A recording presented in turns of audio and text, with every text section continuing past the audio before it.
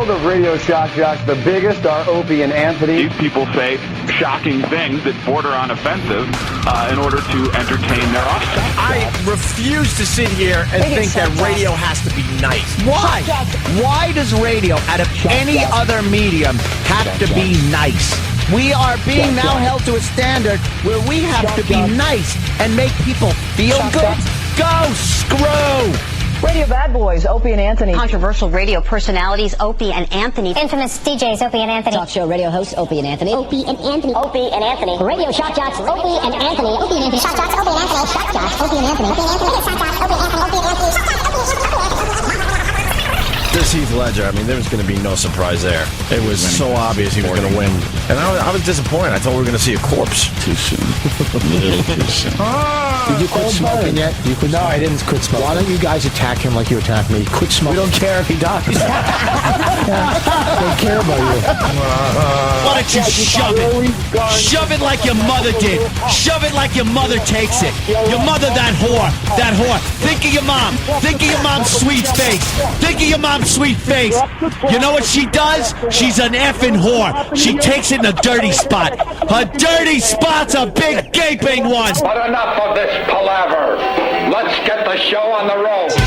Wow, you were angry. I have problems when I listen to that. Holy wow, you Jesus. were angry. Man, there's no reason to attack somebody's mother like that. No, even if it's true. It's horrible, yes. Even if it's true, it shouldn't be said. It should be unspoken. I love it, wow. though. Absolutely love it. Welcome. You like the Lost intro? Yeah, I like that. Yeah. And the little boom at the end makes me feel bad because that's when the episode's over. Oh, really? You get the big block letter Lost, but it doesn't twirl. Let's go home, then. And you're just, So, and then you're just left with another week of waiting. So we're doing it backwards? Backwards. But that makes sense if you're a Lost fan, I guess, right? Yeah, it's... just jumble it. You know, you're looking at the clock. It's one of those shows where you start looking at the clock and you go, that's the last segment. God damn it. Yeah. You just get completely engrossed in that god effing show. Man, when you get into a show, you want time to slow the F down. That's what it is. You're so right. You look at the clock and it's like, what? That's half the show's gone already. Yeah. And then, it blasts you with commercials. And, everyone reminded me that Lost was on, and I still got to do my bit. I've never seen an episode of Lost, and I want to jump right in. And I was going to jump in yesterday. And I was going to take some very detailed notes for you Lost fans. Oh, yesterday would have been a great episode last night for you to just jump in. Does someone have a copy? I can maybe still just jump in and do it tomorrow. You would be so confused. Yeah. As to what was going on. You figure the whole thing out? I'll figure it all out for you guys.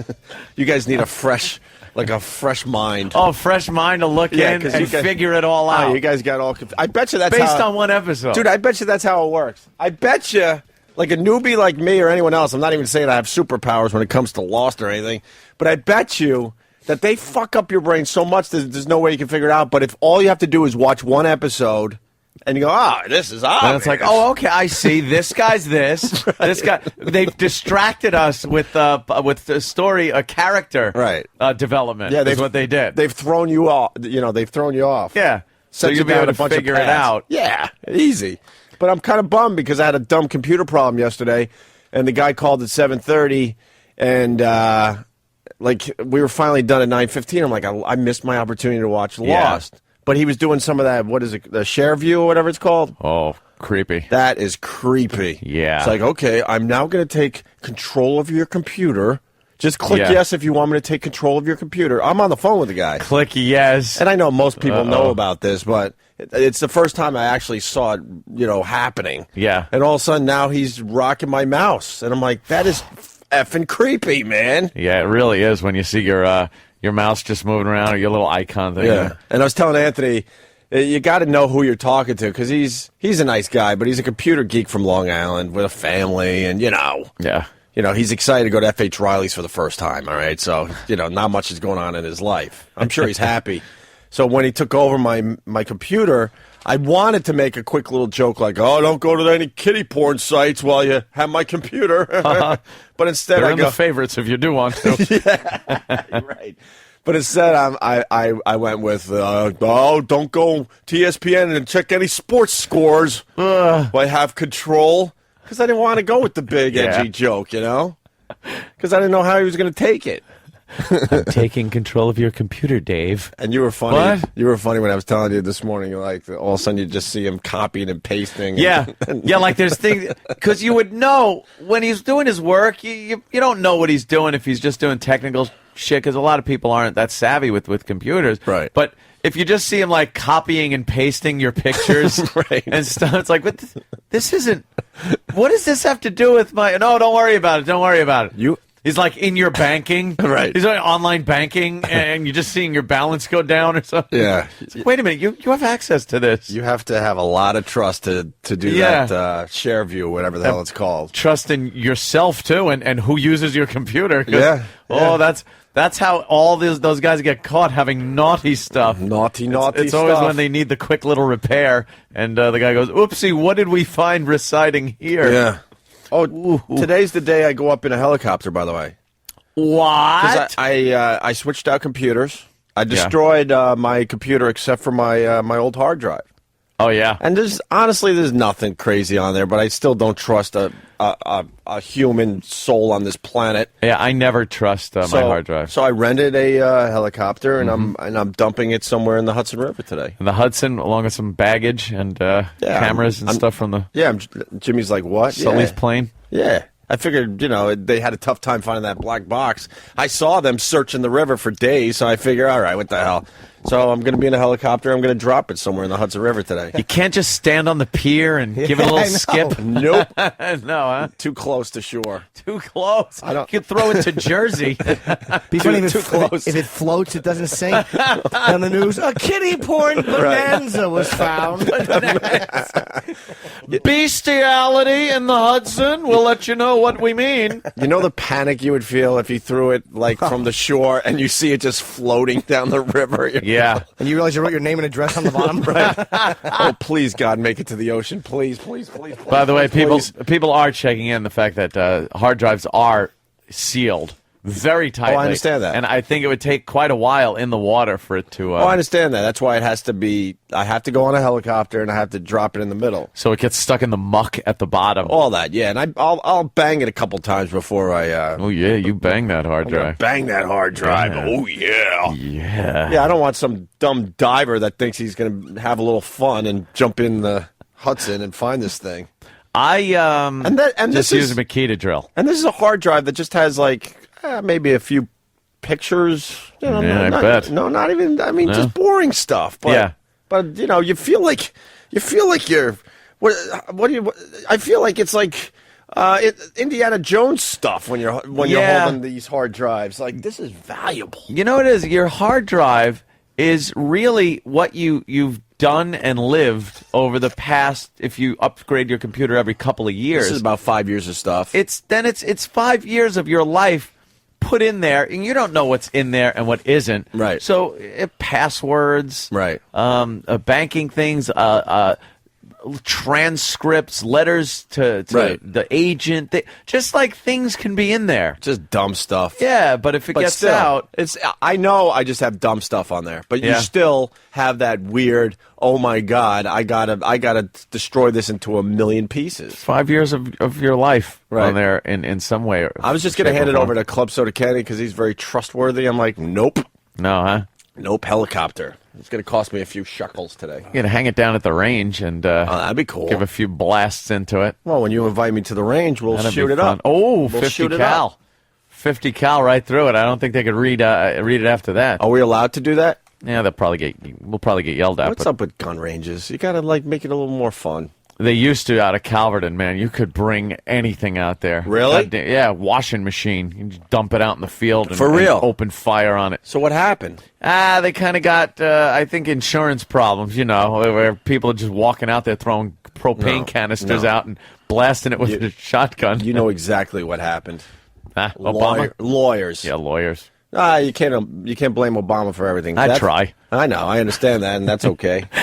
Both sides got to be represented. But I guarantee it was a lawyer. Yeah. A lawyer goes, you can't have people shooting at washing machines, and then the person that owns the gun range probably said, this is how it always works, like with us in radio. Well, why not? And they don't really have a good reason why not, but they still get their way. They just say, yeah, So now it's a problem. Now you're stuck with a dumb little paper target. And you got to go out there with your stapler gun, and you have to bring your own stapler gun and staple the targets on the little wood things that are out in the field, and then walk back. And how depressing. It used to just be, I swear, people would bring down everything and anything to just blast away out of Calverton. You should be able to take your relatives. Yeah, well, that are ready to pass on to the other side. And just firing squad them. Yeah, as long as they're willing to sign the paperwork. You know, is it a great? How cool would that be? What? Just for you and them. Take out your relatives. If they got some terminal thing, and they're going to time it perfectly, where they only got a weekend left. They're like, all right, pick me up. This is it. I think they allowed that for like a week. This is out it. there at Calverton. Because everyone would be horrified as you're taking out your aunt you never liked. Watch him slouch over into that death fall. Holy Jesus. It'd be awful. But they signed the paperwork. Yeah. I'm not, You got to stick to your own targets now. It used to be if somebody brought something real fun to shoot at, you could you'd get people down the entire stretch of the line. It was a long firing line, shooting at one target in the middle of the cool. of the field. What's wrong with that? So they just unload on it. Now not so much. They get a little crazy now with safety. But like you said, probably some lawyers got in there. Of course they did. They ruin everything. Yeah. And I don't know where the pushback is going to happen with that. I don't know. That's scary. Bring a lawyer to the range. Maybe we start there. Well, you think there's a market for like a whole new group of lawyers that could push back these asshole lawyers that are ruining everything? The ones that took all the fun away. Just litigate everything that's fun and exciting and maybe a little element of danger to it, but you're doing it because of that. Right. Yeah. I don't know. Kind of need that. Did you really make money on the toilet yesterday? Yes, I did. This is to me this spells 2009. Yeah. This is the age we live in. This is the future. No flying cars. We understand that. A lot of things we expected in the future. Not here. Right. We kind of got robbed with things. You still look down the street, you see wires on telephone poles. Thought that would be gone. Right. Thought they'd be microwaving energy into our houses. Things like the house of the future from the World's Fair. Your woman won't even have to do the wash. She just throws the laundry in this bin. It biodegrades it and makes brand new clothing. Yeah. She doesn't even have to push the button. A Negro can do it. Because that's the future. Lucky Strike. The future sponsored by Lucky Strike. Yeah, the good old days when they thought the future would be like this very utopian-looking thing with flying cars. But the future to me, really, yesterday, I really saw the vision of the future.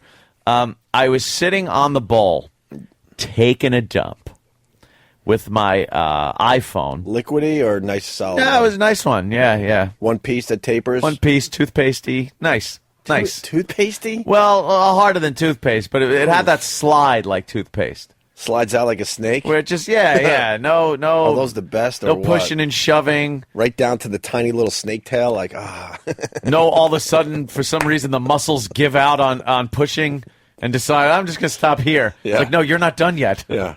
Keep it going. You can't out yet. You can't stall your car in the tunnel. Yeah, what are you doing? My ass is not a paper cutter. This is going to cause a lot of stress in the system. Yes, I'll be wiping for hours if my God. I have to do that. And your ass can only hold on for so long before it has to clinch. By the way, this isn't the future I'm talking about. Just a good discussion about a dump. Yes. All right, so you're doing your thing. Doing my thing. Have my iPhone right there in my hand, and I'm on the E-Trade site on my iPhone, and I'm trading stocks. Wow. And I noticed one of my stocks was doing very well. I had options in it, and I decided wealthiest U.S. towns. All right. For real? I think I make it. For real? I think I'm in. Yeah. Nice. Wow. Wait, 5 of the top 10 are in fucking Long Island? Nassau is ridiculous. Number 14 up there. Yeah, Nassau County's crazy. Ridiculous. Yep. That's not for Trust the world. me on the taxes. No, the U.S. U.S., yeah. That's for the. That's for the United States. Yes, 5 wealthiest towns in the U.S. Or in Nassau County. Yeah. Crazy. In the country. Wow. Wow, that's insanity. Nassau County, for the people out there, is like half of Long Island is Nassau County, the other half Suffolk. Yeah, and it's and the taxes really reflect on that too. Believe me. And the beauty of Suffolk, they probably have the 5 worst towns. Yeah. In all of the United States. Well, you get what you pay for. A nice if little, you know what I mean. Nice little balance going on Long Island. But anyway. Ding ding. Yeah. You get what you pay for. Yeah. So I was trading some options. And I noticed one of my stocks were up, and I did a little trading on my iPhone.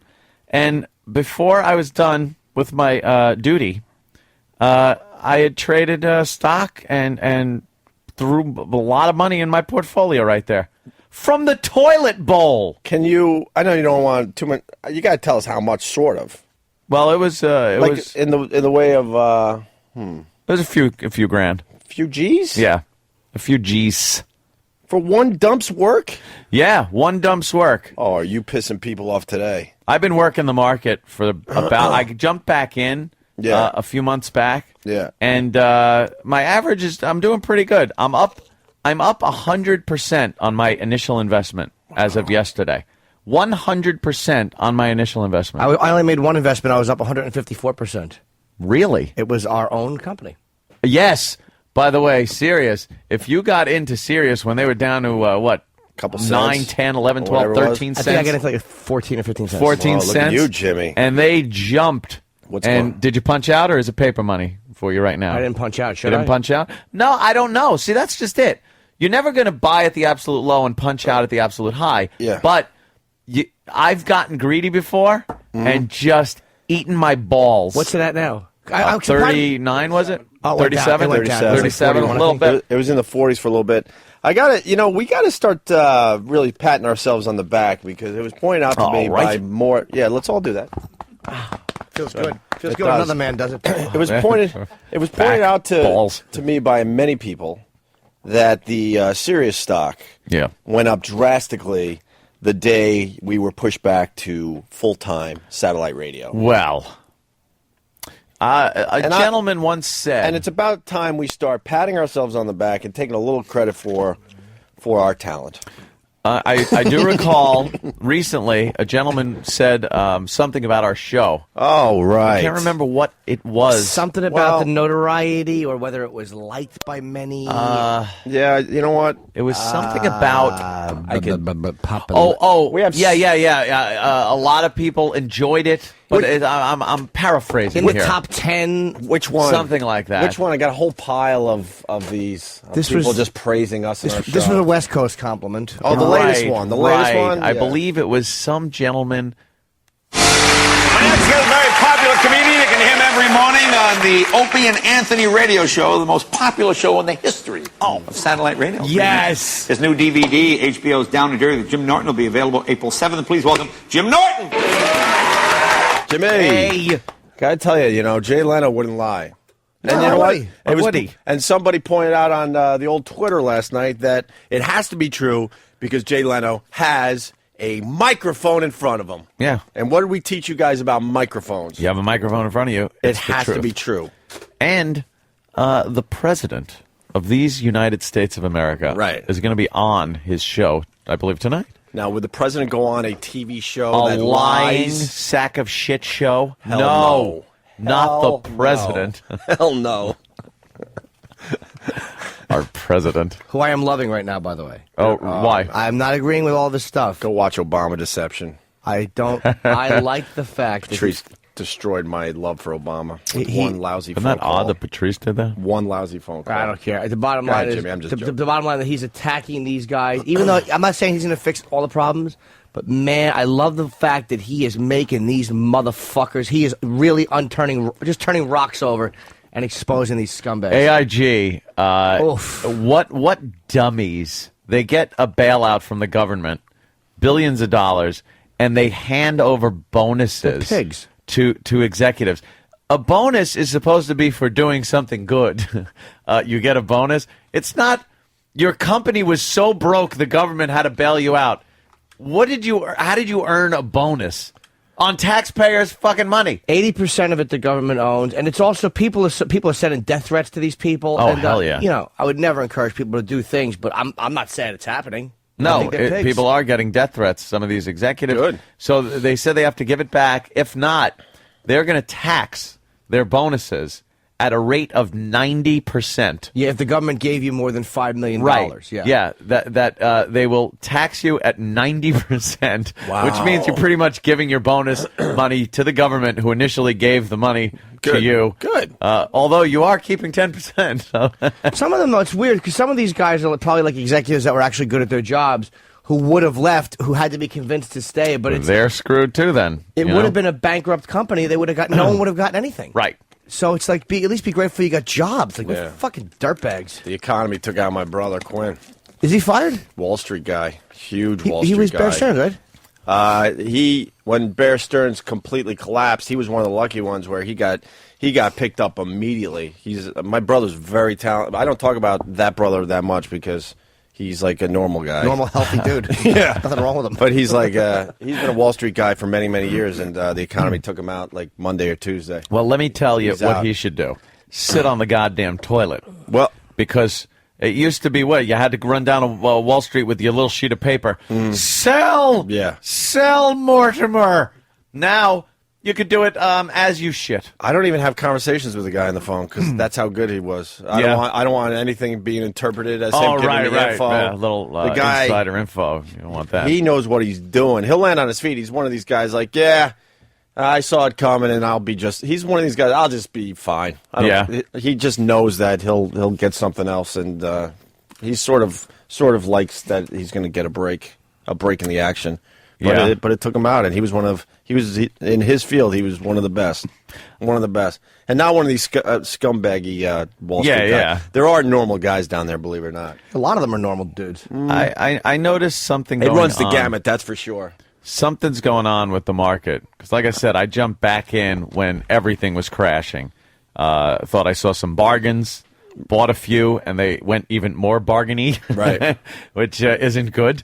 But I'm seeing something with the stock market. Like, even though it does have its big ups and downs, people are kind of there's a little more confidence in the market, right, than there was. I'm kind of feeling that. A lot more people are jumping in, and it doesn't seem as scary with certain stocks to put your money in. And the financials, some of the banks and stuff have been going up. They're realizing now that the banks are making a profit where they thought they were just doomed. The auto industry is still fucked, but the financial thing, like the stock I was trading was Bank of America, and I wish I hadn't traded on the shitter. Because I kind of bailed out a little earlier than I should have. Because by the end of the day, it really took a nice jump. So you were wishing that you were a little more clogged up. I wish I was a little constipated. If I was constipated yesterday, I would have made a lot more money. You think that's actually the truth? Yeah. Wow, that's... Because as you're on the dumper, right. I looked behind me, and I had read all of my American Rifleman magazines. Mm-hmm. So I needed to read something because you're on the shitter, and I pull out the old iPhone. It's great, while you're taking your dump. And I realized, the market's still open, and I'm in this stock. Let me see how it's doing. And I saw it was doing very well. So I'm like, something? No chances, no bullshit. Let's just punch out. Yeah. So I did that, and then I checked it again when I woke up from my little nappy, and I shouldn't have traded through the nappy because funny. it jumped up even higher. But like I said, you're not getting out at the top, and you're not getting in at the bottom. As long as you're making money, feel good about it. Know what's funny about that? My dumps and how they go. I could do it with less than a minute. So if you just day trading all day, well, we on the call it toilet. dump trading. Dump trading. I can't be one of those dump traders. A dump trader. It's officially a dump trader. I'm a dump trader. Can you dump trade every day? I want to dump trade. That's our new bid. I should just dump trade. Do a dump trade update every day. Because you're back in kind of. Find a good pump and dump stock. And and you can only work the stock. That's where you jerk off, take a shit, and trade. It's a pump and dump. Yeah, start doing dump trading. I'll do some dump trading. And you got to update us every day. But you can only trade as that is happening. As that's happening. Okay. Right now you're 4,000 up. 4 or 5,000. What are you up? A few thousand? Well, a few. Yeah. Okay. Yeah. I took a certain investment, and it's what it's an E-Trade thing. So it's like, you throw it in there, you see what happens. All right, good. We got the chart. Serious stocks since leaving K-Rock. I see. Wow. I see an uphill there, my friends. Look at that. I see an uphill. Maybe Jay Leno was onto something. He certainly was. What was it when we just before we left? 15. It was 15, and now what is it? 37. 37. There you go. We're making people money. We certainly are. We're making people money. I kind of want to stick with it because it's like I invested a couple grand, nothing too much that I can't lose. It was like I said, let me just do it because it was low. Yeah, and it's like you kind of want to support your company, and it's like I think things are getting better. And this is just a novice talking because of guys like Madoff going to jail, and because of people calling these scumbags out. I think people feel better, like a little more confidence. They're not going to be able to do the same shit they've been doing for all these years. Yeah. Yeah, people are a little more confident in investing these days. Just at the very beginning of this, and again, it could just fucking crumble today. Who knows? See what happens? You don't even know. DW writes, we went back to the Jay thing for a second here because the instant feedback's pretty good on that. Jay said O&A is one of the greatest treats of all time. Wow. Really? Exactly. And then Stephen S. from Bayshore, Jay Leno's giant chin is filled with nothing but truths. Oh, man, is that getting under someone's skin? Yeah. He'll make believe it doesn't, and that it's something else. It's always about you, isn't it? It's gotta be. Always. Wait to hear it about 100 times in the next year. Also, after Lost, I watched South Park last night. Was it good? Yeah, really funny one. It was a superhero-based one, and all they did was talk like Christian Bale as Batman. They fucking did the with bit. the voice. All of them have the voice on. Do you feel like people listen to our radio show? I don't know. It's There's one of those times things where certain people don't. Yeah. But other ones you just kind of like, all right, You don't want to do a hoo-hoo because that's so lame. But there are times where you watch TV and go, yeah, that was kind of a unique thing we were doing. Yeah, we were kind of doing that whole thing like right from the start. The one that got me going, I think it was Family Guy before it got canceled. Wow, yeah. Your old Tyson bit where you did Tyson Spelling Bee. Yeah. And they did a Tyson Spelling Bee type of thing. And I'm like, that's sort of obscure. Yeah, and he was throwing numbers in. Because Tyson never officially ever spelled anything. No, I don't think that was part of what he did. That was a unique concept that Ant came up with. How would it sound like if Tyson was spelling? And that was, if we could find that clip from Family Guy, I'm like, what the? Yeah, it's a little close. Oh wow, some of the things are pretty. And every once in a while, like close. Every once in a while, either on a Family Guy or a South Park, your eyebrows go up a little bit. Like, yeah. What was that? Yeah, so they were doing that whole superhero. Oh, that's cool. Yeah, with the rough voice, very funny one. Cartman as a superhero. It was just he was dressed like a raccoon, and his superhero name was the Coon.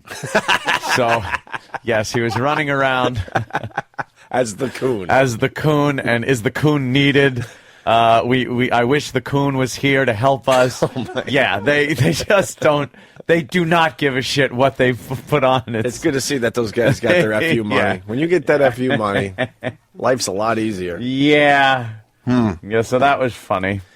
South Park's one of those shows. I think it happens to everybody. All of a sudden, you just check out of a show for no reason whatsoever. And that's what I did with South Park. I got to jump back in. Yeah, last night was the first episode I watched in a long time, and it was really funny.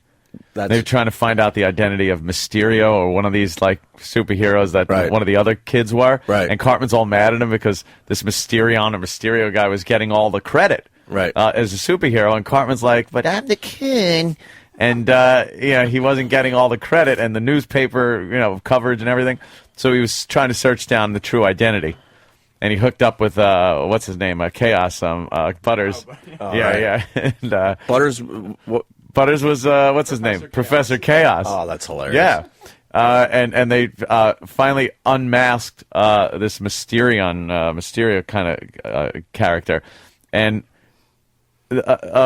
it was like, oh my God, I can't believe it's you.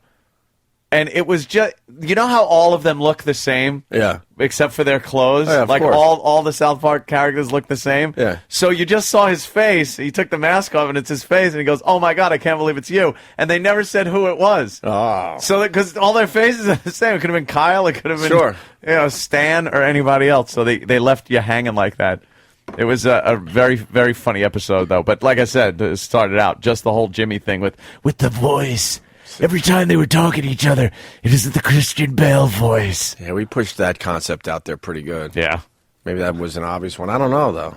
No. I don't know. I don't think people found it as disturbing as they did until Jimmy just relentlessly ragged on it. And put it over the top. Yeah. It's terrible. Let me go to Dave in Israel. David. Yeah. Hey, David. Oh, we got we have a David update. I hold on. I'm using whatever. Oh my God, it's all right. Go ahead, David. I was just going to talk about what you boys talked about right now. How they had Obama on, and then right away they were bringing up the coon, and what you guys were saying. They got a bunch of fuck you money.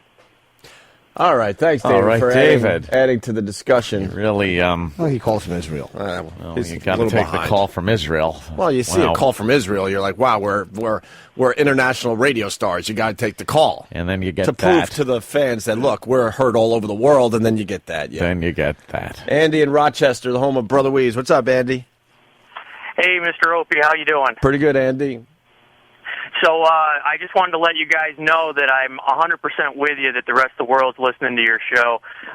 There was a bit on Saturday Night Live a couple weeks back where they were doing a Donald Trump thing. It was right after you guys had Dice on your show, and it was pretty obvious because the Trump guy was calling people a douche. And you know what? I didn't mean to do that. I haven't done that in a really long time. Poor bastard. He just called back. I really didn't.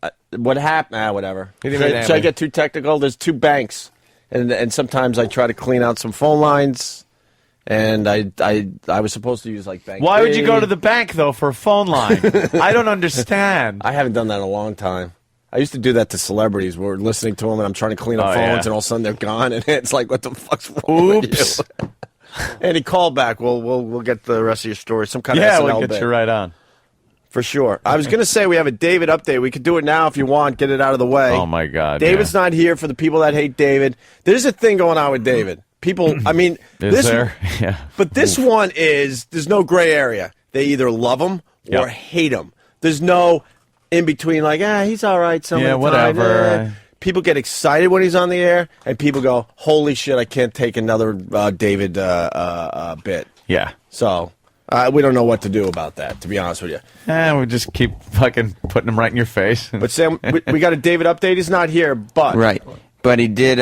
You instructed him yesterday to go on the Ron and Fez show. Yeah. Yes. And introduce Scott, the new MVP intern. Yeah. Now, because he is the new MVP, he got the highest grade, right? Yes. Scott got an A-. A- from David. See, but the thing is, Ron Bennington hates David. Right. No, because Opie got an email. Right. While the show was on, that Ron said, Anthony. You forgot about that. Ron said he doesn't hate David anymore, and he would like to meet Scott at some. Yeah. I believe that was an erroneous email. Really? Yes, because Ron is not a fan of David, and as a matter of fact, Ron never wants to see David while Ron is doing his program. Yeah. And Opie telling him to go in and not even ask about it. He said, Ron wants you to just barge into the show. Well, I made it perfectly clear that give Ron a few minutes to just get into some kind of good conversation. Yeah, conversation. You know, because he likes to warm up before he really starts rocking on his radio show. And that would be a perfect time to get in there because then, Ronnie's, rocking on all cylinders. Right. Hence, actually, interrupting probably a really good bit that he was in the middle of. Interrupting Ron's train of thought. I believe, you told him to wait until they pick up some steam so they can get the show going and then go in. And then just open the door and come in with this new super intern. And probably the worst advice you could give young David because... But he likes to listen to us, and I heard he did just that yesterday. He did, because he was nervous about doing it. And none of us were going to be here because we all had to go to Sirius for a meeting. But before we left, and a bunch of the interns, we assured him, I told him, David, what you have to do, Ron and Fez don't like cues. Like, they don't like to do things, so there won't be a cue. Yeah. You just have to do this between 12:15 and 12:20. To fly by to the seat of their pants kind of show. You just got to barge in. And was he hiding? And so he said, okay, yeah. And we told him he couldn't let Ron see him. Right, so he was hiding. So Ronnie he was in the assumes back. the coast is clear. He doesn't have to see David. Then Danny told him, David, when you go in there, you got to sell Scott. You have to make them know that Scott's the #1 guy. And he sat David down and told him to go on YouTube and watch old Jimmy Hart promos from WWF. So he knew how to sell someone. Oh, shit. So David said, okay. So he was all set. Yeah. So then we found out what happened was David... We have the audio, by the way. Okay, I haven't heard the audio. You want to... Well, I'll explain what happened. David, he took one step in the door. Well, do we want to play the audio first, and then you could go inside? Let's hear the audio. And then go inside the audio? Yeah. So, because that's the setup. So David, all excited. Yes. He thought that I really got an email from Ronnie. And he was getting ready to do the wrestling manager thing. Like, he was getting ready to go in and just... This is Scott, the new MVP intern. Yeah. I'd be more happy to see a home invader come through my door. He would be treated nicer than Ronnie treated David. Yeah. And David's like, it's got to be true because Opie said he got an email from Ronnie, right? Yeah. All right. And this is what happened on the Ron and Fez show yesterday, noon to 3, of course. I can't take it anymore, Fez. It's going on too long. You and that fucking witch doctor, psychiatrist have done nothing to get better. And you have now taken me to the point of aggravation. I can't put up with it anymore. I'm going to kill you. I'm going to kill you. I've had regressions, yes, I'll admit that. But, You think I'm fucking around. You think that... What is he doing in here? Throw this motherfucker out! Throw this motherfucker out! Throw this son of a bitch out! Throw him out! Throw him out! Fuck out of here!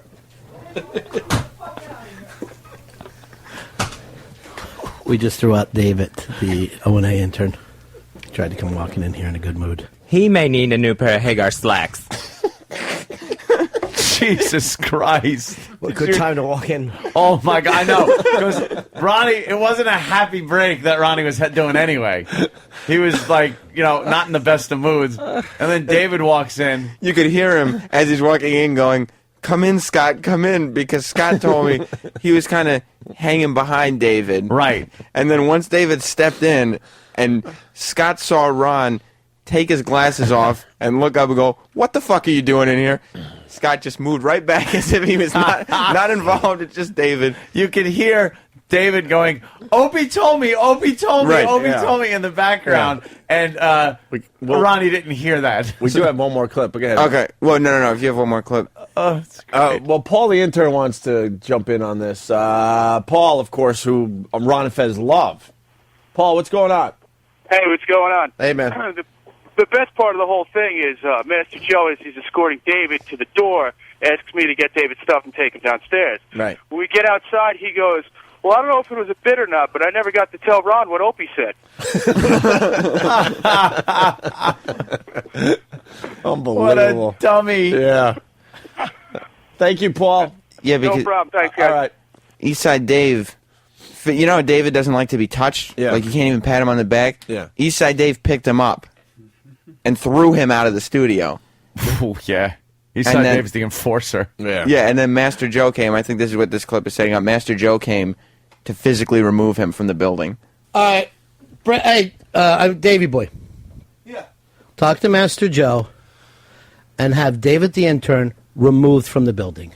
You got it, boss. Removed from the building and let David the intern know I'm taking this to the highest fucking place. I will. Let him know I have fucking had it, and this is going to the highest place that we have in XM. I always like treating people exactly the opposite as they're treated on the O&A show. Why? It confuses them. It absolutely confuses them. And then they think to themselves, what is reality? And Master Joe finally got to throw somebody out. Just a little look on his face when me and Dave bum rushed him. Dave, boy, that was the best. He looked like he was going to throw up. He's quivering right now in the hallway, and he should be. He should be.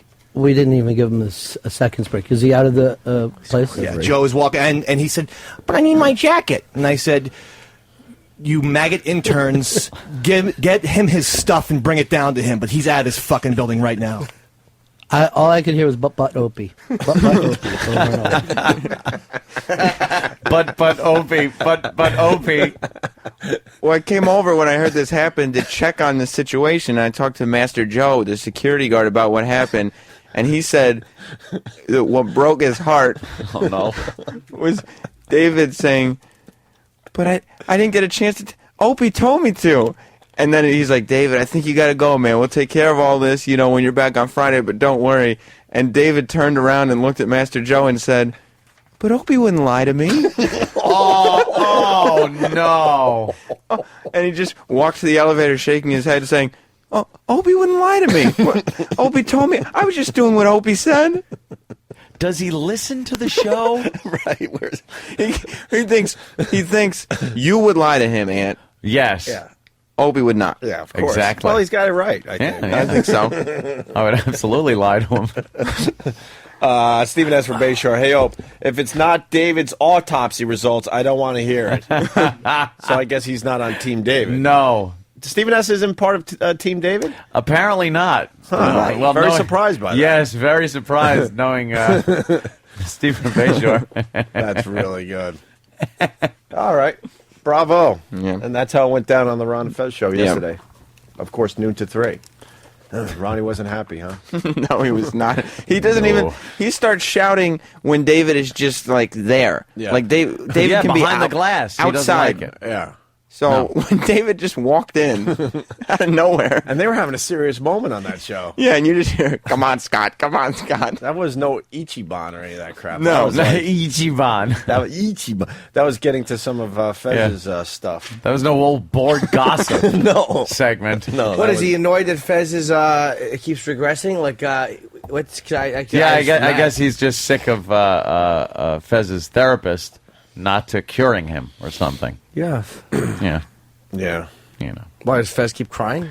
I don't know. I guess so. He's sounded better recently than he has. Jay Moore made him cry. Yeah. Well, Jay Moore is a bully. Oh. To Fezzy. He is the bully. He's the playground bully, and Fezzy is the poor little chubby kid on the playground. Oh, you're going to make him cry. No, I know they're going to play this now, and Fez is going to cry. But I don't mean that literally. I mean it figuratively. I mean it like it was probably in the old days when he was fatty pneumonia. Oh, jeez. Don't bring that up. What are you doing? No, fatty pneumonia. Why would they call him that? Oh, they would call him fatty pneumonia. Fez. Why? Anthony Fez. doesn't mean this. This is, I can't believe this. Why would they call him that? Well, because he was a chubby little kid. No, don't do this. But it's way back in the days when he used to have to stand naked in the driveway after going to the beach, so he could be hosed off of the sand. Fezzy, take your and headphones embarrassed off. in front of his entire neighborhood Fezzy, turn as it he off. stood there, and the kids called him fatty pneumonia Oh, my God. as he was being sprayed with a hose nude in his driveway. I can't believe you're bringing this up. Who would spray him naked? That's humiliating. You know, Yeah, oh, no. yeah, it's humiliating. His family? Yeah, don't do this. Yeah, to keep because he had sand, and they don't want sand in the house, and they didn't want little poor little Fezzy dragging sand in the house, so they make him take his little bathing suit off and stand nude in the driveway as they hosed him down. Oh, my God. Wow. It was probably very traumatic. That probably gave him shame issues that he carries to this day. He can't go into the bathroom here at the facility. He doesn't. He can only go to the bathroom at home. Oh, God. It's tragic. No, turn off this But- tape. This is Ronnie, not don't good. do this. Does Ronnie, he hate his turn off parents? the tape. Ronnie.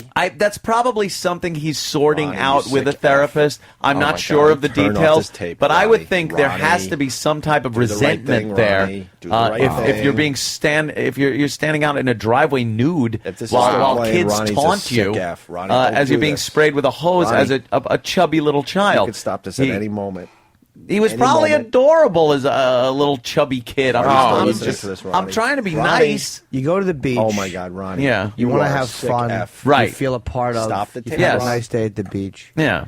And you come home where it's supposed to be safe. I give up. Yeah. Jesus. I give up. And you're humiliated. And they say I'm sick. Ronnie. And you're is a humiliated. sick Yeah, F. yeah. Like, Sick, Ronnie. how could he then take the next time that he goes to the beach and go like, oh, wow, I'm going to the beach, I'm going to have fun, when all he's thinking is, I'm going to be little fatty pneumonia getting hosed down in the driveway. it's probably not a happy memory. If the place you're supposed to be safest, right, is a source of humiliation and shame, there's a problem there. Then how can, like you just said, you feel good about anything? Because the end of your day is always going to be there. So you could start off feeling good about yourself and having fun with your friends. Yeah. But if you're always going to think, like, I'm going to be called Fatty Pneumonia, that's a terrible thing to be called. It's a terrible name. It's horrible. And Jay Moore is a bully when it comes to Fez because my God, he brings things up like this in a bad way. I bring it up to try to help. Ronnie, I'm controlling your show now. Look, see, that's all you have to do. You turn off the mic and it stops. See, it stops. You could have done this minutes ago. See, I got a button over here on my side, so I can just talk about anything as far as Fezzy goes. All right, listen, Ronnie, I tried. Now it's up to you to turn this off. I tried. Skinny Sniffles turned it back on. We got to take a break. Fezzy knows I love him very much. Oh, really? He does know that. Boy. I would do anything to upset him.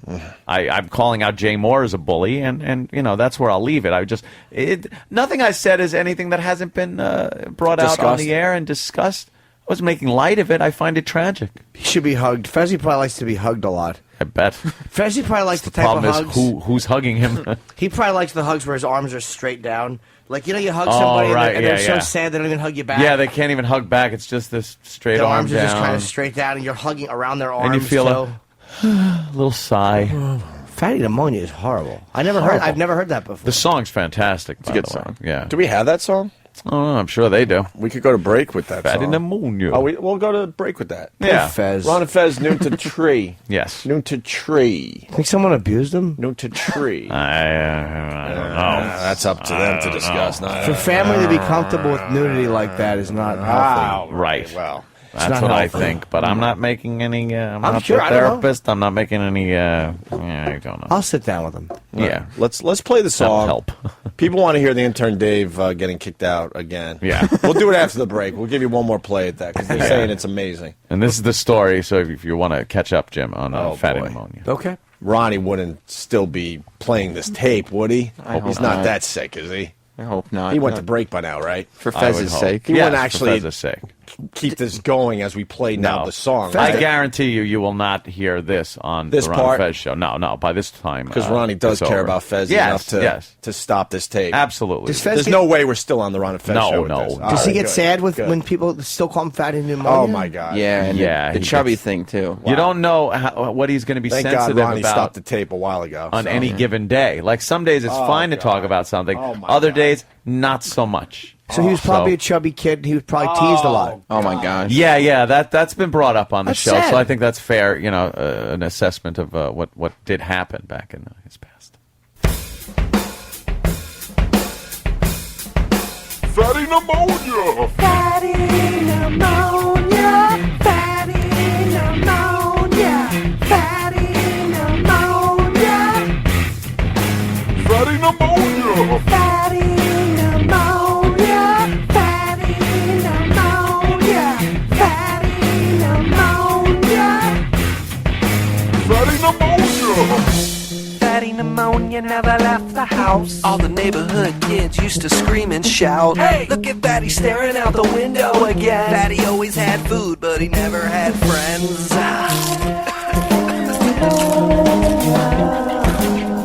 Mama never let him out. Mama never let him out. Mama never let him out. Mama never let him out. Mama never let him out. Mama never let him out. Mama never let him out. Mama never let him out. Mama never let him out. Mama never let him out. Mama never let him out. Mama never let him out.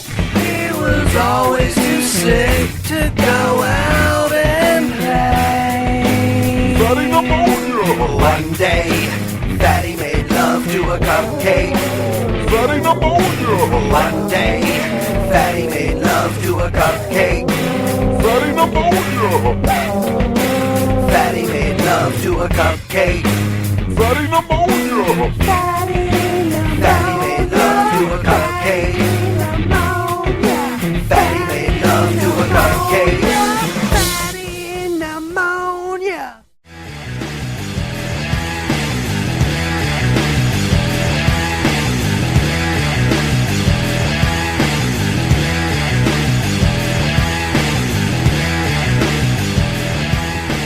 It's the Opie and Anthony show. Well, there's the vultures. I saw them yesterday. That's sort of my neighborhood. I walk through there all the time, talking about the Upper West Side. And now I think they're waiting for, what, the corpse to be dropped off at the front of the building? Yeah. So they can get a picture of a dead person? What else is there to do? Natasha Richards, right? Yep. Richardson? Richardson is, she died. And Liam Neeson's wife. And I saw those vultures out there yesterday. I was trying to take a picture of the vultures, but I didn't get any really good shots, so I just blew it off, whatever. But they were all out there on their scooters with their cameras by their side. They were bored, so they're on their cell phones just having chit-chat. Yeah. Waiting for that one dramatic shot of Liam Neeson going back to his... There it is, actually. Look at as I say it. The it poor popped up on guy... TV. Like, I understand freedom of the press and everything. That's fine and dandy. Right. But, I mean, Jesus Christ. The vulture just shoving cameras in the guy's face.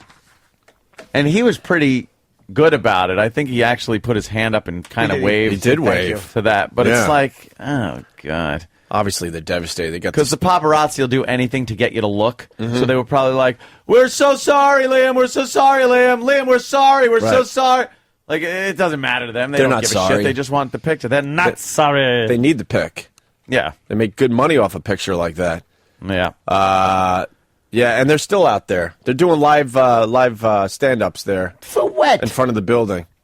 So, I mean, what else is there to do? I know. It's done. Just so what are you camping out for? This is all... Wow, I was fucking sexy, man. Jesus.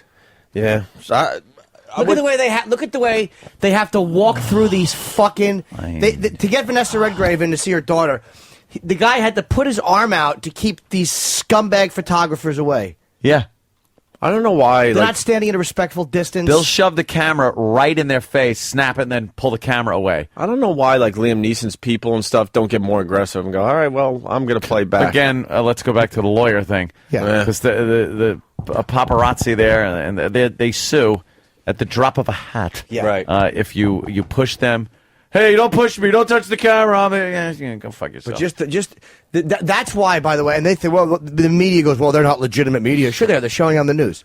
They are legitimate media. They are exactly what the media is without their clothing on. Yeah. It's absolutely everywhere. Fucking predators. There's no. We're trying to get Dr. Steve on the show because something just doesn't make sense with this story. Because now I'm hearing that when she fell on the ski slope, which was a tiny little bunny hill like Anthony brought up yesterday, she didn't hit her head. So something else was probably going on, and we're going to learn more in the next day or two. I don't want to make any... Jeez, that's terrible. What? They just kind of showing her accepting a Tony Award. Yeah, Broadway Liam loved her. Neeson right They there loved her. at her side. And they have to get the best picture, so they hold the camera right in front of the fucking... And Yeah, if you have that's what to they walk the grieving mother in with your hand out to protect her from cameras being in her fucking face, you should literally punch your way through that line and drill cameras into their face. It's all they understand. That's That what I'm would saying, be fantastic, Jimmy. I'm with wouldn't you. it? Just punching your way through. Just start drilling cameras in their faces. People are such fucking vermin. Yeah. You need Sonny Corleone. Right. He knows how to treat a cameraman. I think Steve just ran across our facility. So what was that? Are you getting felt that Dr. too. Steve? All right, we're getting Dr. Steve. It's like the Jeep being chased by the T-Rex. I'm going to go with some kind of... I was going to go blood clot. I'm going to go... what are you going to go with? Something else happened there. I don't know. Maybe aneurysm. You're going to go aneurysm? Aneurysm. I'm going to go skiing accident. Yeah. All right. Jimmy wins. Dr. Steve will respond after the show. Yeah. That's when I get his Oh, no text. kidding. He had that long explanation about who? I forgot already. It was at 5 o'clock in the afternoon. By the time I read it, I'm like, what story did we did that he's explaining here? Where are you, Dr. Steve? What was the other one we did that we needed? Imus's prostate Yeah, his thing. prostate thing. Imus is on the front page of the Herald. Is he? Because he basically told Jay Severin, a douchey talk show host up there in Boston, that he's going to shoot him. Holy shit. It's awesome. You got that story? It's in one of the papers. I think it's Let me see. Illness Imus is a loose cannon. I'll tell you that much. Remember when he had his collapsed lung? Yeah. And he had his oxygen on? He'd wear his cowboy hat, and his oxygen was in his nose, like coming out of his cowboy hat, it looked like. Yeah. He was really cranky then. And, Ill Imus is a force to be reckoned with. Well, this is, let's see. Okay, Boston DJ. Imus said he'd shoot me. ABC morning host Don Imus departed Boston after his annual St. Patrick's Day show there on Tuesday, but he left a front-page headline behind.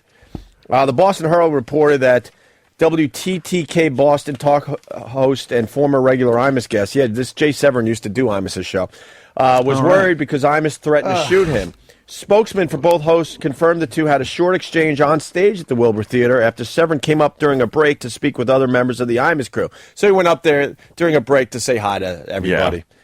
Severin told the Herald in October that he would no longer be an Imus guest because Imus had insulted him. Imus replied more or less that he insults everybody, which is true. Yeah. On Tuesday, Imus reportedly called Severin over and after a short talk about the insult issue, told him several times to get off the stage or he would shoot him. Viewers of the TV simulcast heard Imus say Severin had been on stage, but heard no details. Imus's rep said he was unarmed and obviously joking. What a baby Severin is. Severin's rep called the explanation pathetic. He's just trying to get his name in the what effing a news. fucking baby. To lose your fucking license, though, by making threats like really? that. Yeah, Imus is a licensed gentleman. Yeah, let's go to... God, what a baby. The Is that unbelievable? Host. You know if he said it, he's joking. What Of course. Baby. Let's go to Dr. Steve. Weird Medicine with Dr. Steve. What's up? How are you, sir? Hello, Dr. Steve. How are you? Very good. Now, obviously, you're not Natasha Richardson's doctor by any means or any of that stuff, so you're just pretty much speculating here. So let's get into this. What do you think, man? Well, the thing about the brain is, if you hurt your leg, it will swell, right?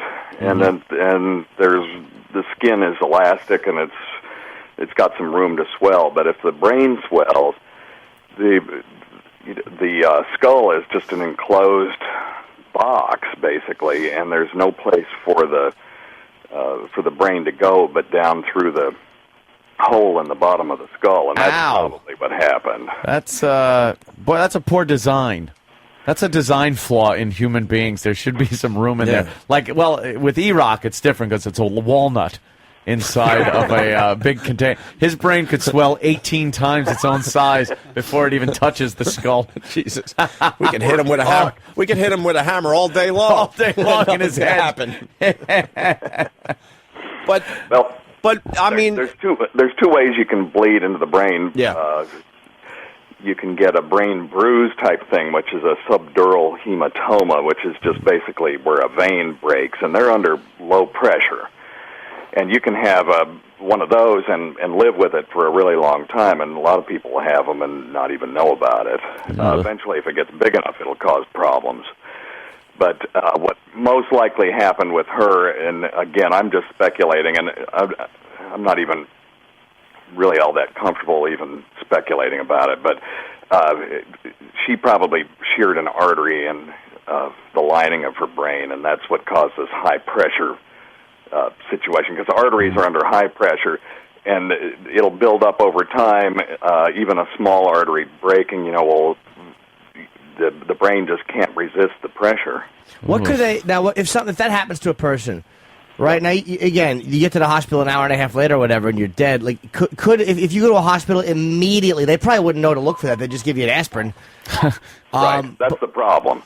But if you catch it, what they do basically is they just put a burr, they take a drill and drill a hole in your skull and then relieve the pressure. Oh. Why is it too late though? Once there's some pressure on the skull.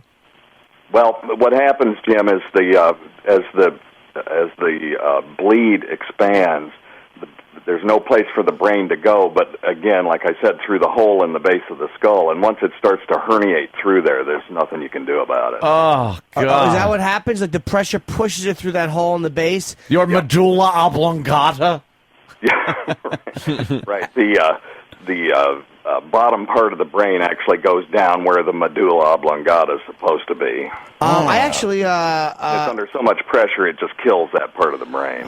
Now, was this caused because she fell, like, hit her head? She didn't have to hit her head. Right. You could, This can happen with a jarring motion, like, boxers will get this every once in a while, and it's not because of the strike, it's because of the jerk. Like a whiplash or something? Yeah, kind of, yeah. And it's just a freak thing, she just hit you can hit your head just the wrong way and have this happen. I'm wearing a neck brace and a hockey helmet. Yeah. Because the helmet might not have helped either. I mean, nothing helps. And we never wore a helmet. Of course not. No. Stupid helmets. Kids, throw your helmets away. No, I'm not saying that. But Dr. Steve is saying. Absolutely. I bike with no hands. I inline skate, all that stuff. No helmet. Kids, throw your stupid helmets away. Stop being a wimp. I don't ever remember You look wearing ridiculous. A helmet. No, Maybe they do now, but it's been a long time since I've been skiing, since I live in Tennessee. I think it's a law here in New York. Kids have to wear helmets when they're on bikes. I'm like, helmets, what's that about? Knee pads, elbow pads. How many kids did you know growing up that they fell off their bike, hit their head, and died? You get a bruise every once in a while. Once every so often. I don't remember anyone dying from a little from a bike accident. My bike when I was in 6th grade and forgot what grade I was in for about 3 hours. Aw. My kid will not be wearing a helmet. Wow. I'm telling That's you not right very- now. it's not No very helmet safe. and no seatbelt. Well, What? And no car seat. Why? I'm going old school. Just going to throw them around the I don't want cab of the vehicle. I don't want to raise a wimp. I'm going I don't old want to be school on with my record kid. not recommending helmets. I think helmets save lives, so let me just throw that out. Of course, Dr. Steve. Dr. Steve, I know you have to say that because you're on the radio, but I know what you really think. So They look silly. You could say they look silly, Yeah. but they're safe. Right, exactly. No car seat. One hand on the wheel, one hand holding my newborn. You could hold the kid back with your arm. That's what my mom did. Right? In an accident, if you hit something at, let's say, 40 miles an hour, you could absolutely hold your child back with your arm. That's what I learned. That's what I learned from my parents growing up. Of course. I go old school, my friends. And I'm taking the seats out.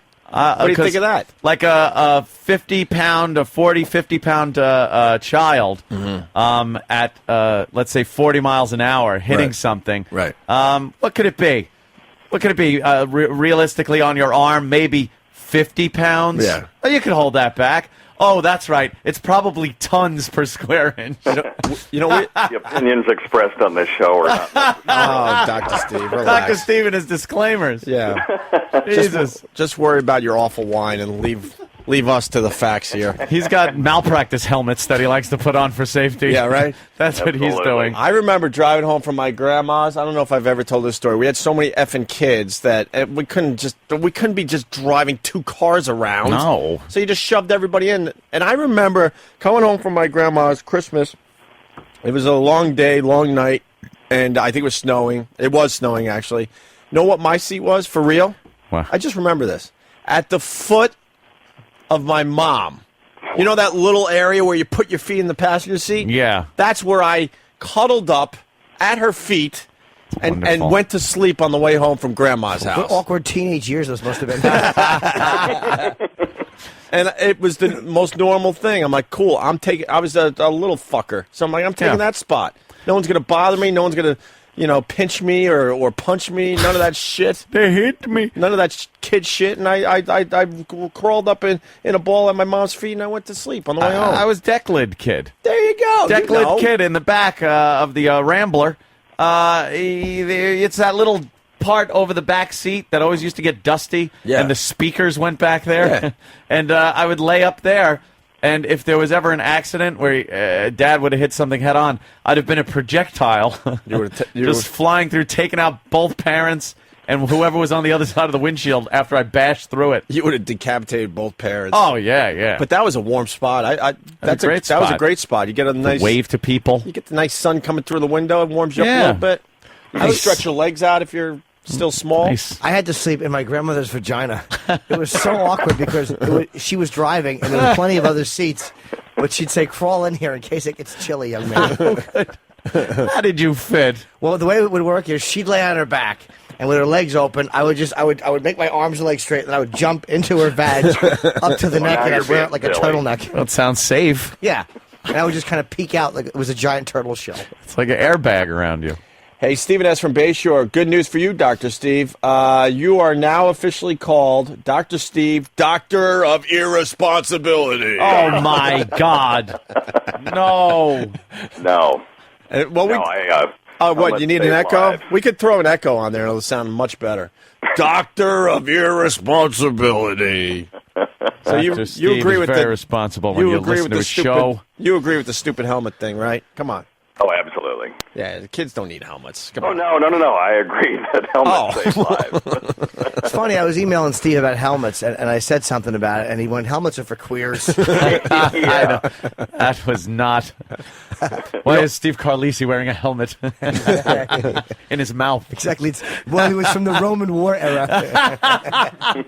Hey, that's true. Guy from PA writes, Opie wants to drive the death-proof car with his kid. Ah, right. Yes. Yeah, put him in a little compartment there.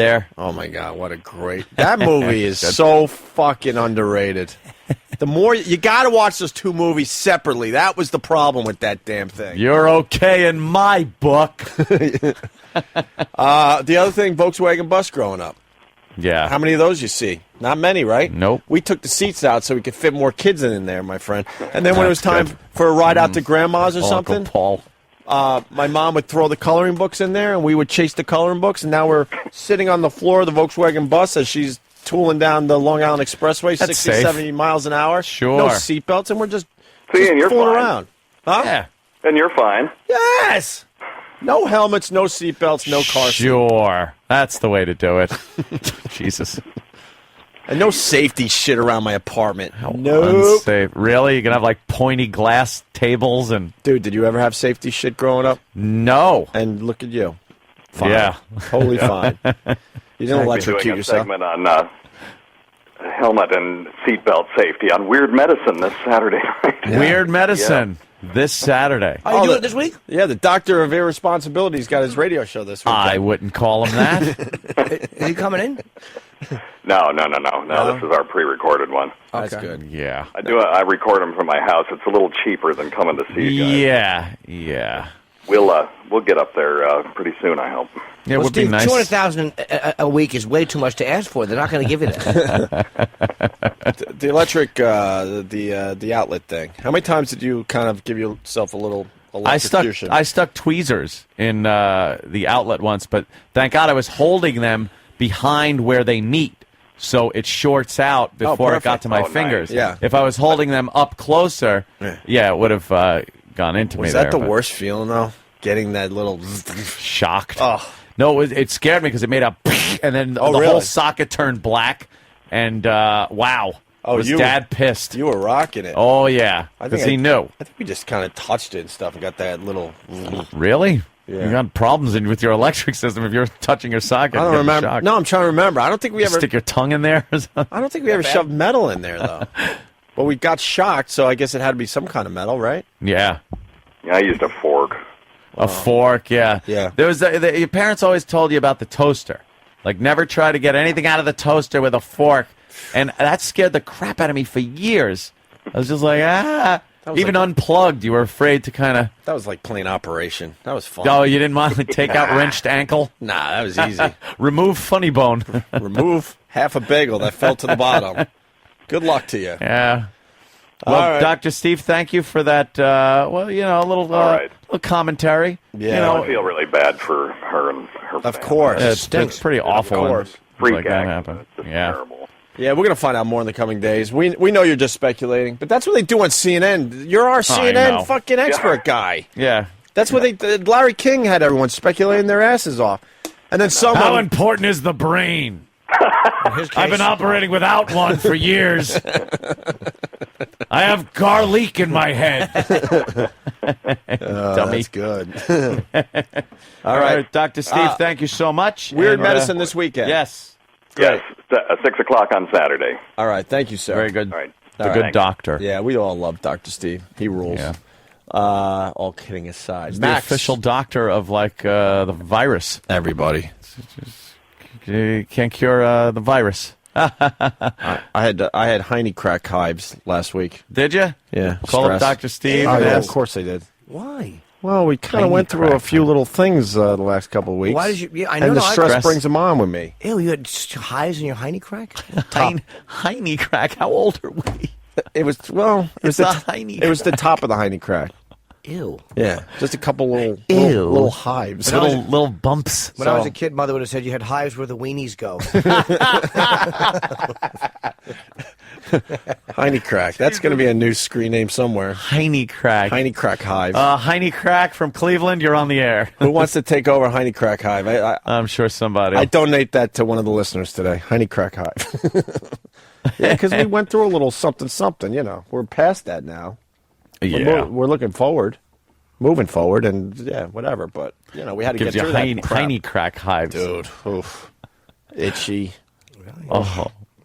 Then you got itchy butt. Oof. Oh no! Did you smell your finger after you? Itched? Oh no! But then it makes kind of like going, doing what you have to do in the bathroom a little weird. Oh really? Yeah. You gotta just jump in the shower. It was like riding. Sometimes it was like riding moguls. Oh God damn it! Oh shit! It's horrible.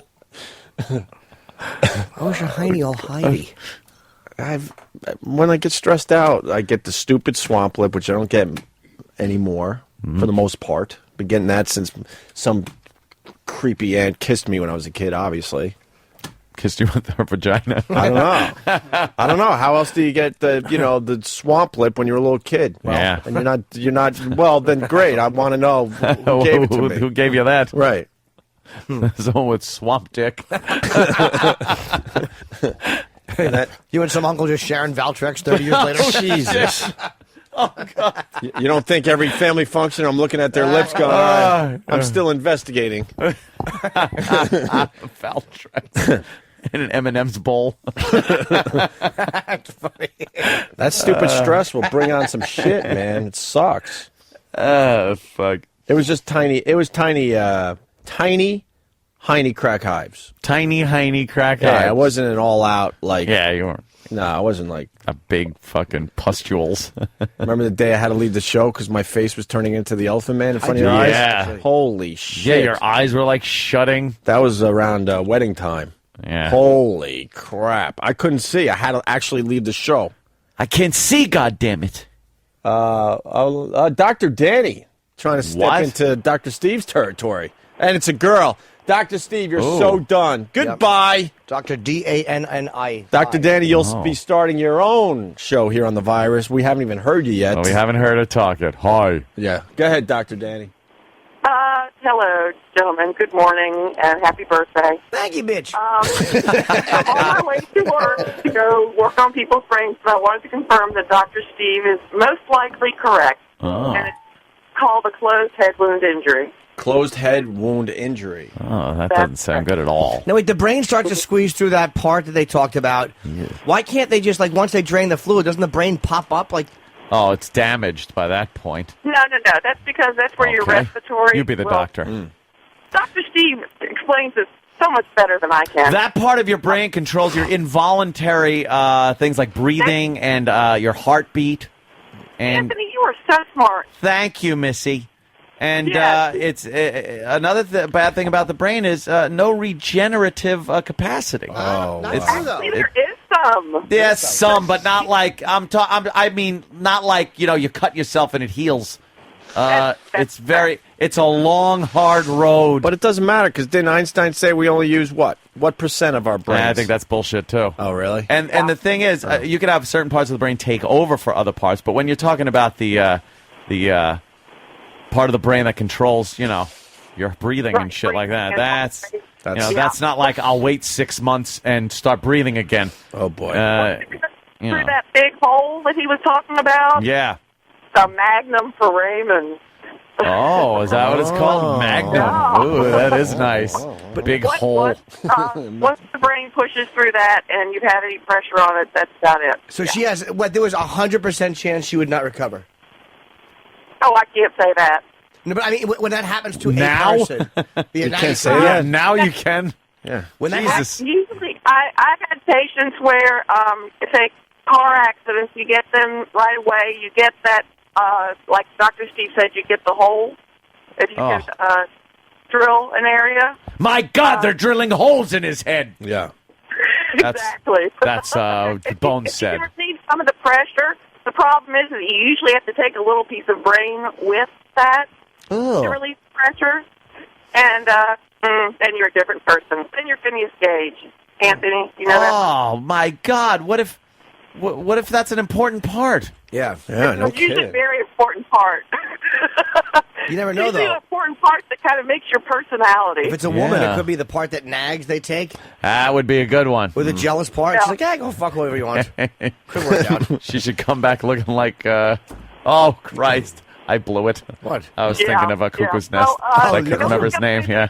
Murphy. McMurphy, right. Thanks. All right, Dr. Danny. We kind of want to hang with you a little bit, but your phone's not the greatest, so we're going to let you go. Call back anytime, though. I know. That's so good of personality on the radio. Thank you. Bye. I like Dr. Danny. Yeah, I'm calling all doctors to bump Dr. Steve as What you got doctor against Dr. of Steve? the Opie and Anthony show. What's wrong with the doctor we got? I think he's been... Dr. Steve. Dr. Kevorkian. I want him to be on his Dr. toes. J. Dr. Mangler. I want him to be on his toes. Dr. Pepper. Dr. Souls. Or Shoals. Dr. Souls. Jesus. I'm sure there is one somewhere. Oh, somewhere. Of course. I think Dr. Steve he's had a free ride, my friend. Free ride? And I think we need to keep him on his toes, so I think we put out the challenge. I think Dr. Steve is a fine gentleman. He's fun to hang out with. He's Is he? Great dinner conversation. Have you tried his wine? His wine stinks. All right, there you but go. he's got another batch coming out. Yeah, there you go. Yeah. He calls it boozy ball juice. That's the name of his wine. I don't know if he does. Well, you got to make it a little more French sounding, though, Jimmy. You're almost there. Well, here's how he makes it. Yeah. He takes a bunch of hobos and he opens their legs and he ties their feet with blocks. What year is this? Hobos? Yes, it is. They're still out there. Right? And he soaks their balls. Yeah. And then he squeezes them out over a jar. And then he fucking gives it to his friend. That's why your wine had hair in it.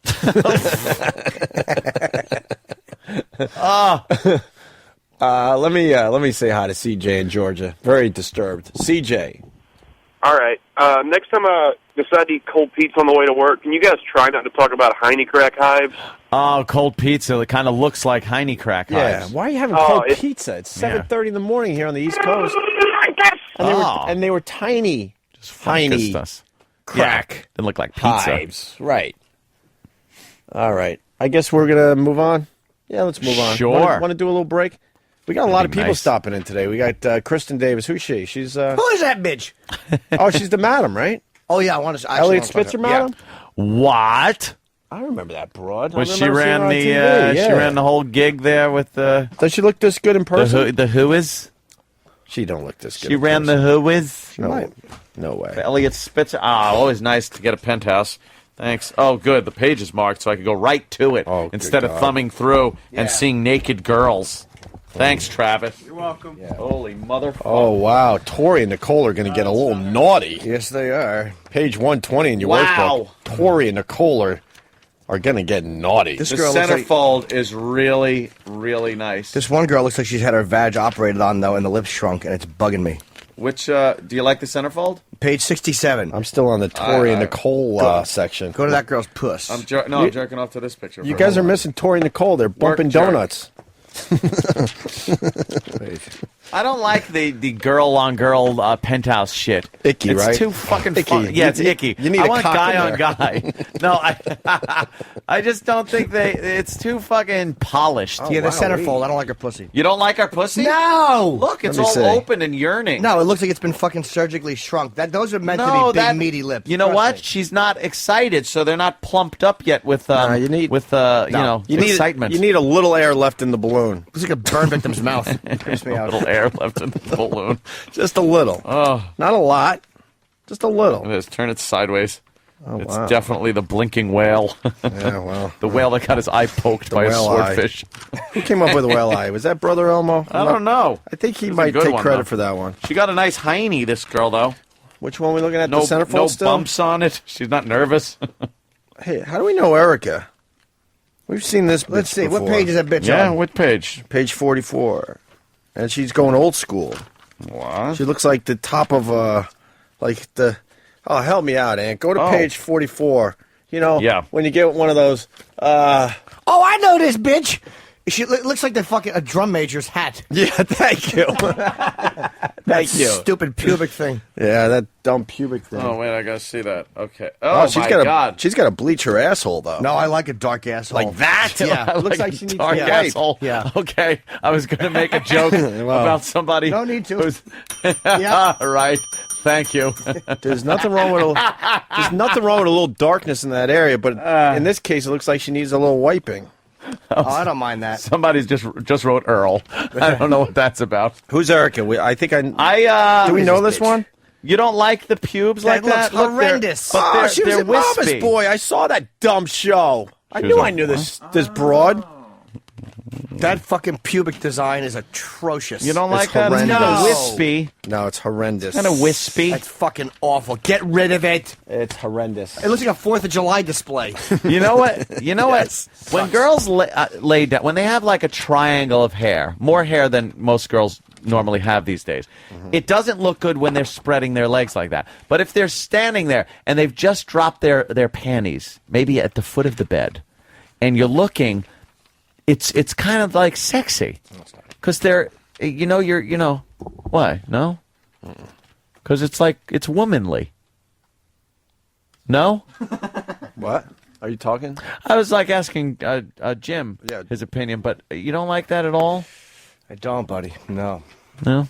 No hair. All right. Oh, good God. Chiming in with my 2 cents. Look at the big bosoms. Ooh. There's big bosoms on page 118. Wow. Big, huge bosoms. What about 49, where Erica is laying down? Let me see what It's taken by down at the bottom of her legs, very long legs. Yeah. That's a great angle Yes, to it do is. some fucking, Oh, by wow, the way. wait, yeah, a little side action, right? The sideways banger. Sure is. Be a great place for a wet nap, right in that Uh, crack. Wet nap, huh? You guys discovered Sasha? Sasha. Who's that bitch? Page. Sasha's got some sand in her vag. What page is she on? It starts on page 104, a little beach thing. Ooh, look. Hope they don't have to hose her down. Oh, good God. Like fatty pneumonia. She's got a cleft chin, though. She does have that little That's a little cleft awkward. chin going. I hate the way the light's bouncing off these pages. Oh, well, she's not bad though. Yeah, I like Look at the Sasha. ass on page 105. 105. Who wouldn't stick the Who's on there? Steve Carlisi. Look at the incompetent ass on page. Let's see, 105. She's Wow, a fat little puss, too. she perches that ass up very nicely. Wouldn't mind jamming my weenie in there. I like what picture? Wow, she doesn't have hiney crack eyes. What picture would you have jerked off to as a child if you got this magazine with Sasha? Pick the picture, but not the first page. Go whole magazine. Whole magazine. Yeah, because I already got my You picture. already got your jerk picture as a kid. Yeah. All righty. Because I was so lame. I got it. I was so Right. lame. Everyone picked their picture. And not as a kid, though. I No, as a kid, like what age, Aunt? It depends on the age. I'm talking whatever age it was that you Before had to you- fucking scavenge for magazines Before and you were jerk having off. sex, right? So Yeah, pre-sex, Right, then I got jerking it. off. So let me look because I need. I don't know, you're still on the man. radio? I would. we'll get back to you guys. Oh, it's someday. okay. Yeah, don't worry, listeners. We're still here. Whatever. Ooh. Penthouses. All right, everyone picking their Oh, page. very good. Pick your page now, everybody. Pick your page. Who will it be? This is so lame. This I will got it. show how immature. Charles Nelson Riley has picked the man in the condom ad. I got it. This will show how immature I was as a kid. Jimmy's And got still it. am, but- Yes, I do. All right. Right. Who wants to start? For me, it's page 13, top left picture. All right. Absolutely. Let's see. Let's go to Page 13, top left picture. What are we looking at? left picture. Oh, shit. Did he find some comedy? No, yes. He found comedy. For some reason, there's a picture of the Bad News Bears. And Walter Matthau. Walter Matthau, or is it Tatum O'Neal? Yeah, Tatum O'Neal. Which one? Both. The concept of what was about to happen. That's funny. I think I'm going to go with a real answer, even though Jimmy found the comedy, obviously. God, I wouldn't do that. This is... Here's mine. All right, where's yours? Which one would you So spank fucking to? lame. Page 118 in Penthouse. Get out of here! Yes, the big, Really? the big black woman with the big, huge natural bosoms. You could have gotten that with the National Geographic. You found a Penthouse. That Splurge. is that's just over the top. Oh my God. No, Yeah. a real answer? Hold on. I want need that ass picture on the tree. You know what I would do? When I was growing up, it was all about the big bosoms, and then finally, I kind of grew up a little bit and realized, oh wait, there's more parts to a woman. I like so nice lame. tits. Brie Olson's got nice tits. Yeah, I still enjoy that, but you also realize, wow, there's a lot of other things going on here. The sand is ruining Sasha's pictures, by the way. Did I you don't find like one? the sand body. I need complete and utter nudity in my spanking material, especially when I was a kid. Really? I don't like the little bikini on. I don't like anything. I don't like when you can't see the whole body in the picture. So I would probably go with page 106, where she's just leaning against the tree. I could see every part of her. What page and I is could that? see her snatch. Because I would imagine, What page, bro? 106. 106 would be what I would spank to, because I would imagine her hips, feeling those, and sliding it right in. Wow, look at that. Because I need the whole picture there. You know what I was looking for, but obviously it's not in Penthouse? The breast cream ad.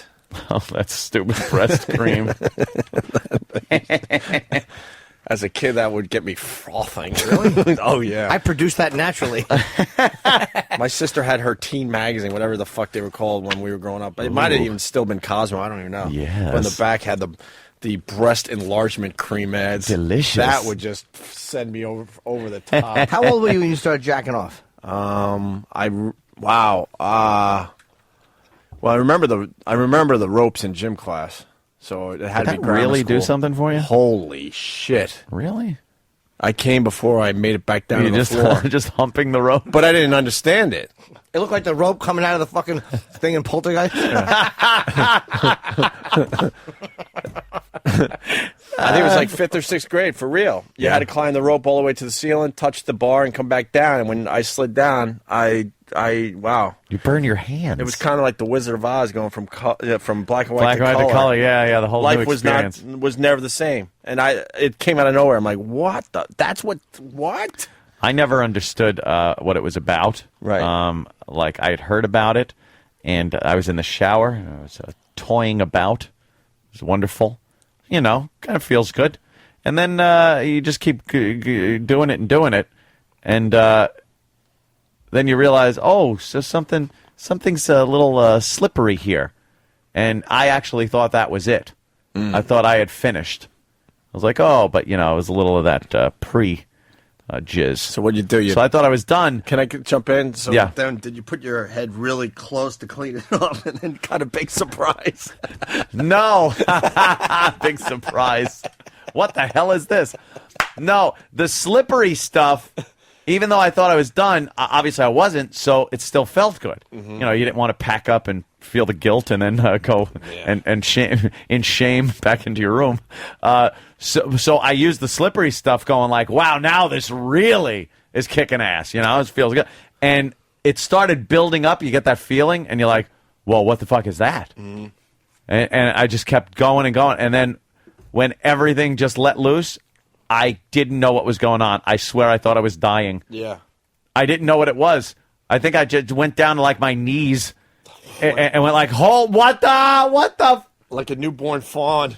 And that was it. My hand didn't leave my dick for fucking 12 years. Well, then what you do is you hibernate in your room. Yeah. Like, fuck going outside anytime soon. Then you just spend the rest of your life finding things to stick your dick in. Yeah. Dice had the funniest line, like, way back. He goes, the first time I came and the gook came out, I thought I broke the fucking thing. I thought I broke the fucking thing. That is funny. Holy shit. All right, so why do we pick up the Penthouse? Oh, because Kristen Davis is coming in minutes here. She was the Manhattan Madam that... She was in charge of Spitzer's girl, Ashley Yeah, Dupree. absolutely. So No? Oh, really? Then why the fuck is she on the show? Wait. What's our angle on this, Sam? She was a madam that Elliot Spitzer went to before he got caught. Oh, okay. But he still went to her. Only the best for our show. Oh, okay. Maybe the other one's not doing press, so she might be in jail. A year after one of the biggest stories ever, we get someone that is almost string part of whore. the story. Great. Perfect for us. She looks sexy, though, man. I wonder if she's still partaking. You could ask her. She's coming in. All right, and then we got Greg Gutfeld at 9:30 from Red Eye on Fox. And you're doing Red Eye tonight, Ed? Yes. Very cool. I'll be doing a Red Eye this evening. And fun. It is. Yeah, it's a good show. Greg Gutfeld will be in at 9:30. That's a show you should be DVRing because it's on in the middle of the fucking night. I know. But it's definitely worth DVRing. Here in the Jimmy's Big on Apple. late. Jimmy's on all the time. Ant's doing his first one. I'm doing that and Hannity next week, I think. Oh! Then again, they fight over me at Fox. I'm like, talk to O'Reilly. I'm busy. I got Hannity. I got Red Eye. What do you want? We got to squeeze in the South Park Coon clips before before we get Kristen Davis in here. So we'll do that after the break. What else did you hand in? Batman Begins clip from the end. It's a comparison of what they did to Christian Bale in the movie. What do you mean, E-Rock? Let's get to the bottom. Let's go. I'm trying to figure out what E-Rock's talking about. I actually don't know what you mean. I really don't Comparison to what Christian Bale We did all at the know- end of the movie. But we all know Christian Bale and how he sounded in Batman. Every single person saw Batman. Yeah. I know. I was just asked to bring that in. All right, cool. Thank you. And then we got Jason Segel from the new movie I Love You, Man coming in. What is this? With Paul Grand Rudd. Central Station, Opie? Oh my God. It's a busy So show. many people We ought to get a coming in. revolving goddamn door. I saw I Love You, Man. Roland was there. A bunch of us went, and it's a good movie. Do you miss Roland? I kind of miss Yeah, Roland. He misses us too. I treated him to a burrito bowl afterwards. He loved his burrito bowl. I would have made him eat it without his hands. And then just fucked his juicy bottom. That's my goal in life. To make Roland eat something out of a bowl while I fuck his juicy bottom. And I go, hey-oh. And he lives pretty close to me, so we walk home, and the fucking guy still not wearing anything that resembles like a winter coat. It's short sleeve, know, and he doesn't doesn't. even do a long sleeve shirt. He's sweating. He's walking around Manhattan. Everyone else is bundled up. It was, I don't know, last week or whenever it was still a little bit cold. Everyone still has their coats on officially with the winter hat. Yeah. And he's walking around with his dumb New York Rangers T-shirt. T-shirt. That's it. Yeah. He loves the cold. It's amazing. Yep. He's just this big, heavy, sweaty guy. Like, he got that natural body warmth. Yeah. This Jason Segel's going to be a huge movie star. So he's done our show one other time. And with Russell Brand, actually, right? The first time? yeah, from Forgetting Sarah Marshall. He's really good in the movie. Paul Rudd's really good in the movie. I don't like Paul Rudd in movies, but I Who's he? liked him in this one. What's he? I know the name. If you see his picture, you know the guy. These two worked very well together, and it's but I got to say, it's a date movie. It's a date comedy. Like, the women were just dying in the theater I went to, loving it, and the guys loving it for the most part too. So it's one of those movies where you definitely will do a little date thing. That's that gets a little iffy when the girls are laughing at things. I know, that's why I'm bringing it to everyone's that guy, attention. right. So Oh, you know, it's not one of these comedies where only guys get it. Yeah, they're bringing everybody in. You know. Okay. But Jason Segel's character is very good. I had a big victory yesterday. Ooh, you gonna tell us next? You bet I am. Ooh, tease. Opie and Anthony looking at the latest issue of Penthouse magazine. Nice. You've got game 40 ways to lure your lover. No. Down and Dirty. Erica Ellison? Erica Ellison. I'm going to guess it's Ellison. Ellison of NBC's Mama's Boys. Witness for the prostitution, Manhattan Madam on sex and ex-Governor Spitzer. That's why we're talking about Penthouse. It's, who? What's her name again? Kristen Davis. Yeah, Davis. Kristen Davis. Sorry. Wow, you got big boobies. Thank you. Hello. Only on the radio can you do that. You can't just if somebody's invited to dinner and they sit down and you just go, wow, you got big boobies. That's what I love about this radio show. That filter just goes away. It's gone. Just get right. I mean, because if you walked in the room like that, every guy would be thinking that. Get right to the parent. But you can't really. And they jiggle nice and everything. Thank you. They're nice and perky. Yeah. A little follow-up. Manhattan Madam Kristen Davis. Jimmy knows a little something about this, Yeah? Yeah. Should I have looked for you in my client list? Or should I be quiet? Well, when you were a madam, what was the hourly rate? It would depend. 1,000 to 3,000 for the hour? I wouldn't have been in your client list. Kind of upper, higher end than Jimmy's used to. Yeah, I like girls that just moved to town and had a job fall through, and they go on Craigslist. And they're like, "Look, I'll jerk you off for 150, eye contact with 200." I've engaged in a lot of pay for play, as they say. Oh, that's nice. Craigslist is your primary forum. It was Eros Guide too. I liked. I love the whole vibe of it. I never went with the a friend of mine. I'm not going to say her name, but just say she ran an agency that had a lot of porn stars, and she used to offer them to me. And it wasn't Heidi Fleiss. It was another woman, and she gave me Bella one. models, probably. No, Porn exotica. Yeah, there's a lot. Those people are out of business now.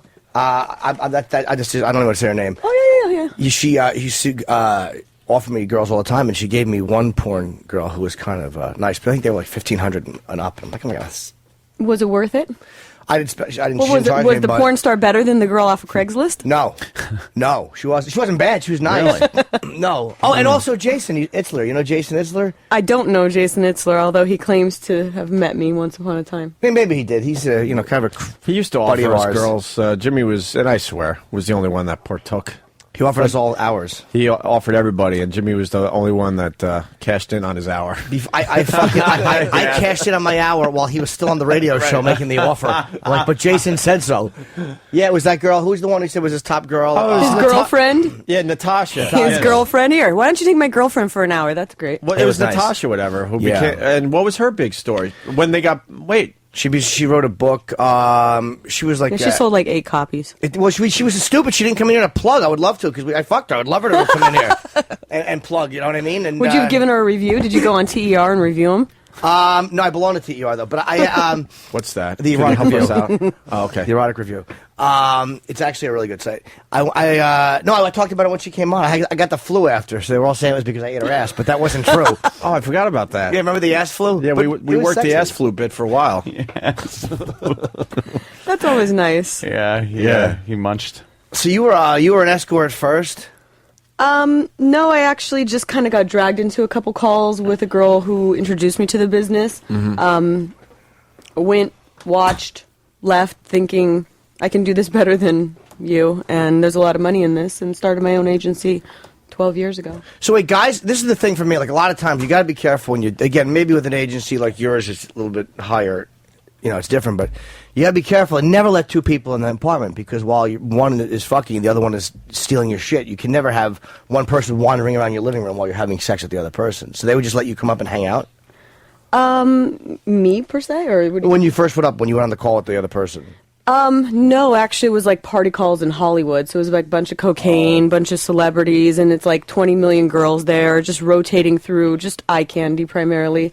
And, the girl I was with was like, look, they don't really want me, but they'll take me if you come, and I need the money. So I went along with her and made her do all the work. In exchange, she made most of the money. And then I took that experience and I said, gosh, that was run really shoddily. And she's charging $2,000 an hour at that time 10 years ago. Wow. That was insane money. And I thought, you know what, something's wrong here. Like, somebody smart should be doing this. Somebody who's, everybody has their own business style, but somebody that's not going to treat the girls like crap. Right. I probably would have never offered you a free hour. Oh, really? I'll tell you why. Yeah, but that was giving us a little taste, and then No, well, she was. Jason he was promoting his business. It was smart. Because that's what I mean. Not so smart when you get busted for that sort of thing. He was a little too brave. Yeah, he was. He was on here too cocky. He used to come on here and really brag. And I'm like, this has got to fall apart. You can't just come on a radio show and brag about what you're doing. And when I had my meeting with the DA for the surety hearing for my bail, there's pictures of him all over the DA's office with like target marks, and I was like a whole file cabinet, New York Confidential. I was like, awesome. Where's my file cabinet? Yeah, they were all over. Cabinet, right? They were all over him, man. It wasn't smart. You can't just tell the government. You can't just jam your middle finger in the government's face. Right. Publicly. They're gonna. You're forcing their hand. They have to come. The Elliot Spitzer thing, we got to get into that a little bit. He used to go to your agency? Sure, for years he used our agency. Wow. Many agencies as well. And she said his name was James. That was the one he used. Did you know he was the governor, or did you know he was the attorney general at one point, or what did you really think about who he was? You know, when I met him, he said he was an attorney. So I didn't put two and two together. I don't know what the attorney general now looks like. He's balding. He looks douchey. Could be a lawyer. Yeah, I'm like, oh, he looks like our typical, Jewish lawyer client, and he spent a lot of money. So I never questioned it. It wasn't until years later that I learned he was now the governor.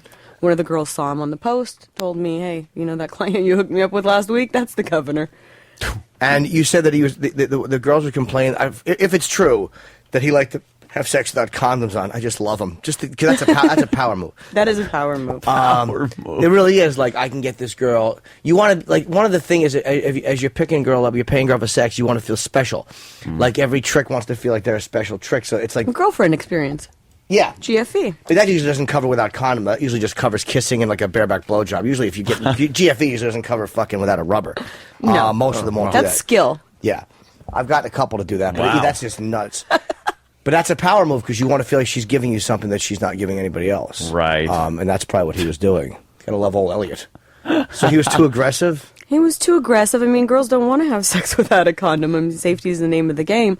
So, they try to say, okay, can you put a condom on? And he would say, oh, yes, yes, yes. And then try another insertion move that they would block. And then, after a couple times of seeing him, the girls are like, this is too much of a power struggle. I don't want to see him anymore. Wow. So now, do they know how much money he really had? Because they should have actually just fucking bitten the bullet, and they could have gotten a lot of money out of him. Taking oh my God, right? Oh, yeah. Imagine that. No, nobody really knew. We would have been smarter if we had known, if we had recorded some of these people on the phone.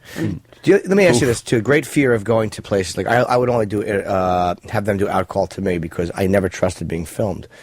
What, there has to be a safety mechanism where do you film any of the clients, or did you back then? No, I never filmed any of the clients. Do some of the places do it?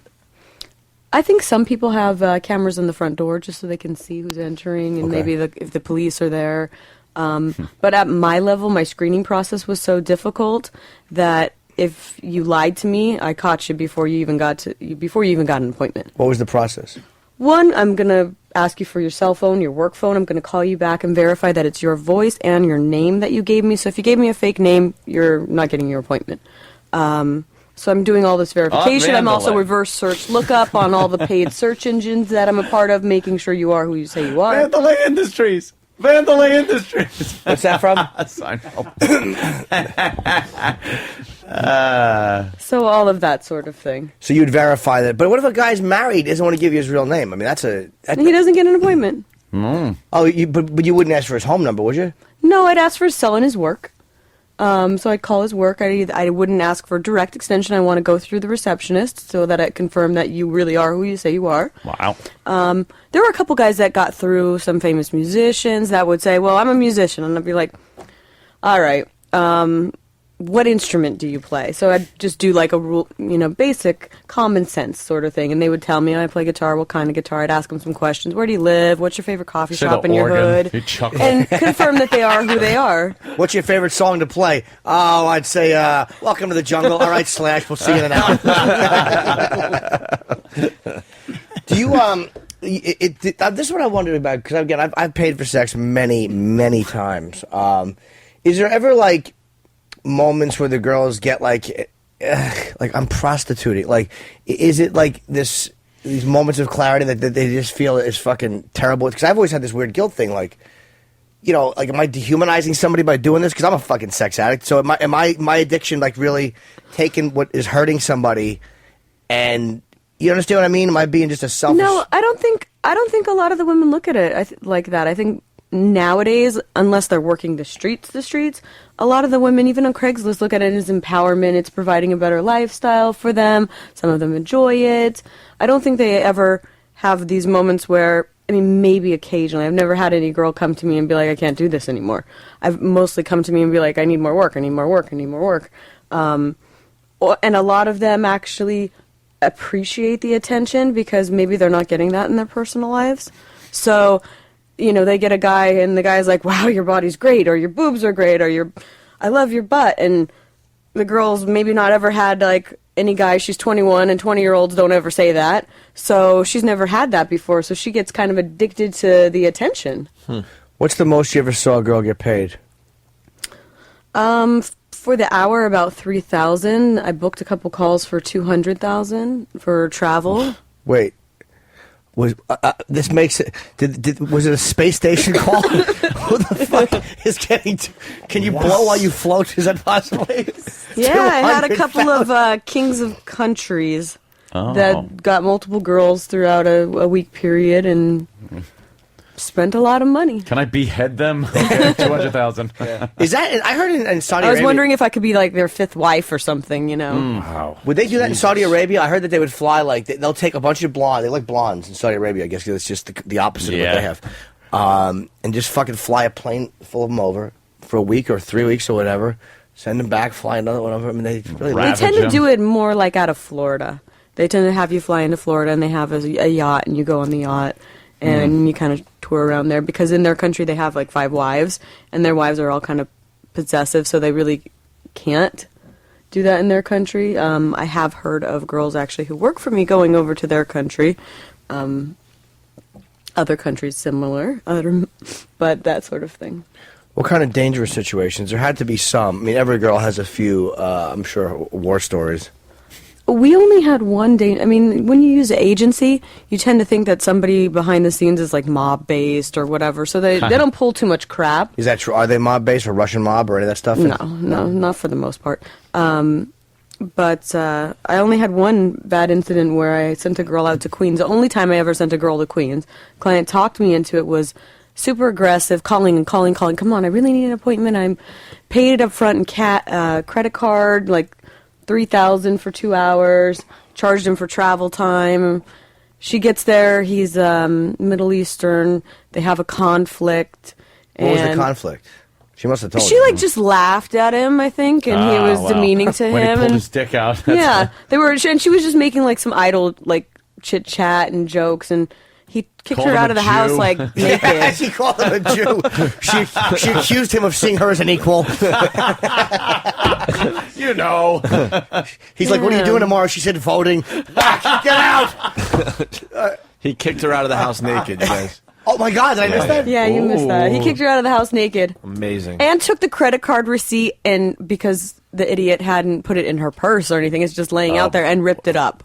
So not only did we not get paid, she called me from the street corner, like, crying, didn't know where she was, naked. I had to send a car service to go get her. She was hysterical. Got rules. Yeah, do you believe what she's saying? That doesn't make sense, that she just was making light banter, and a guy threw her out naked. Something happened that she's either not saying... something happened. Yeah, I kept questioning her. I said, "No, come on. What did you really do? What did you really say?" And she said, "No, I didn't do anything." I said, okay. "Why didn't you collect the credit card info and put it in your purse? At least we get paid for that. At least you get paid for your abuse, because now we're not going to even get paid." I called the guy, screamed at him. He screamed back at me. I told him I'm going to be at his house with a bat. I was going to get all my security force to be at his house, and he was like, "Bring it on! I've got guns!" And blah, blah, blah. When are you having that kind of argument with a guy? Because again, that's the deterrent. Like I've had very few run-ins like that. I've had a couple where the people aren't who they said. I've only sent one girl away. I called an agency on Craig's, and I wanted this really skinny blonde girl, and a chubby Hawaiian showed up, which was great if you have a fucking party and you need a ukulele player, and you want to have an orgasm. But I was nice to her. I wasn't mean to her. I was like, "Look, this is the person. You're very pretty, but so I gave her a little travel money because she was nice." And she's like, "Oh, they do that sometimes." But what do they send? What are the odds of violence from a driver or somebody if you don't? By the way, have you noticed how I'm just using this interview now to strategize so I know what I'm doing? Yeah, this is. He's like, "How can I get the best girls?"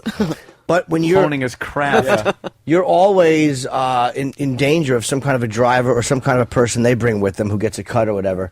What was the odds of you actually sending somebody to get that money? That's a lot of money.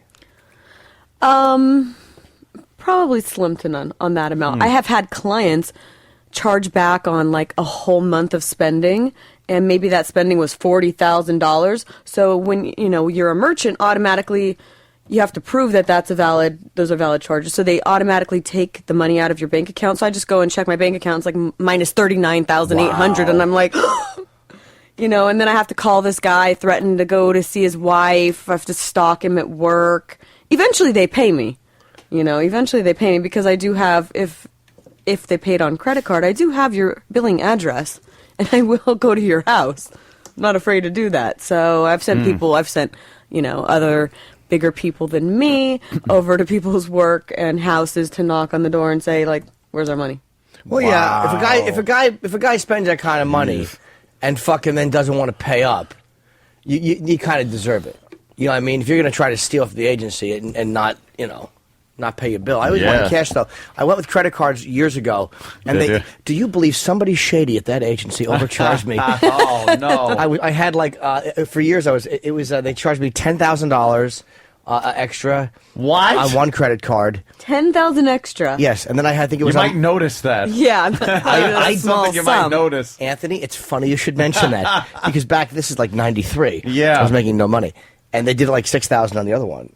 But I went to the credit card companies, and they eventually got it taken off. And said, I bought a whore. Oh, you believe me. And that's what I said. I went to an escort, and I had no shame. I'm single. I don't give a fuck. Right. Like, I went for. I would have told them what it was, and you know what we did, and you know how old the tranny was.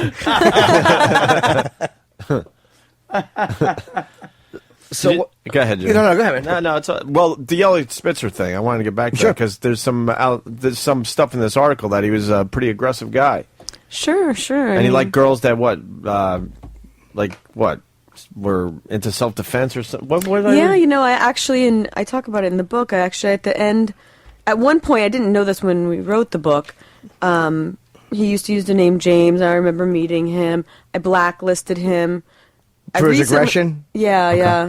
Because I was pro-women-based agency. I had 5 or 6 girls complain. I was running out of girls to Would you label him like a creep?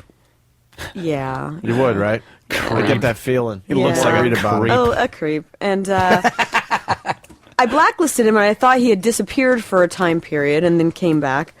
Well, unbeknownst to me, actually, I was just checking my client list because I still maintain it the other day, and I was looking for someone in particular. And I find, I have 2 clients of the same name, and I'm looking through this person's email address, and it links right back to Mr. Spitzer. And I'm like, you got to be joking. And it was all through the time period in which I thought he was blacklisted. And, you know, the Daily News got a hold of one of my girls who said, you know, he was into this self-defense, and it was the same guy. And I went, I can't believe he's not back. What self-defense? What do you mean? Like, what did he... Like, he would call up and say, you know... I want someone who knows martial arts. Ew. And I maybe have 2 girls. I mean, girls take yoga, you know. I mean, I'm like, will Pilates count? Kickboxing, you know. And so I tell the girl, I'd be like, look, fake it, just act like you know, like some sort of kung fu, just. And then she would say, okay, well, he just wanted to fight. She comes through like the Asian in the Pink Panther. I'm like, wear your cat suit. But no, and they would do a little wrestle thing and a little choking here and there. And was he a sub? No, I think he switched. I think he was a switch. I mean, if the girl really knew her martial arts, I think he would take a beating.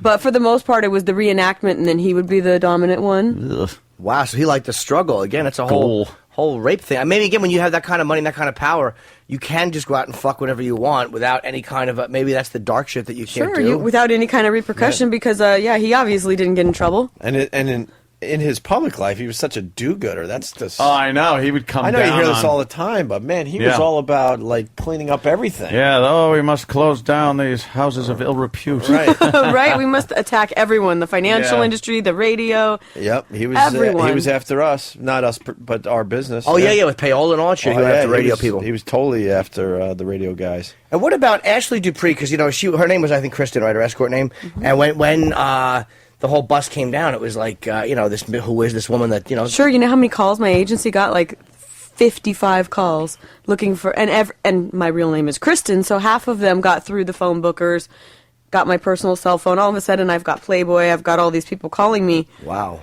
I'm like, who are you? I really hadn't watched the news. I mean, I was busy running an agency, and I said, some of them I talked to, they get sneaky. You know, they call up and they're like, oh, hey, how's it going? I'm thinking it's a client. And I just don't recognize his voice or his name. And they start talking to me, oh, did you see the news? Oh, how do you feel about that? And I'm talking, and then all of a sudden it's somebody from ABC. I'm like, crap. Yeah, so right. I've gotten myself into trouble. So actually at that time I closed the business. I closed it down. I started seeking immunity, actually. So what were you giving them for immunity, though? A lot of things I recorded about Elliot Spitzer, girls talking, documents. If they wanted to, they could have went after him if they really had wanted to. What now? Did you when all this happened? You went to jail. I went to jail. What exactly got you thrown in jail? That's a good question. I have no idea. You don't know why you were in jail? Well, my charges were promoting prostitution and money laundering. Money laundering was dropped. I took a plea to promoting prostitution, but I had already been secretly indicted by the grand jury. So when I got arrested, I'm already charged guilty by a jury of my peers. And there's a gag order on those proceedings. So I have no idea what evidence they have. I have no idea anything. And the only way to find out what evidence I had would be to decline my plea and take it to trial. And then because of discovery, you would have got it going into trial. I would have had it going into the trial, but then I would give up time served for potentially a year and a half. So they could have bluffed actually and had very minimal and sealed the. They got the indictment, but if they could have had just a good talking prosecutor, had minimal evidence, sure, had the indictment sealed, and kind of bluffed you into pleading guilty. Sure, my client list is 10,000, and making it kings of country, prime ministers. You figure, if Elliot Spitzer goes down, they're going to take down everyone maybe associated with him, and someone like me who has the potential to ruin many lives. Let's just keep her quiet, Well, you got some good names on that list? Some great names. Some great names. Their phone numbers, their credit card imprints. I'm not even going to attempt to get it out of you because I've been doing this a long time, but will you someday? Does it kill you that you can't just go, wow, I had such and such, you know what I mean? And go down the list? It kills me a little bit. It kills me a little bit that, it kills me more when I get the threats from the clients now rather than being like, we're really sorry for what you went through. Thanks for maintaining your silence and thanks for protecting us. No. I get, don't you threats. dare talk, right? Yeah, my attorney's ready, or you should be scared for your physical safety. All right, what kind? All right, so that's my attorney's ready, and you should be scared. All right, so she got to call up a politician and a rapper. So what? That's the thing I want to know. Was Spitzer the one that kind of undid you? Like when that happened, that kind of started the whole House of Cards coming apart. I think so. And did they want names from you? No, they didn't care. They didn't. How could? All right, because they're involved. You know what I mean? The yeah, authorities it's a boys' club, right? Right. That's why they don't care, Jimmy. So there was a madam in Washington. They don't want to start digging because it's going to end up with somebody people they know, right? Definitely. Maybe, yep. Well, there was a madam in D.C. that committed suicide. I think, right? Jean Palfrey. Mm-hmm. Yeah, she hung herself because she didn't want to go to jail, but she had a lot of powerful names on that list. How does somebody with, unless they had to run for cover, but how does somebody with powerful names on the list? She didn't really have any powerful names she didn't? on the list. Oops. Uh-oh. No, what she was charging like $300 an hour, and 2020 actually went through her client list, and they went through my client list as well, and they couldn't. How'd they get your client list?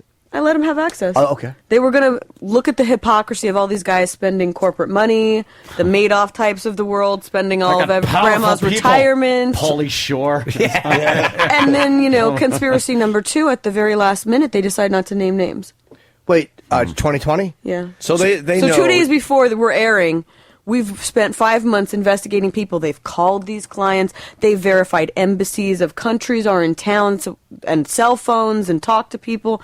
And they just pull the plug and say, you know what? They got your names, so they know too. They don't have them anymore. I gave them online access. Yeah. Wow. Well, I'm sure that they copied. Yeah, no kidding. Copy paste. Yeah, never hurt anybody. Yeah, you could hit Control Alt and then the well, it's a pretty large file. They had a lot of problems because I kept notes. So not only it's just not name and phone number. It's name, phone number. Right. Your sexual preferences, your likes in girls, the comments from the girls, what you do for a living. I kept everything. Now, why would clients subject themselves to that? Like, it is a very dangerous. A computer hacker could have ruined them. I mean, especially if you're a married guy and you have 30 million. I think he's saying that hint. Go hack my system so you can publish it. No, not at all. No. Nobody cares. It's like Nobody to me, cares. It's not a big deal. I'm a comedian, so I'm open about it. I mean, I don't give a fuck. It's like to me, it's not a big taboo thing. So and so got who cares? No, I'm saying as a client, when you're in that position of power, why would you give credit card information? Pay cash. Well, you think about it like this. Okay, you've called and you've gotten Yes! this girl on the cover right here, right? No, I have not had this girl on the cover of Penthouse. Okay. Maybe or if we anything had that looks like swank her. in front of us. Hypothetically, you've Maybe. gotten this girl. I charge you With a $1,500 an hour, cock. and maybe she's completely charming. And after the first hour, you're like, I want to spend 4 more hours with you you, go. and you only had $3,000 cash. Okay, that's when the credit card comes into play. They have no choice. Because you're already, when you're in that zone. Yeah, no. when you're in that zone, you don't want her to leave. Or if she's, completely charming, she's made you feel like $1 million, you're like, please don't go. Or you're doing a bunch of coke and, you don't want the party to end. And then it comes to be a $30,000 night because now you've got 3 girls there and, she's hustled you and just like a stripper and brought in her friends and Hookers and coke. huge money. And you're just charging. You might go through all your credit cards. I don't know. I'll take all of them. What would you ever say to someone, sir, I think you should slow down and call it a night? Yeah. A couple different times. I had a couple of really big real estate moguls who would go on these like 4-day coke binges, and they'd start on day 1 talking completely coherent. I'd send them a girl. They'd have her for 5 hours. 5 o'clock in the morning later, they're a little slurry. Can I have another girl? No, I don't have anyone available at 5. They're done. I'll send her to you at 9 when they're up. Send him another girl. By like day 4, they're like, but can't even get a sentence out. And I'm like, okay, I'll send you a girl. I think that's why you're calling me, right? Jesus. They can't even. I'm like, she'll be there 20 minutes. So that was that again. That's just like a fucking shopping spree. Yeah. These are guys that have that kind of money to burn. If they drop $50K, they don't give a fuck, right? It's I nothing. had to guys them. spending like $400,000 a year, company money, actually. Company money. Let's get into the jail thing. Sure. So they got you, and you went to Rikers, right? Yeah. For how long? 4 months. Wow. Solitary confinement. Why solitary? To protect you? Look at the boobs. Yeah, it's true. You kidding me? Right. All the girls in there liked me. There's a lot of animals in there. They want to get at those boobs. You know what? Because room. Right. Because the other hypocritical thing is my bail was $2 million. Jesus. So that's 20% of Bernie Madoff's bail. Wait, and they asked for $10 million. They asked for $10 million at arraignment, and my attorney fought very hard to get it down to $2 million. So can you believe me and Bernie Madoff? I'm like, where's the comparison? And what was Madoff's bill again? $10 million. $10 million. Same they asked for Okay, yeah, I You lost both you for a fuck second. people. for no one promoting prostitution. God damn it! Yeah, that's that's funny. true. That is true. Who had more clients they fucked? So for my own protection, they put me in Wow. So what is that, 23 hours? 23-hour lockdown, an hour out. Mm-hmm. Yeah. That's what he's at actually. He's on what they call something 10. He's at. Oh, right. They had that in the paper the other day. So, all right. So you're in jail. It's a $2 million bail. How much money? Because they must have known you made a shitload of money if they had your books. I mean, They confiscated it by the time I was arrested. It was all frozen. okay. Well, what? Now it's public knowledge because they obviously had it. How much money was involved? Where they could say that you're a flight risk. $2 million will keep you here. Like $1 million. But they had it already, so it's... Right. But they knew I had offshore money, so here's the thing. Like, all the criminals always say to me, oh, how come you didn't hide your money? You didn't bury it in the backyard. Like, look, when you're under investigation, they know your hiding spots. They hit all my hiding spots. You think I didn't have hiding spots? Come on. Even offshore, they knew about it. You have to get your money offshore somehow. There's always a paper trail. There's always a paper trail, Yeah, and very they hard know. to And hide part of my money. bail stipulation was to turn over my offshore money. Are you- They don't have access to it, so that's the good thing. Is offshore really? They can't touch it. So you're not broke. You gotta launder your money in a room Yeah. with no 12 on the clock. That's what you gotta Counting dollar bills, changing dollar bills. So now, let me ask you how offshore money works. This is like you get money, and let's just say the Swiss banks or wherever, they will protect it from the U.S. government. They Oh, won't. sure, they're not under U.S. jurisdiction. So how did, excuse me for Barbie, how did they know, like when the prosecutors go, all right, we want your offshore money, you're going to do more time, how do they know how much you have in every account? They don't. They just have to take your word for what you transfer Or over. did you have to get did you have to request a statement from those banks? No, I didn't have to request a statement. I didn't have a statement, actually, because all of my online access was deleted when I went to jail because all my cards were canceled. They canceled, I don't know what they did, but they canceled all my credit cards, and they took all of my wallet, everything. So what did the banks do? Sent me some very lovely letters. That's weird because they could just, it's like it happened with Noriega. A lot of people had money when Noriega, he just took the money. He just took the fucking money. I forget what movie was that where the Noriega just snatched, it was It was some coke about Pablo Escobar. Like some of the drug people would hide their money in Noriega's banks. Oh shit! Cocaine cowboys, something. It was something like that. Yes. And did you just took the money? Just took it, but not from like Pablo Escobar or the Shaw Brothers, but the fucking Noriega didn't. He wasn't afraid of those guys. He was fucking he ran a country. Noriega though, yeah, true. But they would just take the money. Like, nope, you're all fucked. And then all these like drug dealers, like Johnny Depp and Blow, like that level. Yeah. I think that's where I got it from. All of a sudden, they got no money, and like, what are you gonna do? Go to Manuel Noriega and kick his teeth in? Told you not to fuck me, Manuel. So you were in jail, and 4 you did months, right? 4 months. That was your sentence, or you plead and they gave you time served? Time served, split sentence. I have 5 years probation. So what are you doing now? Well, I have the book. Yeah. Oh, by the way, we should plug the book because it actually it's interesting. The Manhattan Madam: Sex, Drugs, Scandal, and Greed. Inside America's Most Successful Prostitution Ring. Is that the title? That is. Very easy. Rolls right off the tongue. Right? I thought that was some kind of thing you couldn't make money on. Shit. Your crimes. Crimes. How do they? Well, it's a victimless crime, so it's okay. If you have victims, then you get like victim reimbursement fund. Type shit. Yeah. David Berkowitz. Yeah. That all goes to like his people. You learn anything at Rikers? We love talking to ex. Ex-cons Sure, like I learned yourself. how to make a burrito out of Doritos, beef jerky, and top ramen. What's top ramen? That's those noodles. Noodles. Ugh, that sounds awful. Dorm food. That sounds horrific. How is it after you're like a high-class madam and then you're making fucking Dorito burritos in prison? Yeah, it's a little You interesting. sit there like, what the fuck happened to me? Yeah, I mean, it's definitely a humbling experience, to say the least. Yeah, because you're so used to a certain lifestyle. Sure. And we wonder what Madoff is doing now, because even though that's a guy who's, he's $50 billion he stole, and now he's just living in a one-room. Yeah, but he's in a federal facility, so it's much nicer than Rikers Island. In Rikers Island, you have no mirrors, you have no hairbrush, you have you can't brush your hair, after 4 months. What do you think? It's like a crazy dreadlocked mess, Right. You have no really toothpaste. You don't have anything, like any of the comforts of home. You're eating crap. What about a waffle iron? I would want a waffle iron. I like my waffles crispy. That's how I would talk to the guard. Can't you sue for bad hygiene? Yes. You would think, For would think. cavities? For all the maggots that exist in Rikers, yeah, that's great. Are there maggots? Oh, plenty. Really? Mm-hmm. Is it a badass place? Figuratively. It is a disgusting. I It's want to something take you a tour wouldn't. of Rikers. You wouldn't think that exists like in New York City. It would exist in Thailand, Really? or something That like bad, that. yeah? It's that bad, like rats running under the door of your cell, Come and you're on. like, I mean, yeah.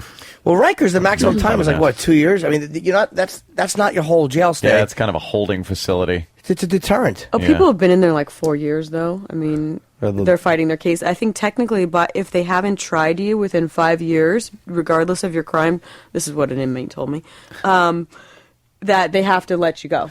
That's a right to a speedy trial. 5 fucking years. Yeah, there are people fighting their case in there for years. I mean, Wow. Nixely Santiago, Nix Mary Brown's mother, was in there for 3.5 fighting her case, and Did she she got do that? 43 years. Wait, Nick Mary's mother, didn't the stepfather beat her to death? Or Yeah, but she was like, she didn't do anything, so they...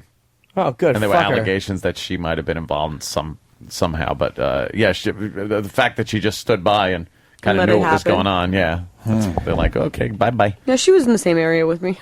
Oh, you saw her there? Yeah, it was me, Remy Ma, and Baby Killers. Remy Ma.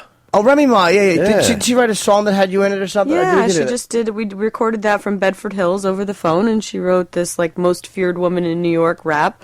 It's great. We just released it on the website. Well, you're actually involved in the song for real.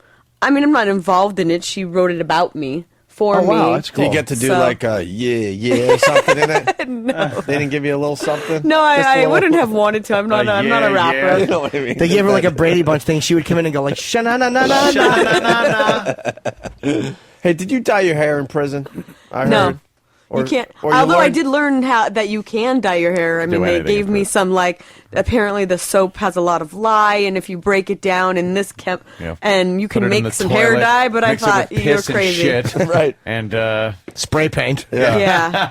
No, I was like, I'm not trying any of that weird stuff. Was it cool to be in there? No. I mean, just because it's so different, that's all. I mean, you're past it now. Was it like a cool life experience? You know what I'm trying No. to say? like What- camp. Well, not like camp, but camp with male-on-male rape. I guess the word cool is probably not the right one, but as far as a life experience, like, wow, I got, you know what I mean? I think I appreciate the experience because at the end of the day, when you learn that like all of your friends who are your girls have snitched on you and ratted on you, and your boyfriend's a jackass and he's cheating on you, and you realize, okay, well, this life I was living was a complete lie and everyone's an asshole, and you come out to like two friends and your mother, you really realize that, you know, what's important in life. Without that experience, I would have never known. I would have went on thinking these girls were my friends. I would have went on thinking people had loyalty and I had a great boyfriend, and then at the end of the day, I was wrong about all of that. I was under some... I always love that. Like, mom will always be there. I know. You see some of these stories, like the Madoff thing. There's one guy, I forgot how much he was worth, but a ridiculous amount. He had a penthouse. He had the life, and he lost everything, and they had a picture in the paper on TV. There he is on mom's couch, living at mom's house again. Yeah. Mom didn't even know what I was doing. Really? No? No, because I used to be vice president of a hedge fund, so I never let her know that I wasn't and then you were president of a hedge fund. in hedge funds anymore. So she learned when the Daily News came knocking at her door. So wait a minute, you were vice president of a hedge fund? Mm-hmm. Okay. Oh wow. Wait. Hold on. Pardon me. That guy. He's on the news. What's he climbing right now? Oh, he might have just I believe that's he the got New York Times building. They got an update on that story. We'll get to it after. He got some time or something. Okay. So you were head of a hedge fund. Let me get to this for a second. How much money was in the fund? What kind of a fund was it? It was a $2 billion fund, small cap. And you ran it? No, I was vice president of operations. Which means what? Because not Securities that I'm a financial processing, dummy. SEC compliance, fund and partnership level accounting. How is it with SECC? SEC compliance. How are they not fucking responsible when people complain to them about Madoff? How are they not liable somehow for those losses? Because they should be. However, people were greedy, and I actually showed this to a couple of news reporters. I said, look, all this stuff is public knowledge. When you manage over $1 million in money, you must file certain reports. And a 13F is like your statement of quarterly holdings. You have to file all of these things. They are mandatory. If you go into the SEC.gov, the Edgar database, Madoff has like 4 filings. He should have hundreds. And so as a due diligence, as an investor, you could easily just go on there and be like, he owns nothing. Like, where's this information? Where's my money going? But when somebody's promising you X amount of returns, outperforming the market, right? what do you care? Mm-hmm. It's greed. So basically, all these people kind of knew something was going on. A lot of people bailed out with their money, though. Like, if you had your money with Madoff and say you had, like, say, $100 million with him, if 5 years ago you said, I want my money, he got you your money, which is how he didn't get caught, right?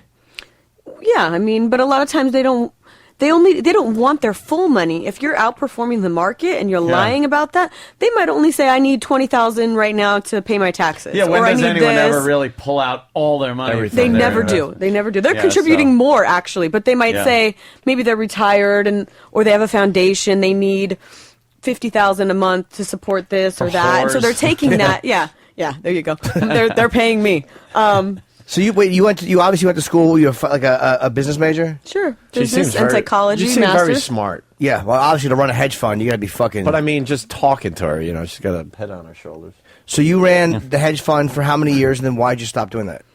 I was actually running these businesses on the side, and primarily because hedge funds are boys' clubs, and I was tired of not being taken seriously for the boobs and the blonde, and right.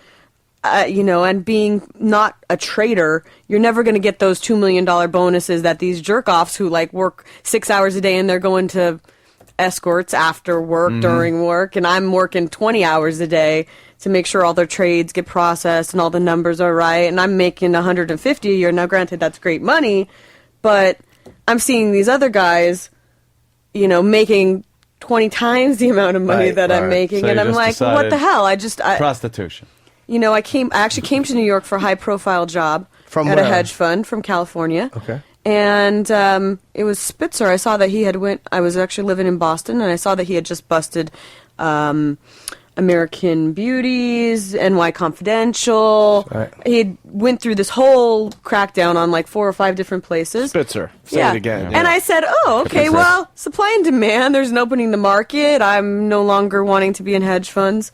Let's go back to New York and start an agency. And with that, where did you get your girls from? Like, where do they typically? It depends on the caliber. Sometimes I posted job postings on Craigslist. Sometimes I went out to the model parties and just actively recruited. No bus terminals for you, right? No, I was like, the typical like scope out the girl, pick her up, type of skill. Dennis Hoff's a buddy of mine, and he runs the Bunny Ranch in Nevada. He's been a friend of mine. He's always invited me to come out, and I just haven't, because I probably know I'd wind up living there. He's a non-violent guy. He doesn't abuse the girls at all. They have complete free will. Come as you want, and leave if you want. No, he has a waiting list, same as me. I had a waiting list too for girls. And would girls ever just contact you? Like, oh yeah, we've heard of her. We heard she runs a pretty clean operation. We'd like to work for you. Plenty of girls. What percentage did you take from the girls? 50-50. Wow. Is that good? That's a lot of money from the girl. That's a lot of money. 50% is big. I was thought like 30%. It's standard in New York. Is it? 50-50 is standard in New York. Some agencies charge you to pay the phone booker. You have to pay the phone booker. The girl ends up with 30% at the end of the day. So mine was generous. So they got 50% plus their tips. Plus their tips. Now, if the tip was on a credit card, would you take a cut of that? No, I would charge them the credit card processing fee. But of $2,000. Yeah, no, it's like 10%. It was 10% because we were classified as an escort agency, so we're high risk. So it was higher merchant account numbers. So what was the billing name? Well, the billing name was Davis Investments. That's fucking hilarious. Investing my jism. I was just in Betty Davis. Yeah. I wish I had an younger investment Davis. in your fun, in entertainment. Yeah, Davis Investments. Investments. You got it all figured There out. you go. What do you do now? Like, what are you going to do now? Well, right now we have some potential for like Lifetime movies. We're Lifetime movie. very close to getting a reality TV show. But after all that, because that will fade away, then what's next for you? Jeez. That's a good question. No, I have no mean, idea. No, but he's that's right. the reality. He's right. I mean, you're going to ride this, and you should, and you're going to do very well, and maybe it leads into other things. I don't know, but the reality is it probably will fade away, and then what do you do? Well, we're writing a series as well, like a HBO series, so hopefully that gets picked up, and then I'll just write. Right, cool. Do you need someone to star in? I'm a very good actor. He's extremely good. He really is. I could play like the heavy hand, Yeah. the security guy, fucking collects the money. You want him gonna walk the earth. He'll audition for you right now. He's great. I'm very good. Give him a scenario, and he'll watch what he does. I'll fuck him. Go ahead. I'll make the show. I'm watch. good. Go. All right. Let's say I send you someplace to collect $30,000. Okay. And the client's been ditching us, and he's walking into his building. You're waiting outside just for a glimpse of him. You've been there like a day. What are you Okay. going to do? Hey, you owe some money from prostitutes. Hand it over. Oh, you-hoo! You-hoo! I'll bring the police back. Scene. In the middle? Are you doing this outside or in his lobby? Oh, no, outside. I'm With a running down the bullhorn. street, Right. waving my arms frantically. That's the way a security guy does it. I'm right. with the mafia, sir. Okay, what about the guy who lives in Jersey with his wife and his children? Could you get your father? He owes money for prostitutes, and my Easy Pass isn't working. I'm going to hit rush hour going back, for Pete's sake. Do you know your father likes a finger in his bottom? And what would you say to Elliot Spitzer? I don't blame you. I'd hate to fuck a woman named Silda, too. Silda. Stupid Silda. That's a terrible name for a woman. that is. How do you get in bed and Why- just go, oh, Silda? Why is she still with him, you think? I don't know. Maybe 'Cause there's more and something to more be said stories about come loyalty. I don't know. That's the one thing I learned in jail. There's something to be said about loyalty because at the end of the day, the people who stand by you got to give them some credit. Sure. She kind of gets the short end of the stick, I think. I'm not sure why she's still with him because I would have left, but I'm guessing money, and also Yeah. they have kids together. Cash it's and the like- kids. Maybe a little power thing, too. Yeah, I mean, it's like, what is she going to do? I would think right now she'd just be able to, like, she has her thumb on him and Oh, watch yeah. all his moves, and at least he's going to behave for a while. Yeah, like if she split up with him, he'd probably be out. His career's fucked, so he'd probably be out there just banging, and she's like, Well, does he have a radio show now? Who? Does he? Does he? Yeah. I don't know. They tried to. They were. My publicist was like, "I think it would be fun to book you on his show." I'm sure I'm like, "Oh yeah, right." Yeah, that'll happen. Hey, why weren't you nude in Penthouse, by the way? Yeah, I don't know, Laney. Why wasn't I nude in Penthouse? Get in here. Can Laney come in here, please? Laney. Laney was the one that had to talk that. I know, right? It's like you open the magazine. It's like naked chicks. Yeah. Me. Naked chicks. I want to set up Laney. Laney was the one that had to talk that broad out of killing herself. Talk down one of the adult film stars. Yeah, the runner-up, Pet of the Year. I forgot her name. Shauna For Lene. real. Oh, right. Yeah. And we were Laney. Yes. We haven't talked to you since, and we got some faithful listeners listening right now. I remember. We were good to her, right? You were. She snapped.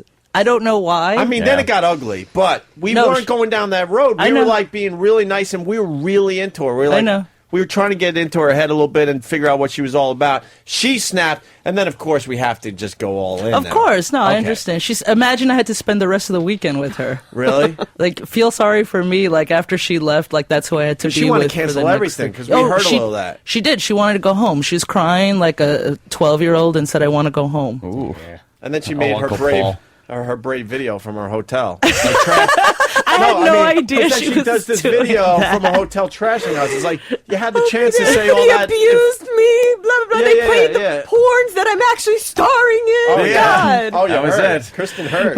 But then she was telling me about all these, like all your many loyal fans that you have were flooding the crap out of her on MySpace and Facebook especially. All these guys pretending to be you. Oh, really? Especially. There's like a bunch of people who say they're Anthony, and they're like, "Listen, you little bitch, you know, that's as good as you're ever going to get to have some black guy's balls on your face," and blah, blah, blah. Wow. You know, all this. And she kept saying, like, I wanted to have her back on. I said, "Why don't you guys talk it out?" And she goes, "I'm scared. Like, all these people are, like, threatening me and, like, saying She's disgusting." stupid. If she came back on, She wanted to, but we would have she's talked to her scared. nicely. Yeah, we would It's not talk to her. be scared. She could have straightened it out. She had a bad day. No one expects her to be a completely, she fucking had a bad day and she missed being home. I think we could get along with her, actually. Yeah. That's how weird It was weird. It was we would weird. End up probably I don't being know. pals with her. I heard apparently she had a film career before under a different name. Yeah, and she that's was where those pictures came from. Cara Miner. And she was trying to like move on. Yeah. And we were popping up pictures of Yeah, so that's she wanted to triggering her forget that. issues. Yeah, that's what got her. But I mean, I explained to her. I said, "Listen, you did this. It's for everyone to see. You got to own it and say that's what I did. That was me. That's what I was about. Now I'm about this." But have fun with it, because again, it's not like your private picture collection. So what? We talk about so it. What, and she we looks like she fell into a vat of strudel icing. Now, Laney, why isn't Kristen naked in the penthouse? I don't know if we could afford her. First of all, Oh, really? I mean, those tits aren't cheap. You know, she's not going to do it for like $5,000. But she would have been smart to do it as promotion. Sometimes promotion is invaluable because You're showing a lot of cleavage, and it looks like I would have to go boob job, obviously, but a good boob job. Very nice, yeah. Because some of these boob jobs are just atrocious. Yeah, they're abominations. horrendous. They are lovely. Because the girl doesn't realize what she's working with and has to stretch it to a point like... where it looks unnatural. Under their armpits. Yeah, right. Under the armpit's a good way to go in, though. How did you go in? I mean, nipples. Nipple. Through the nipple? Oh, no, there are the ones that go under the armpit. Yeah, but that's a far reach. Like, it just seems like, how are you going to position it in a... Yeah. They actually have you hold your arm up, and they pull it out, and they drop it in, and they go to lean left. You actually got to go through the asshole. That's the new way. Right? Yes. People used to be like, through the belly button? What's up with that? How far are you going? Slide that That's up. crazy. Put them in the ankles. You got to do a headstand for 6 months. The ankles. The worst part, through your eyeball. We put him in through the retina. Then you got to tap it with a hammer just to get it just Yeah, right. get it You know how the positioned. mechanics... Tink, tink, tink. Yeah. Now, don't walk. Just walk. Don't bend when you walk. You have to just Yeah. stand straight forever for the rest of your life. So would you have got naked in Penthouse? If they gave you enough money? Maybe. Are you shy? No, I'm not shy, but I don't know that... We got like $25 between. Yes. I bet Perhaps. $25. That's not an insult. That's just all the Yeah, money no, we they got didn't right ask now. me. I mean, I think the issue that they did do was beautiful, and I was very impressed. But they didn't ask. So what is you Mark had a... Bell did not ask. If you're listening, Mark Bell. That's the owner of Penthouse. Oh, really? But I did see Kristen in Philadelphia. We did a promotion together, and we were changing. I saw her in a bra. and it's a large bra. It's like a really amazing. How big is the bra? And I see, you guys can imagine how much tits I see all the time, but hers, I just kept staring just at her in her bra. I'm like, they're huge. Like 2 baby seats. Wow, it was a sight to behold. So wait, do you like girls? Or you like guys? No, I like guys. You like guys? How did you get into? Because you're sexy. How did you get into because Lainey brings all the girls? Yeah, we haven't we get here. We love Lainey. You got to become a regular on our show. How did you get into the penthouse and just carting these girls around? I've been in porn since age 22 behind the scenes. No, behind the scenes, adult entertainment. Who'd you work for? I worked for Gallery magazine, Fox magazine. I did some stuff in High Society. High Society. Like all the dregs, like all lollipops, I love the swank. Yes. Bottom barrel. And I was just a job from the New York Times. What about Bigums? You know. Bigums. No, it's just I just answered an ad in the New York Times. I was, right out of college, was out of work, and had an opening. I never even saw a porno movie in my life at that point. Wow. Or anything. And I was just like, I like it here. It's really cool. People are really cool, and I'm going to stay. Into it. And I never left. So Penthouse is like the major leagues. When I got the job at Penthouse, all my friends from like Swank and like Screw and Gallery, they're like, "Ooh, wow, you made it. You made it." So you have a large. What size breast do you have? I'm gonna guess. Can I guess? I'm not really good at this, but normally I can only guess when they're on my face. I'm kidding. I'm gonna guess 38D. Oh my God, no! Your skills, you need to brush up Horrible. on them. How's it guess? She's off the scale. Those you think 44D? First of all, get rid of the D. All right, triple First of all, get rid of the 44. That would make me huge. I don't know. First of all, that's 10 inches more than what I am. That's right. Pretty good. I'm going to nail the number. It's a 36 triple E. Right? Mm-hmm. I got the number, and those.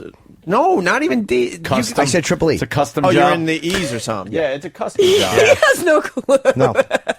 I'm going to send you like a chart of boobs. I'm later good with on. small ones like A's. I'm the master of. Like he's got A's. I have B's. It could be C's if I don't watch myself. All right, let's all do the guess. Here, hand out the paper. Start that music again. I got it. What, cup size? Because you already said the 30. Yeah. It's definitely a 36 because that's the back thing. Yeah, that's the thing around here. So you figure if this is 36, that's easy. You're giving me 10 inches. You've taken me out here. You made her a fat broad. No, 36. Holy shit. She's not a fat broad. She got big boobs. Half from Munaki. I like 44 B's. All right, I got my guess. That's a flatso. You know what? We should play a round of Bra Bingo today. One of our favorite games of the show. Let's see. Bra Bingo. Are you guessing? Right, everybody. Yeah, I'm guessing. Don't say if I'm right, because Ant's going to guess too. Okay. But I'm just going to go with a strange letter. I'm going to go 36J. Wow. Okay. I'm going to say triple F. I already know because I saw her bra. Oh yeah, the 36 double F. Double F. It's probably an H. It's an E. It's just an E. Just one E. I was gonna say it's really big. I was closest though.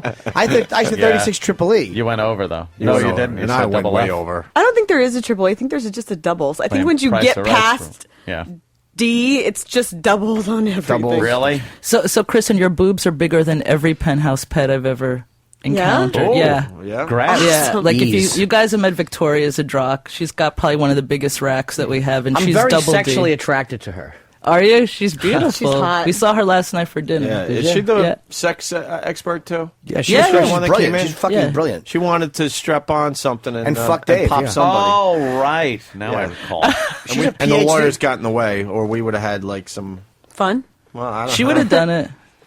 She was naked with the thing on. She was loves ready being to go. naked. Is she doing another book? Her book was actually very good.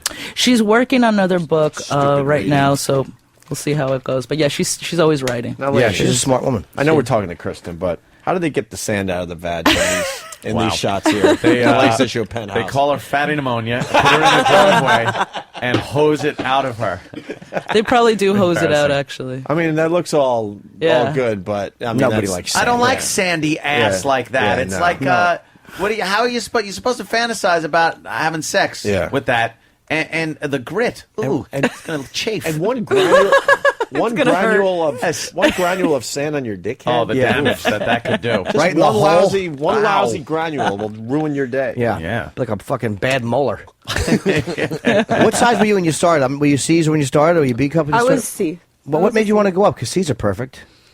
I went up to D, and then I wanted a lift, so I had the nipple areola lift, and they said, you know what? To get what you want, we have to go a little bigger. And I'm like, well, how much You bigger wanted a is little bigger? more meat underneath, right? And I said, A how little much more. bigger is bigger? They're like, just a little bit. And the Dang. next thing you know, I'm a knee.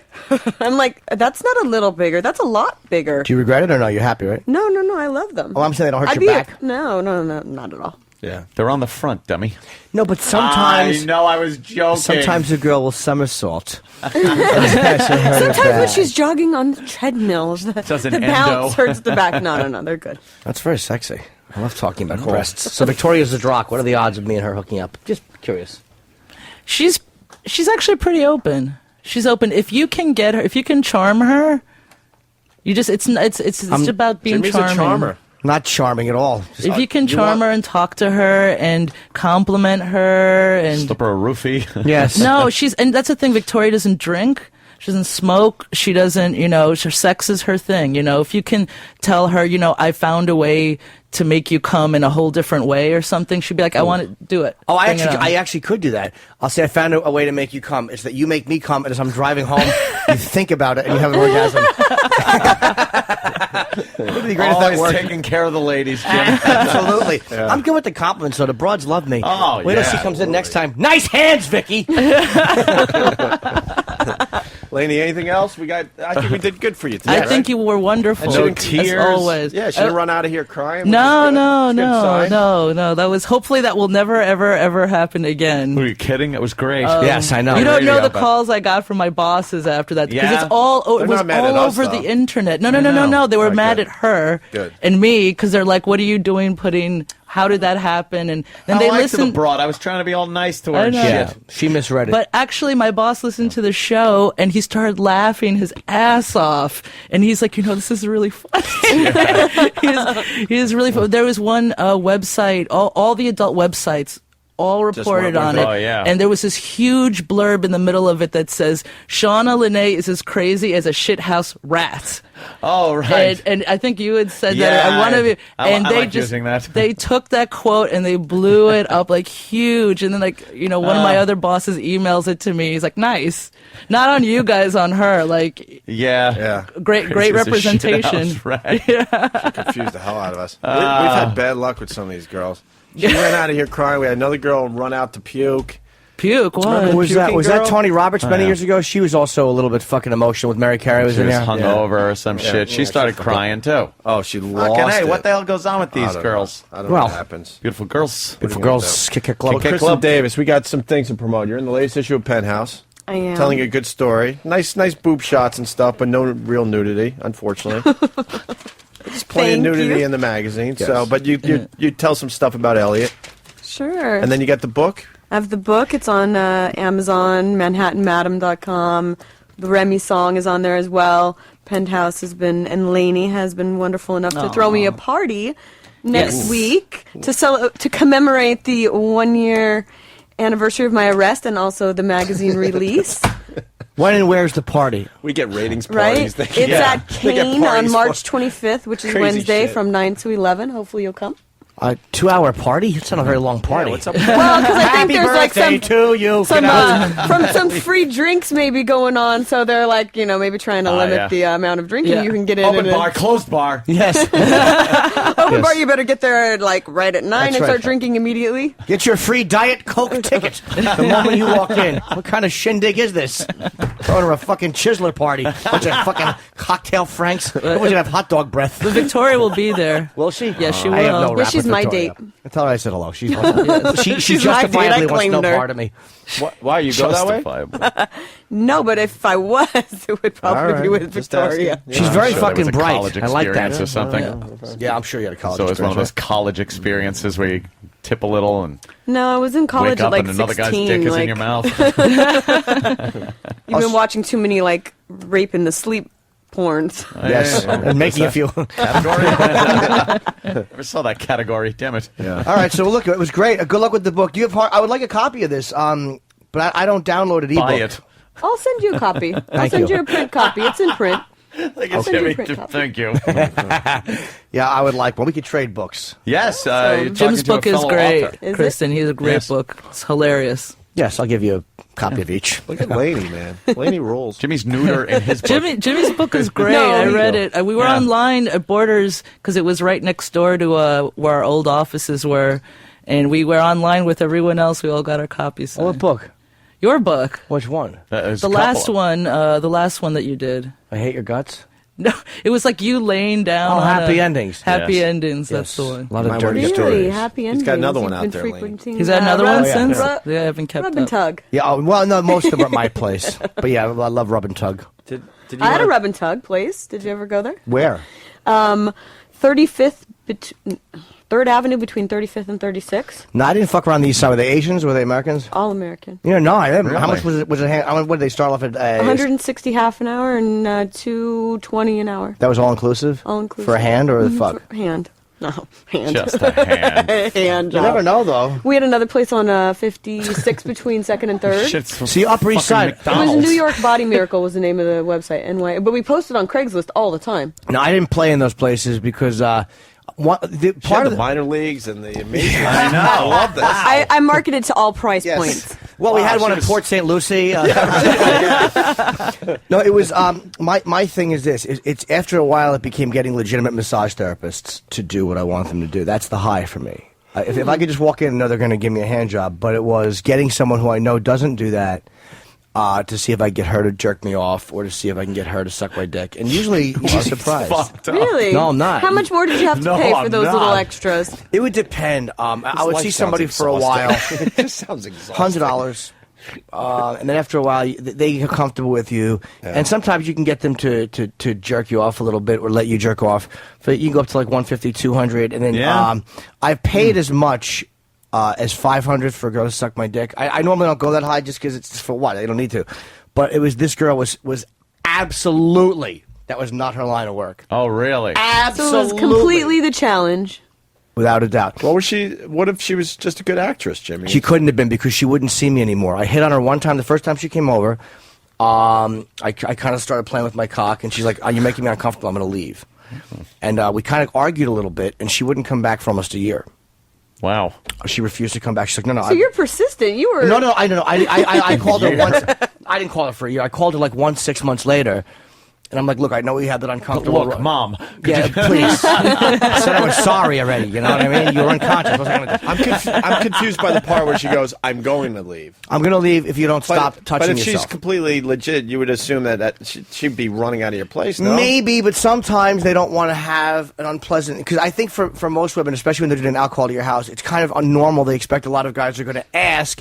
If you ask respectfully and they can back out comfortably, it's okay. So they're used to hearing that, and they just work around that. But I'm not and deal aggressive. with that. I'm not an asshole like aggressive. Right. I'm never going to be forceful. But I thought she was bullshitting, so we kind of snipped. It wasn't a big argument. And then 6 months later, I emailed her, and she made an appointment, and she never showed up. And then, like, almost a year later, it was like I contacted her once or twice in the next year. She's like, "I'll come over, but you have to be draped and no shenanigans." And I'm like, "Fine." And so she came over for week after week. And all of a sudden, we would talk a little bit, and she got more comfortable. And then I'm on my back, and then instead of a towel, I would just put a cloth over. I really would. You got it down to a washcloth. How many times did it take you for seeing her to get her to agree to do more? How many times? Maybe like 8 or 9, but it was only $100 a session to get a regular massage. She actually gave a good massage. But then, I know she's a perv. I get that vibe. Most people in that profession, if they're going to do a massage alcohol on your bed, even if you're draped, there's some kind of a perv vibe there. So that was the high for me. But she doesn't even, I don't think she gets massage anymore. She moved to like Florida. Oh, you fucking drove her right out of the business. What are the real life girls that come over that are really licensed massage? Don't they bring a table? Some do, and some with a table doesn't matter. They don't have to bend down as far. Jesus. It's easier to just give you a hand job than it is to give you a massage? Sometimes, yeah. You'd be surprised. It's very rare that you'll totally get turned down forever. Do you expect her full time? No. If she comes in and gives you a hand job in 10 minutes, you can... Oh, no, they usually don't do that. You want to tell Kristen what you get into sometimes? Well, we've all enjoyed a little toilet play. Who hasn't? Who hasn't been tinkled on? I mean, it would almost be judgmental of me to refuse urine. Am I right or wrong? Laney, would you be impolite? Would you do that for Jimmy?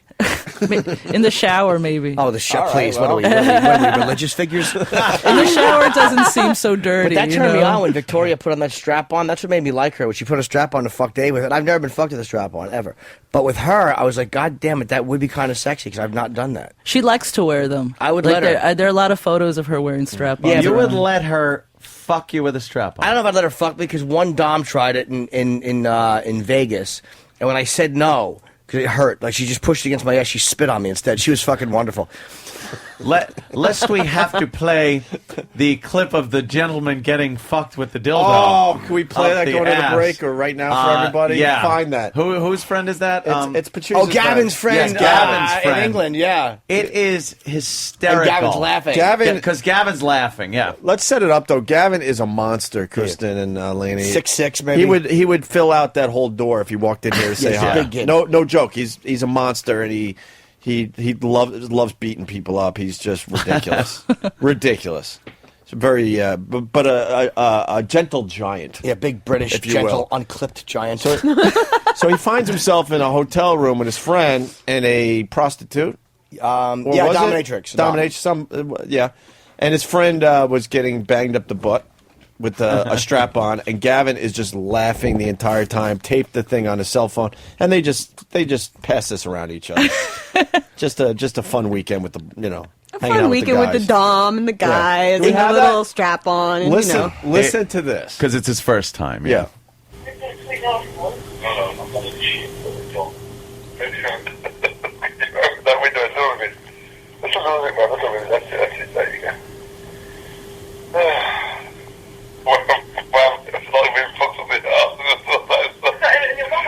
Don't worry if you can't understand what they're saying. It's English. I heard in your bubble. Yeah. That I heard. Okay.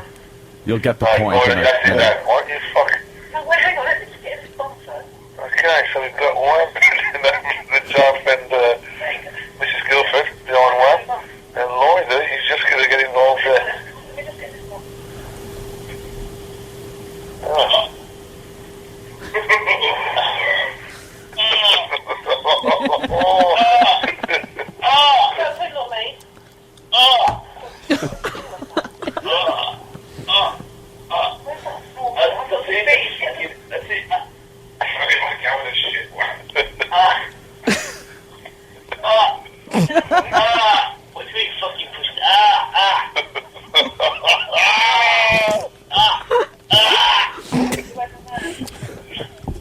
Oh, it's fucking good. It's nice. Oh!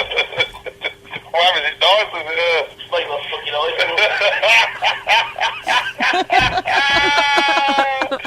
Oh, fuck. Fucking up, man. What's up? You like shit? Yeah. Oh, look at the light.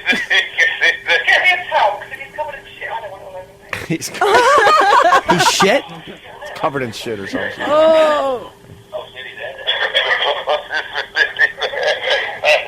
It's brilliant today.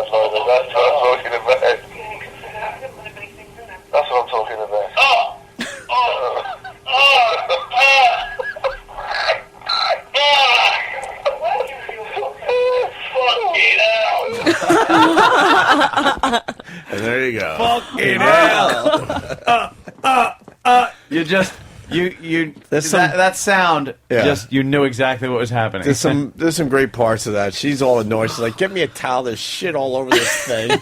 Oh, Jesus! Wow. But you guys don't think it's gay when a guy wants to have a strap? No.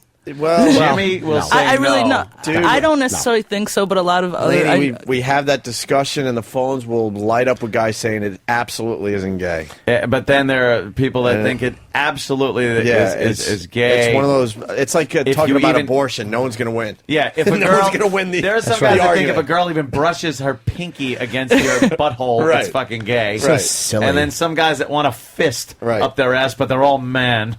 We could discuss that for the rest of the show. Well, most guys like a finger. That's for sure. Yeah. Like that's not gay at all. But a lot of people do think if it's like it's one step away from. It's not even one step away. It's about the humiliation of it, or about the idea that she's controlling you or the power. I've never had it done, but I mean, I She's get. controlling you anyways. But that's something that is not typical.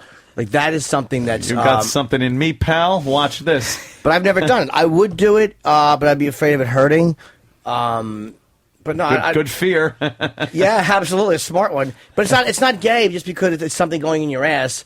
Other than because you kiss your girlfriend, well, if you kiss a guy, that's not gay because I do it to a girl. If you're going to use the logic, well, that's something two guys do, well, then that means that anything that you do with a girl wouldn't be gay if you did it with a guy. I think what makes it gay is that it looks like a cock. All right, well, point taken. Maybe if they made those things into something else that they look, it doesn't look like a cock. You'd rather have one that looks like a carrot or something. A carrot, yes. A carrot. And you paint horse lips around your asshole. Right, there you go. And you know what it is? Because she puts it where the cock is. I'm on Opie's point. Yes. How about this? Look at the pretty girl on the... she puts it where the dick should be. If she puts it on her head like a unicorn, it's not gay. Right. And she just yells, I'm magical. I'm magical. Yeah. She foreheads your asshole. Well, I tell you, if you wanted Victoria to do that for your first time, she would. I swear she would do that on the air for you. Well, that's where Victoria and I are going to part ways. How about you take that? She would do it. I don't want it on the air. Or even in private, she would do it. I've never done it. It would have to be gentle. Again, I'll be there videoing. No, I can't have any video. I would talk about it on the air, though. I don't give a fuck. Ruin a potential political career. Wait, Lena can set this up. You guys do it, and then you come back with the experience. I can set it up. I have to wait until my relationship is done because I'm in a relationship. Oh well, no, it's yes. I would get very upset if she's cute. Victoria wanted to join in because she loves girls. She's not into girls, though. Believe it or not, she's not. I don't think she's bi. I really haven't asked her. I love your open mind as far as your relationship goes. I got to wait for this relationship to end, and then. Well, I'm actually doing really good with this one. We fucked on the period last night. Never. Wow, and you don't do that. Never. That's rough. No, but with her, I've done it twice this week. It's just, wow. Turns me on. Got right in there. Yeah, she's a fucking sexy girl. We got to take a break because I have to pee. I've had to pee almost this whole interview, but I've enjoyed talking to you. Yeah, Kristen was good. She was a great. She is. A lot of people saying you were a really good guest there, Kristen. Kristen Awesome, Davis, great. in Penthouse. You got all the plugs in, and ManhattanMadam.com. Go check out her stuff, and it's actually a very interesting book. This is one I would read. And Lainey, tell the boss that this issue of Penthouse very nice. I will. He'll be happy to Very hear nice. that. He'll be happy, but it's extra nice because Kristen's in it. There you go. Yeah. Is Penthouse surviving? It's surviving. It because, is. Playboy having a tough time. I think everyone's at print in general is hurting. Like just all magazines, not even pornos. Like I've had a lot of friends who work at Vanity Fair who got fired, and newspapers, just print. No one's picking up print anymore. But how do you even sell it? Like even if you have a Penthouse website where the whole magazine is, how do you get people to pay for it when there are so many free sites? And most guys just want to fucking just pull up a quick clip and jerk. But it's just nice to. I like going old school. I do too. Yeah. It's like you got it in your hand. It's old school stuff. Can you bring a laptop on the toilet and jerk off? Yeah, you can't take the laptop, exactly. Can't do the work jerk. There you go. With a computer, sometimes you got to go into the bathroom stall. Nice magazine. Maybe there's a guy at home. As kids and stuff like that, can't get the computer. They got peanut butter on their fingers. They're touching the keys. No hard drive involved here, my friends. No, it's right there in the palm of your hand. You feel a little guilty when your child is got his little hand on the mouse, and you know that like there's just what you were doing with that on the same mouse. Yeah, and the kid accidentally hits the history button. and said, "Dad, what is something gendered?" And you're like, "Oh, nothing. They're just alternate friends." Well, let's all go alternate friends. Yep. Lady, I got to tingle. Thank you so much for having us. Yes. Will you guys go pee with me and Jimmy? Yes. It's how we wrap up all interviews. It's how we wrap up all interviews. It's just some. Aww. It's fun. Sweet. Some shows have like the photo booth and they get all cute. We like to just share a pee together. There you go. Me and Opal put our helmets together, and the girls go back to back over a bucket. All right, we can take a break. Opie and Anthony. We're back with the show, the Opie and Anthony show. Jim Norton. And now we get to say hi to Greg Gutfeld from Red Eye on Fox. Hey, how are you? It's on in the middle of the night, but I'm pushing for you, Greg. Thank you. I'm telling these guys to DVR the shit out of your show. I appreciate it. That's the way to go with this. You can't, tell them to stay up. That's ridiculous. Yeah. So you got to go with the DVR move. We're like the #1 DVR show in the world. Is that it? Yeah. The ratings for that? I actually tell people that because there's no way to prove it. Yeah, so you might as well just say, once you say it, it's out there. And you can also tell people you had guests on that you didn't have. Well, because no one stood. When Angelina dropped by, just completely. Can I tell you, Brad just came in. It was unexpected. Can I just jump in for a second? Because you say you're the #1 show and they can't. Well, let me tell you what we are, my friend. Yes. You just reminded me of something. Oh, that's right. Listen to this. My next guest is a very popular comedian. You can hear him every morning on the Opie and Anthony radio show, the most popular show in the history of satellite radio. Wow. His new DVD, HBO's Down and Dirty with Jim Norton, will be available April 7th. Please welcome Jim Norton. Very good. And now you know that Jimmy's also cheating on you. Yeah. Doing other shows. That hurts me. Well, he knew I told him to promote Red Eye, and he wouldn't.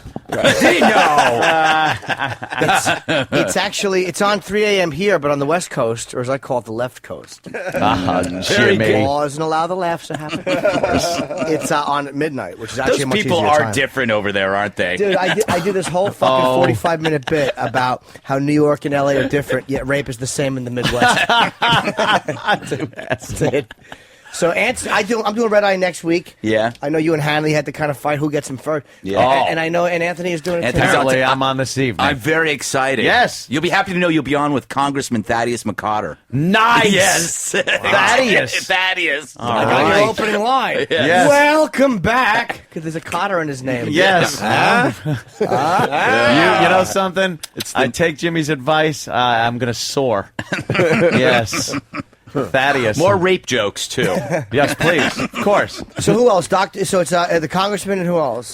This hot chick from CNET, which is like some what do you call some She's online? not a traffic girl, is she? No. All right. It's her name's Natalie Del Conte. You've been on with her. She's like a brunette Britney Spears.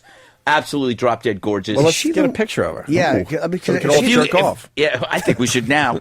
But you actually were very uncomfortable this morning, you and Jim walking into the bathroom. Thank you. while I was I'm in there. glad because I want to mention that. Me and Jimmy, we had the long interview. We had to go take our pees together. Yeah. We pee together. It's a known fact. And there's I walk in a little behind Jimmy, and you're shitting and talking to Jimmy at the same time. You're multitasking, my friend. Well, here's anytime I got to do something in the morning, adrenaline causes all of those things to happen. Do you ever play like high school sports? I was always in the toilet before any. I didn't play any sports. You get nervous for the other guys. Yeah, exactly. So I always got to go and make a delivery before I come You felt in. very comfortable just dumping and talking to us at the same time. Well, I really had no choice because Jim had followed me into the stall. He'll do that. I did actually as we're talking. I never got him with that one before. He turns around and there I am. I know, that is really uncomfortable, isn't it? He was engorged. He does that when there's no hole cut in the side of the stall. He's got to go for the direct route. He doesn't understand the concept of glory hole. Yeah. He just comes in. Come on, you're supposed to tap your foot a few times underneath the partition. He walks around with the partition, covering his waist. You know what? You know what, Jimmy? We're leaving here soon. We got 2-3 weeks left. So, by the way, we got a nice live audience. Mm-hmm. You guys got to come because this is going away for a while until we figure out the next move for our fans. But with that said, I think we should drill a few holes in there before we leave. I don't disagree. That would be really funny. I agree. And use them. Yes. Well, for the joke. Just to complete the joke, right? If it's for the joke, all right. Exactly. So, Ann, are you nervous about tonight? I've done enough television these days, Jim. Yeah. Where there is no need to be nervous for Red Eye. No, it's a fun show. 3 a.m. The people, 90% of the people are wasted. So no matter what you say, they can't hear it anyway. So it's like sometimes you think you do a great job, and then you watch it, and it's like. It's at 3 a.m. Our brutal fans, though, will be, nice and critical. I'm sure of whatever I say. Sometimes I get confused. I'm like, wait, they're They're fans of the show? I know. What? Like, Wait a minute. Fans? They What claim the they fuck are. is that? All right. What kind of subject matter will we be discussing this evening? Talking to Jim, this week sucks because it's Yeah. all Oh, good. AIG. I got a nice- It's I got all a nice AIG. shit sucky week. I mean, you're not going to talk about the. I don't even want to bring up the poor lady that died because that's too depressing. Yeah. You can't even. And so what you're left with is AIG all the time. Yeah. And that's and it's just like, want me to produce how much your can you show? say that everybody's an Bonuses, asshole? yeah. Great. They took their bonuses after taking a shitload of government money. Okay. I'm gonna produce Next. Hope's got some ideas. I'm going to produce your show for you because it helped my pal Ann out. Let me here. get a pen. What about the girl bringing the laptop to the cops, thinking her boyfriend had Awesome story. Okay, Awesome do that story. one. Let me. Well, How does she forget to have sex with a dog? Well, thanks for getting the How do you punchline out there. forget that? Yeah, girl brings laptop to cops, thinking her boyfriend has kitty porn on it. So she's like, "Motherfucker, I'm going to nail this fucker." Yeah. And she gets busted for a video she had on this computer where she's doing sexual things with a dog. Did you see her mugshot? She's cute. She is all right. I didn't know hot women had sex with dogs. She was all right. That is. Oh, that's Is depressing. that the weirdest thing though? It's not the whole story. It's that when you see the person, it doesn't go, biologically. It doesn't fit with who you thought it would be. Yeah. And you'd think it'd be some 400-pound behemoth, disgusting. Oh, we've all seen those videos. Yeah, exactly. dog fuckers aren't normally attractive people. But then you see a girl. It's like Yeah. I could have dated her. Yes, if I had a dog suit. Yeah, a little red My lipstick mange. chick.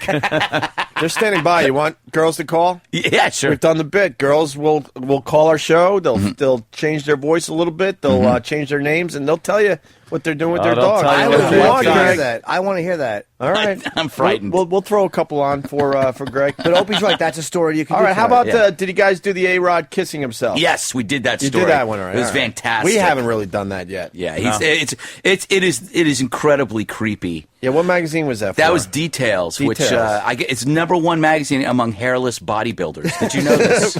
Yes, For real? I don't know when you're fucking around. you can just tape the magazine on a mirror and just lift weights and just stare at the layout. It really is homoerotic. It isn't really certainly But is. he's kissing himself. He makes it so easy There's for something everybody. wrong. Somebody told me there's going to be another big announcement coming out about him. That's going to be not a surprise, but What, he got a hit in the postseason? I wish I knew sports. So we got that, and then what else? The Darth Vader actor Died. Oh no, got cancer. He's got the prostate cancer. That huge David Prowse. God. Yeah. We had him on, right?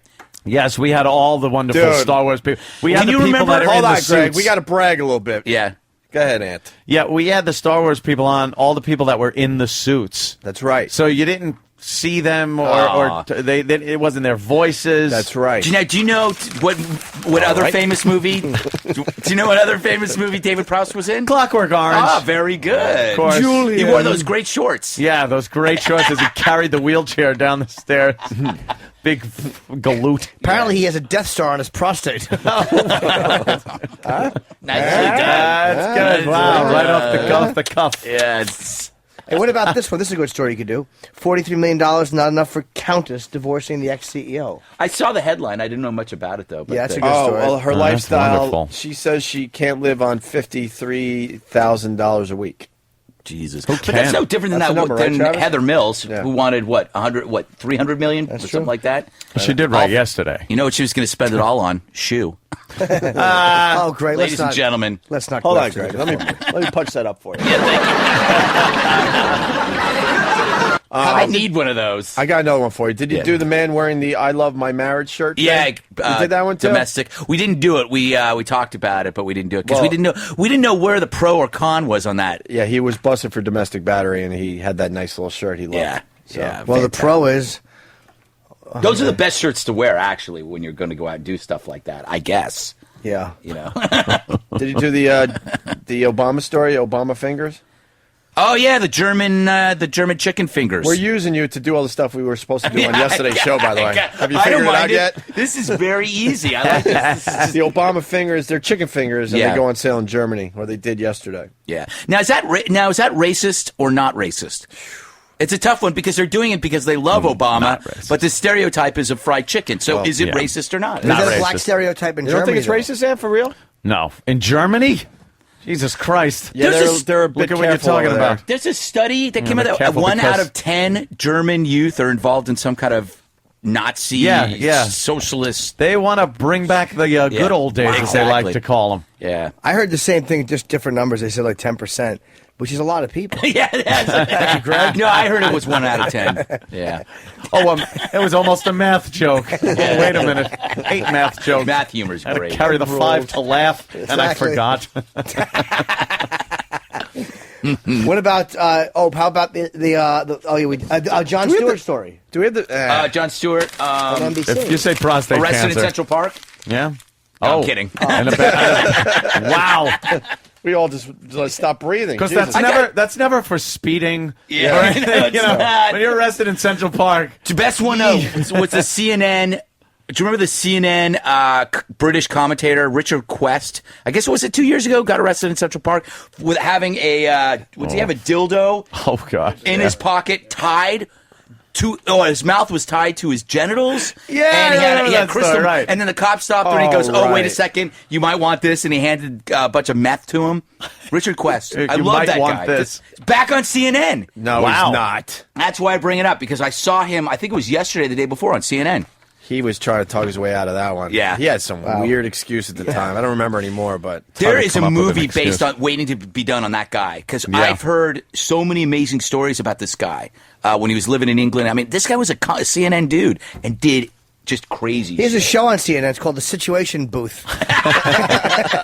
that stupid situation room. It's never a situation. Ever. Enough. It all looks very important on those huge monitors. Yeah, I'll give you're him right. that. Wow. Every day there's a situation, Wolf. Really? You know, he Really, has that Wolf? beard for a reason because his name's Wolf and he thinks it's cool. He's got it's like Wolverine. Yes. Yeah, exactly. Has the hair. He's got his wolf and got the beard. When he showed up with a nozzle hanging off it, he said, "Hi, I'm Douche Blitzer." They said, well, "You have to do something about that. Maybe grow a beard. Yeah, call yourself Wolf." He likes Wolfie better, but they don't think it's newsworthy. Oh, I got one. Ant's going to be on Red Eye tonight with Greg Gutfeld. Oh, Greg yes. is in studio. DVR the shit out of this show. It's on every night on Fox. And you don't. This is it for you. Yeah. Huge college basketball fan. Go with the March Madness thing with Ant tonight. I'm telling you, it'll if that kill. subject gets brought up, I'll just lay down on the floor. Wait, because I have no basketball. Ant's got the whole thing figured out for you. That's what it is. Why are you downplaying your knowledge? Downplaying my knowledge. This guy is brilliant when it comes to when I'm listening to Wins on the way in, Yeah. and they go to college basketball scores, I can't hit the button fast enough to get it off because I don't even know where these schools are. Like they talk about these schools, it's like, oh, Saint whatever. Where's Rutgers? Oh, it's in Jersey, right? Yeah. Where's Baylor? I don't know. I hate those school names because I don't know where it is and I don't care. Oh, Iona. I get What are they seeded? I get depressed watching those games because I just see a lot of young people having fun. Yeah. I look at the girls in the stands and I just go, I remember when I was that age. It really depresses me. All happy for the basketball team and just be out. I used to love college basketball. Used to love watching it. I gave up on it years ago, but I'm pulling for the Huskies. Anyone else? Husky? Where are they from? Connecticut. Cornhuskers, right? UConn! Yes! That's all I know. That's who you yell at most of the players. I swear, I thought UConn was a Canadian That's a New team. York Post I cartoon, swear to you. And by the way, that's why I didn't wave my pom pom like Sam did on the Jimmy Fallon show. What a fruit. They were doing a bit. They were rooting on Chattanooga, who's playing UConn. Chattanooga, and they gave everybody pom poms. And I just wanted to watch the Fallon show. I got a ticket, so I said, "Yeah, I'll sit here and check this out." And I wasn't going to pick up my pom pom because I'm pushing for UConn. Not part of the shenanigans. No, if they were all about UConn, I'd be up there rah rah probably. Is that Fallon show any good? So let's go to David in Atlanta. He has a question for Greg Gutfeld. David. No, we wish nothing but the best for Fallon. He's cool. He's done our show a few times. We like him. David. Hey, good morning, boys. Hey. Hey, I just wanted to tell all the listeners out there, Greg, I read your book, Pork Scratchings, about your time in England, and it's absolutely laugh out loud hilarious. Dude, as you said that, I was thinking of mentioning Greg's book. I haven't finished it, but it is fucking hilarious. It's one of the funniest books I've ever read. Thank you. Yeah, and every line you can hear Gutfeld's delivery. It's so you. It's a great book, man. Oh, thank you. Just that good mix of self-loathing that that this channel loves. So it's just really, really funny. Yeah, it's just it's all about drinking and shitting myself. Essentially, it's Did the book do well for you? Yeah, it's the second printing now. Just released in mass paperback in February, but it's in England, so you got to go to Amazon.co. It's not released here? No, it's not released. My new book, Unspeakable Truths, it will be out in the summertime, which I'm finishing in a month. But that book is just out in England. Hopefully they'll bring it over here, though. Why wouldn't they? Because they're idiots. They're just idiots. I don't get it. I already wrote the damn thing. I don't know why. I guess they feel that people have no interest in England. Well, what's the book about? It's about me when I was editor of Maxim, and I lived over in England for 3 years, and basically became kind of like a fat, pointless British person. All I did was drink every day. I got very fat and it was just about giving up. And just getting drunk. Is that what it is? Yeah, that's what it was. And it was just every chapter is a little lesson about England, about the food that they eat and the way they act. It's hard to explain, except it's Fuck, I want to read them. It's very easy. I'll bring in a bunch. I got a bunch of how copies. About you bring in some copies? Yeah, I'll give you a couple tonight, and you can take a. Yes, a little gift bag. That's nice, a parting gift. I like that. Exactly. It is fucking hilarious. I'm not even being polite, dude. I can shit, huh? every fucking they're like short chapters. Yeah, like some are a page. It's great toilet reading. It's just fucking great book, man. It really made me laugh. Cool. Really made me I'm laugh. gonna check that out. Yeah, I'll bring some. That I would read. Yeah, dude, you could promote it on Fox in the U.S. and then not read. Yeah, dummies. I know they are idiots. They're idiots. You wonder what they're thinking sometimes. Yeah, they aren't thinking. That's the problem. We had a real whatever. I'm not gonna make it about us today. Remember our bozo guy? Ugh. Whatever. Oh, we'll right. Bozo manager.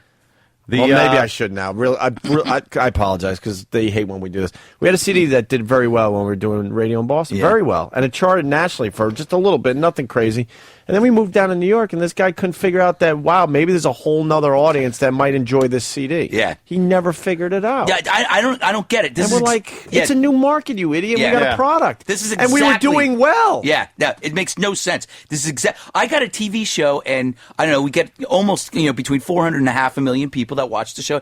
I got a book, and they don't want to put it. They don't want to. I don't understand this. It makes no sense. This guy, it's worth discussing. We haven't told the story in a while, but his claim to fame was that he managed Bozo. And it wasn't even the Bozo. Right. It was the new Bozo. I didn't even think Bozo was around anymore doing anything. Even store openings. He was trying to... Go ahead, sorry. No, and he was trying to use that as like his big get. Impress us. That was to impress us. That's kind of sad. Yeah, that was just like, guys, I'm the manager of Bozo. Did you guys go with him? No, we in a second. I signed a 10-year deal. I want to meet Bozo before we go any further. Yeah. Can I speak with this Bozo? If you want to continue with that, we'll explain why we didn't go with him. But there was a second story because we didn't look up from our pasta when he said, I'm the man. He was looking for the big moment where we drop our forks and go, get out of here. Thank God you're here for us. So then he has to tell us that you know that song, na na na na, hey, hey, goodbye? Yeah. You know who does that? Wait, na na na na, say hey, it's a one-hit wonder. Every opposing sports team. Who did that? I do know. It wasn't the pedophile. No, sang a song. He did that other one. That's that. Hey, It's a one-hit wonder by a band called. Greg, you're pretty good at this stuff. I know. That's a tough I guess. one. What's the first part of it? Because I might know. I know the name. For real? Yeah. I swear to God. The first letter is S. Oh, jeez.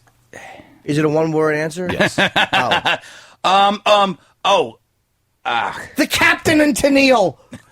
Oh, Stephen S. from Bayshore is needy. He's got the answer and instant feedback. He was first. Of course he is. Everybody. The Spinners. The band is called Steam. So this guy, his second story was, I want to tell you something else I've done in my career.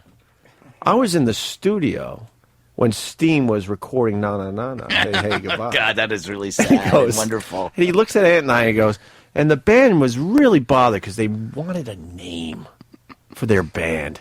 And I looked over. Remember this? Oh, how could I forget? And there was an old school radiator in the corner. And I saw steam coming from the radiator. And I said, how about Steam? And he said it like that, dramatic. And they all turned around and said, "That's great. It's brilliant. We'll call it steam."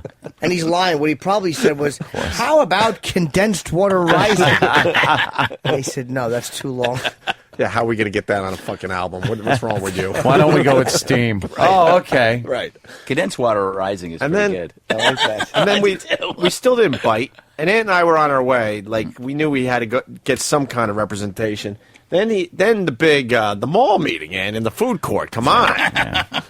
He brings some like muscle with him. Yeah. And basically try to force us to sign a 10-year deal in a food court. That's fantastic. Yeah.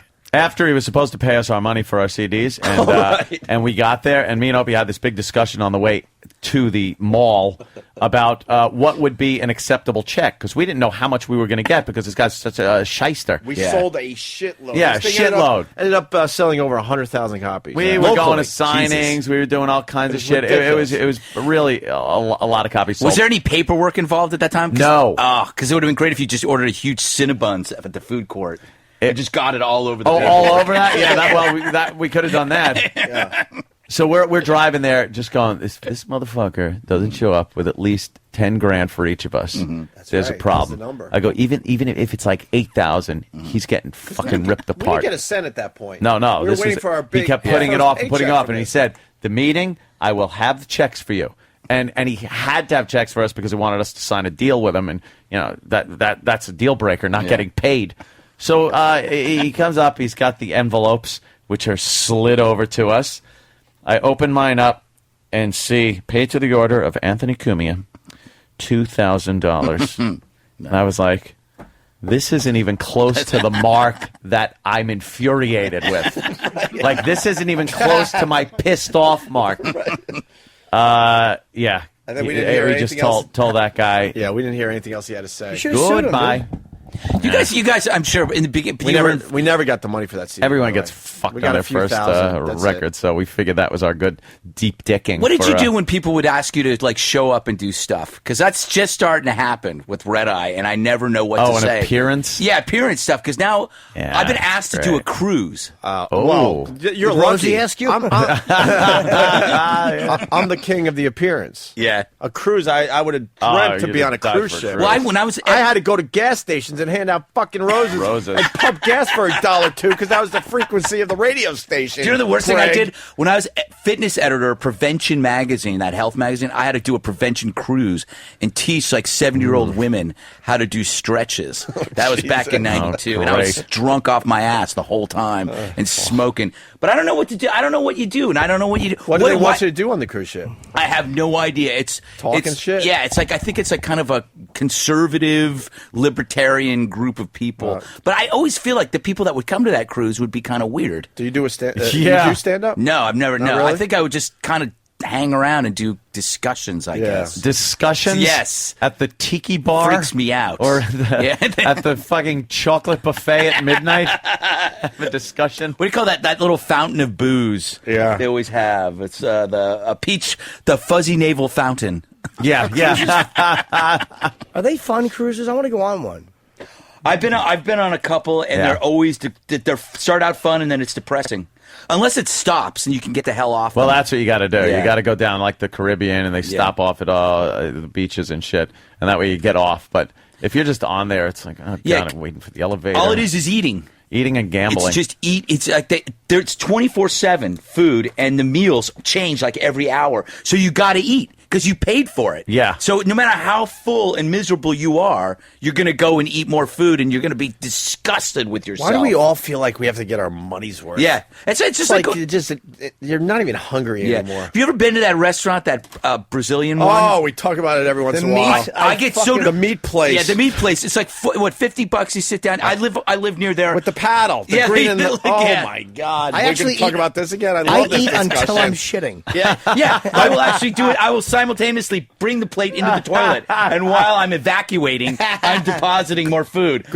A couple things about that place. First of all, my brother Quinn holds the record. One of the only guys ever to not turn over the paddle to red. Really? Went green the entire time he was there. How crazy is that, Yeah, right? that's nuts. He never turned it over. Yeah. And why a salad bar? Yeah, it makes no sense. But They have a salad bar, which would be if it was $50 just for the salad bar, you'd be like right the fuck on because the choices at the salad bar are ridiculous. Yeah, they got and that's sushi, before crap. the meat parade. But you know what? Do you ever feel like when you go in there, it's got the depressing aura of a wedding reception with people you don't know, and you're because everybody's in line with a plate, and everybody really has that feeling like it's free, or they think it's free, but it's not. I gotta get everything. They're piling crap. So what happens on the plate is there are things touching that shouldn't be touching, which I have a phobia. You can't have cold things touching warm things. No applesauce touching like fucking mashed pork. potatoes. Yeah. Mashed potatoes and fucking applesauce. I can mashed potatoes can touch almost anything, but like I just have a problem. I don't like buffet type thing. Hey Margie, how's the fricassee? Plus, they're always trying to get you out of there pretty quick. You know, I always got that thing. You know, dude, let's do a meat party. Yeah, let's do a meat party. It's just If that's us in a any room. appearance Do a meat party. ever done. Jim, you invited me to a meat party, but it was so weird. I know. There was only 2 seats in the car. We got to do a meat party. I'm telling you, I haven't been there in a while. The best is the next day, whoever you go with. In my case, it was a lot of my brothers and cousins and a couple uncles.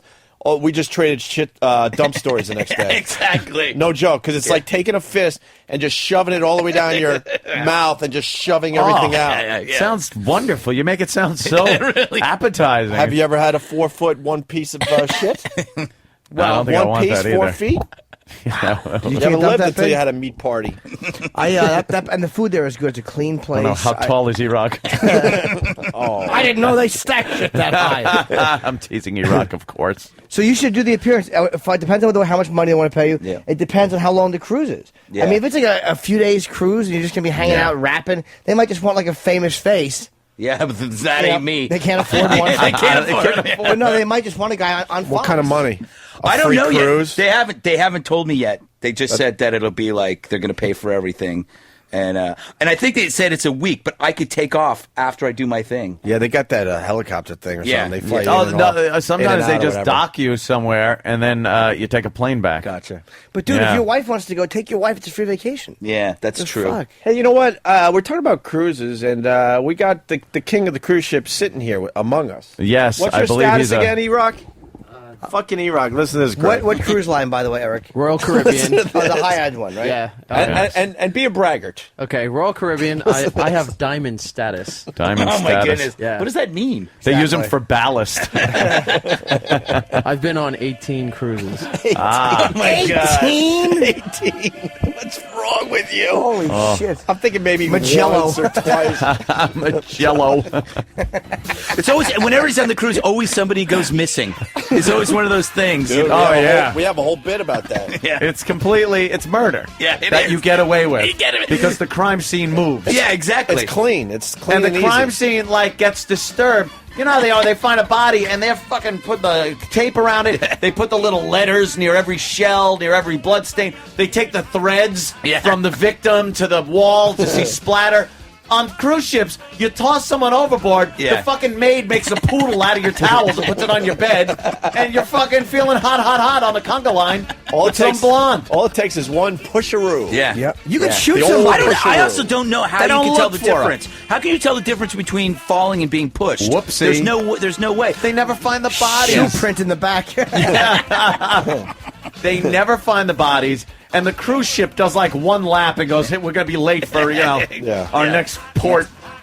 Yeah. They don't care. 18 cruises, Yeah, this 18 motherfucker. on a week each.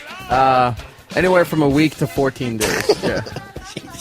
What do you like about? He what must do you like gain about cruises? so much fucking weight. 'Cause I know. it's just eating. What do you like about the cruise ship thing? Sanitizing my hands at every step. They treat him like Norm at Cheers when he comes Yeah. on. What do you like?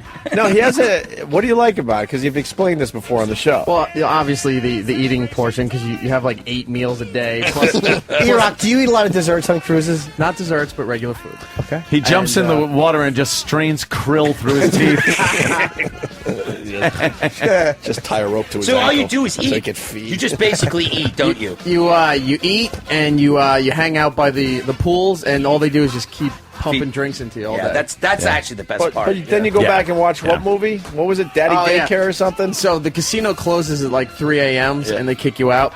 So you stumbled all drunk back to your room. You order room service, and I watched on the last one Snow Dogs. Like 8 times. Only the best movies. Sam is here, which means that he's got something horrific to say about this. Because E-Rock just said you order room service as if he doesn't have his regular post-dinner late-night meal, which he is trying to avoid telling everybody. Because it's also one of Sam's favorite too. What? Oh, really? Yeah. It's BLT and chocolate milk. What a horrendous late night snack. That's something good to lay down on. Yeah. And you just cut like hot, like farts all night, the lactose farts. The cheese just poof out a little bit. There's nothing quenching about milk. No. There's nothing. Just leaves snotty Exactly. residue in your mouth.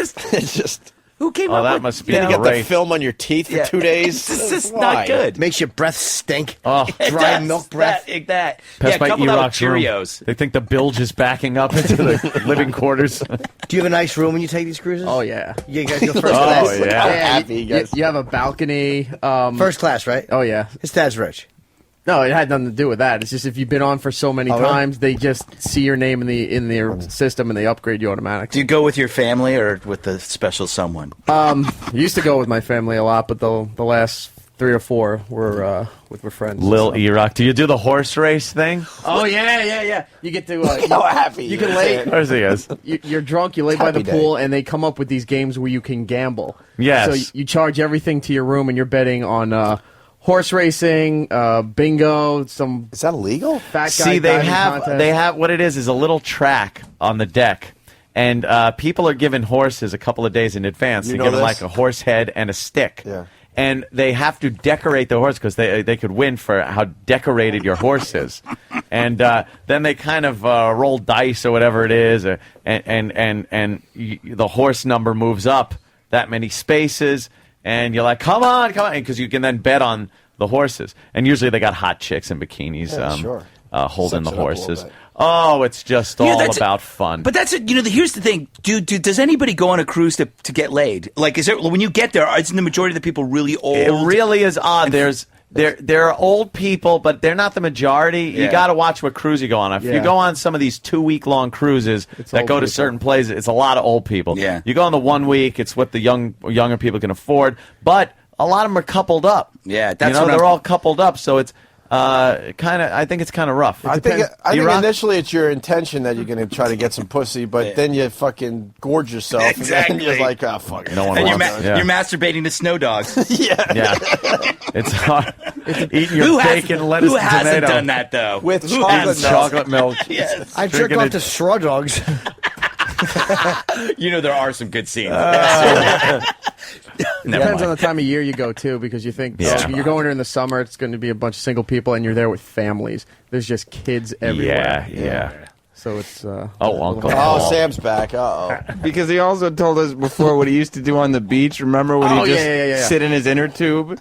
No, it wasn't an inner tube. What would you do? No, you'd get off the ship and you just go to some of these private beaches that they would have deals with. Yeah. You'd sit there in the surf and they have these floating buckets of Corona or whatever, and they give you the can't bucket, drink enough on these. and you just sit there and you have this big metal bucket that's just floating and has a little anchor, and you've got like a 12-pack of Corona in there. Yeah. Greg, you saw Wally, right? Yeah. He's the dude in the space, Yeah, you are. Yes. in the mothership, just floating around, just consuming. That'd be awesome. We stopped off when we went through. We took one of the cruises through the Panama Canal and then back up the ass side of Baja California, and we stopped in Cabo, and there was a guy there with a bandolier of shot glasses and 2 holsters with tequila in it. And he's like, hey, amigo, hey, and he's pouring tequila down your throat. And then you take these rickety boats back to the ship because the ship isn't at a dock. They have to anchor out, so you take the tenders back. or you could pay one of the locals to fucking take you back. Nice. That's a good way to get your throat cut. Oh, yeah. Oh, it's wonderful. He's fucking also shipping like cocaine. You're sitting on kilos of coke. Yes. There's a guy with an M16. Yes. All of a sudden, Please take this heavy doll back with you. all of a sudden you're kidnapped by the Somalian pirates. Like, what the fuck? There's Where are we going now? There's another good drinking portion I forgot about, too. When you're out by the pool, certain days, they bring out these huge chunks of ice, and these guys with picks and chainsaws start carving stuff. Ice carving. So they'll show up for the grand midnight buffet towards the end of the cruise. Yep. But then a couple of the designs they set up right there in the middle, and then they start pouring the vodka. Ice luge, yeah. So you're out in the pool. You never have to get out of the pool. They just turn the ice sculpture right next to you and just start. And But just, you left out the big part. The guys are completely naked. Oh, that's the wonderful part. Yeah, it really is. Yeah. Well, it's not gay because you're doing the ice luge. Yeah. We had stuff. There you go. And doesn't that just look great? Because we're totally wasted, man. Yeah. That is I wanted just the vodka. I mean, come pure on. decadence. Wait, do they have Excess. buffets all the time? Oh, all day long. Yeah, that shit is laid out constantly. Yeah. I want to go. Could you go on? Let me ask you. A first class, one 1 week. Yeah. Royal Caribbean cruise. You would probably like it, Jimmy. I think I would, because I got a chick now. Oh, I you got would fuck you her would in the dig mouth it. and ass. Yeah. That's what you do. And you can do that while you're eating Sex at the on the buffet. balcony. In the Jimmy, pool. you can Not pretty bad. much Give her a semen luge. you can pretty much leave from our buildings too. They leave right from there. Where? Do they really? Yeah, From the west easy. side? Cab down there, and Do they. cruises stop in New York? That's Yes, that's every like day. that's crazy though. That's to Bermuda, though. Oh, you don't have. Yeah, it's to Bermuda. I and think you have to stuff. fly to Florida. You fly right? to Florida or Jamaica. I recommend Florida. Yeah. Why? Because going through Jamaica is a pain in The the worst, ass. it's the Florida? worst Puerto airport Rico's on the bad, planet. too. You've got to pay everybody off to get, Yeah. or you're stuck there. And then I've got stuck there. Like the plane was busted. Jesus. Stupid fucking thing. Not broken, busted. Everyone had pot. No, but why wouldn't you just leave from New York? Where can you go from New York? Because you're Not many you're not places. chugging at 500 miles an hour like an airplane. It takes you just where you want to kind of cruise and then stop somewhere. You don't want to chug like the old days. Well, how long are you chugging for before you do something? Bermuda. About 2 or 3 days. Yeah, before you get you're to the at island. least 3 days before you even hit the island. So it's 3 days on the boat, which could get a little monotonous. What do you do on the island? You get off? You get off. Get off and you buy crap. Yeah, a lot of people just like going shopping for. Yeah, for and you get all the back crap on, you though? buy Yeah. is pointless because when you take it back, it looks stupid in your apartment. Right. They buy steel drums and Yeah. Mexican blankets. It's stuff you'd never use. Do you get back on the Yeah. boat every night? Yeah, for the most part, yeah, you get on every night. That's like your floating hotel, as they call Okay. it. And yeah, you get a whole day, sometimes a night, at some of these places. You go to some of the, you soak up some of the local color, like Natalie Holloway did. Yeah. Oh, a little like, piece of Vandersloot balls in my face. Yes. That's scumbag. Yeah, before you're dumped in the drink. Yeah, they're fun. I've been on quite a few myself with friends and family and shit.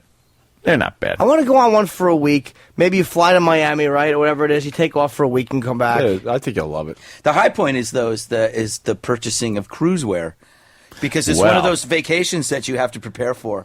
So you Yeah, have to go and yeah. get some kind of funny vacation hat. I have one. There you go. I think you're halfway there. And some kind of shirt you don't have to tuck in.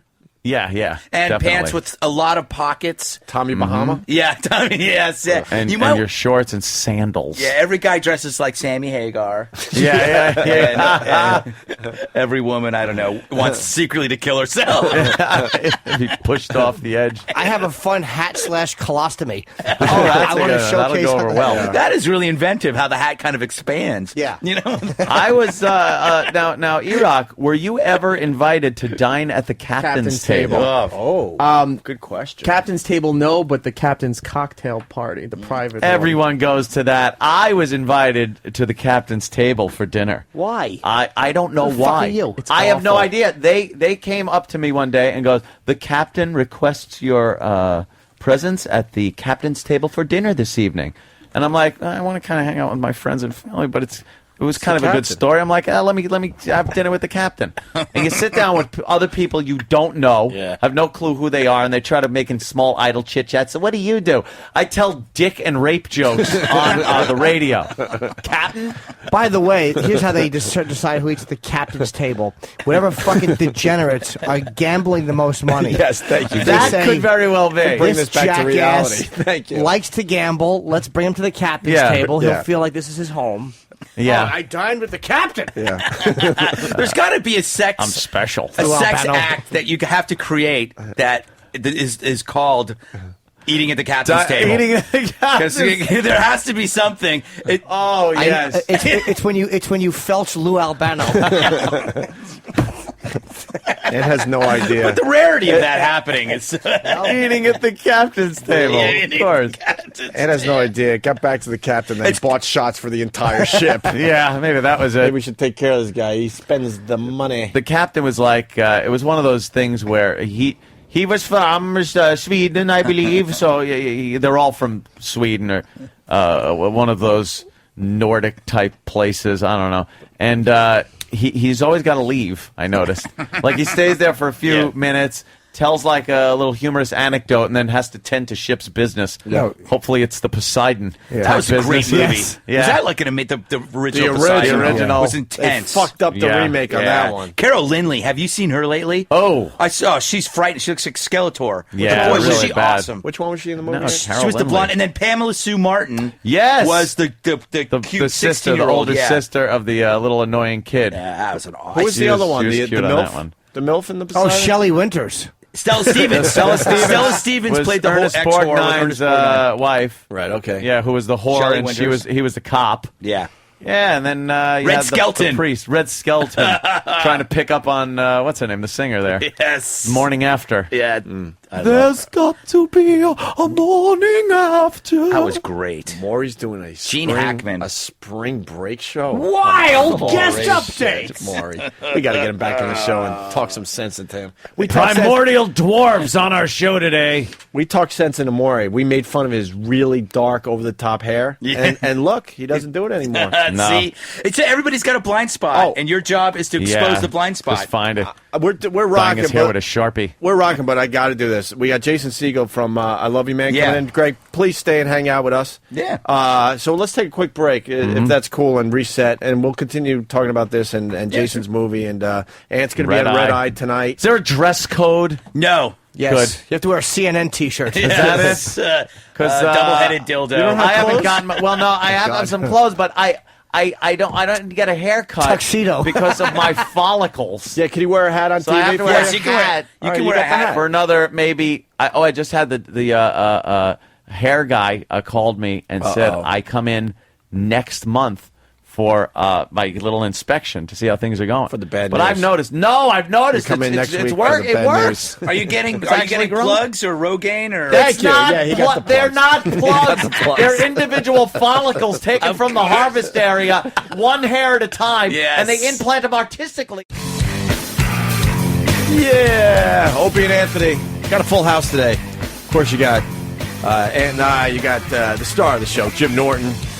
You got Greg Gutfeld from Red Eye. Ant's doing Red Eye tonight. Look at it. It all comes together. It's a beautiful thing. Fox News. Yes. Fox News. And then we say hi to Jason Segel once again. He's done our show before. Thanks for having me back, yeah. He came in for Forgetting Sarah Marshall. That's right, a year ago. A movie I really, really enjoyed. A year ago? Thanks. That was a year ago? Yeah. I only get to do one Another movie one a year gone. because of the TV show. Huh? Oh, and you know what? I'm an asshole. Because How I Met Your Mother, that show's hilarious. Oh, thanks, man. One of the best shows on TV, and he's in here, and I have no fucking clue that he's like the main guy and all this shit. I got my theories on that show, but for another day. Yeah. That's And my Clark Kent job. I'm Superman at night Right. with the movies. Yeah. When you came in for Forgetting Sarah Marshall, I'm like, the dude from Forgetting Sarah Marshall, and everyone's like, no, idiot, he's from How I Met Your Mother, and it's a huge show. 4 years now. Crazy. Is that ending soon? We just signed a contract extension, so There you go. 4 more years potentially. Nice. Wow. Yeah, they took my youth. I started because I'm not a huge fan of the sitcom. I got to be honest with you, but that one, Thanks. Yeah, started throwing in the DVDs, the box set, and now I'm hooked. Oh, it thanks, really is man. a good one. The writing has gotten better and better. It's a really good show. I must say, I'm very proud of it. Yeah. So now I'm like, wow, he's a big star. We had him on the fucking show. I'm an idiot. But I love you, man. I saw that 2 days ago, and I really enjoyed the film. Thanks, man. I love it, too. I must say, I just saw the final cut of it at the premieres a couple nights ago, and it's really funny. Yeah. Paul Rudd is like a genius. You know, and people didn't think I was going to say this to you. I never liked Paul Rudd in movies before I saw this movie, and I got to say that. And you guys, I said it to you when I saw you outside the studio. You guys work so well together in this movie. Man. You know, it's and now I've movie. become a Paul Rudd fan. Isn't he like a sick bastard? Like a really sick guy? No, you know, he's got interesting. Every once in a while, he'll pull a nice trick on you. There was one time at lunch I was fast asleep because I was doing days on the TV show and nights on the movie. I really was exhausted. So at lunch I'm asleep and I just felt a tapping on my shoulder. I said, "Hey, buddy, it's Paul. Time to wake up, man. Hey, they need you on set, little man." And I opened my eyes slowly, and he's standing there with just his penis out. Nice. Wow. And then he winked at me and walked out of the room. As if to say, you can't have this. You should have went all in and had the scrotum on your forehead. I mean, what is he, a rookie? I've dreamt of that, and then when it wasn't there, I was disappointed. I know. Because you know what the amazing thing about Paul Rudd, the best thing, is that it looks exactly how you expect it to look. So let's get the basics out of the way. I Love You, Man. What's the movie about? The movie's about a guy, Paul Rudd, who gets engaged to the beautiful Rashida Jones from The Office. Mm-hmm. And she asks him who his best man's going to be, and he realizes he doesn't really have any close male friends to be his best man. And it freaks him out and also freaks out Rashida. Like, why doesn't my guy have any guy friends? So he sets out to make a best friend and have that guy be his best man. And that's when I arrive and the movie really picks up. Yeah, you were the cool dude. That's right. Very smooth, just hanging out on Venice Beach with your dog. Yeah. It's like the opposite of my personality. I got to give the one thing, letting the dog shit and not picking it up and everyone just getting annoyed, stepping in it. Yeah. It's compost. He's that guy. Yeah, these dumb joggers, and he's getting in confrontations wherever he goes with his dog. Paul Rudd was so uncomfortable to watch. That awkwardness, I mean, because it could have been really annoying, but he found, like, the perfect level. Right. And a lot of it was improv. You can't write how awkward Paul actually is. Yeah. So, I mean, it's just perfect. To make it clear, I mean, Jason is the cool dude in the movie. Like, he's coming up with nicknames, and it just works. And then Paul Rudd's trying to follow his lead and come up with nicknames, and it's so douchey to watch. I call him Pistol because his name's Pete, for Pistol Pete. Yeah, and he tries to give me a nickname back, and all he can come up with is Jobin. Doesn't mean anything. No, not at all. It's just a collection of sounds. And the screening I went to, the audience just in stitches. I mean, that's such good news. And it's, I think, is it safe to say it's sort of a date comedy? Because, I mean, the women were laughing and the guys in the theater, so. I'm surprised a movie like this hasn't really been made before, but it's got all the elements of a romantic comedy, but also all the elements of a buddy movie. So I think you kind of get both. Yeah, because I was trying to figure that out afterwards. Like, how do you sell this? Because, I mean, everyone was loving it, so, you know, because we talk about this on our show. There's comedies that are just made for guys. Sure. Simple as that. You know, I've made some. You drag your chicken like, this is the funniest movie ever made, and then they're sitting there like, what's The wrong with Accused. you? She doesn't laugh.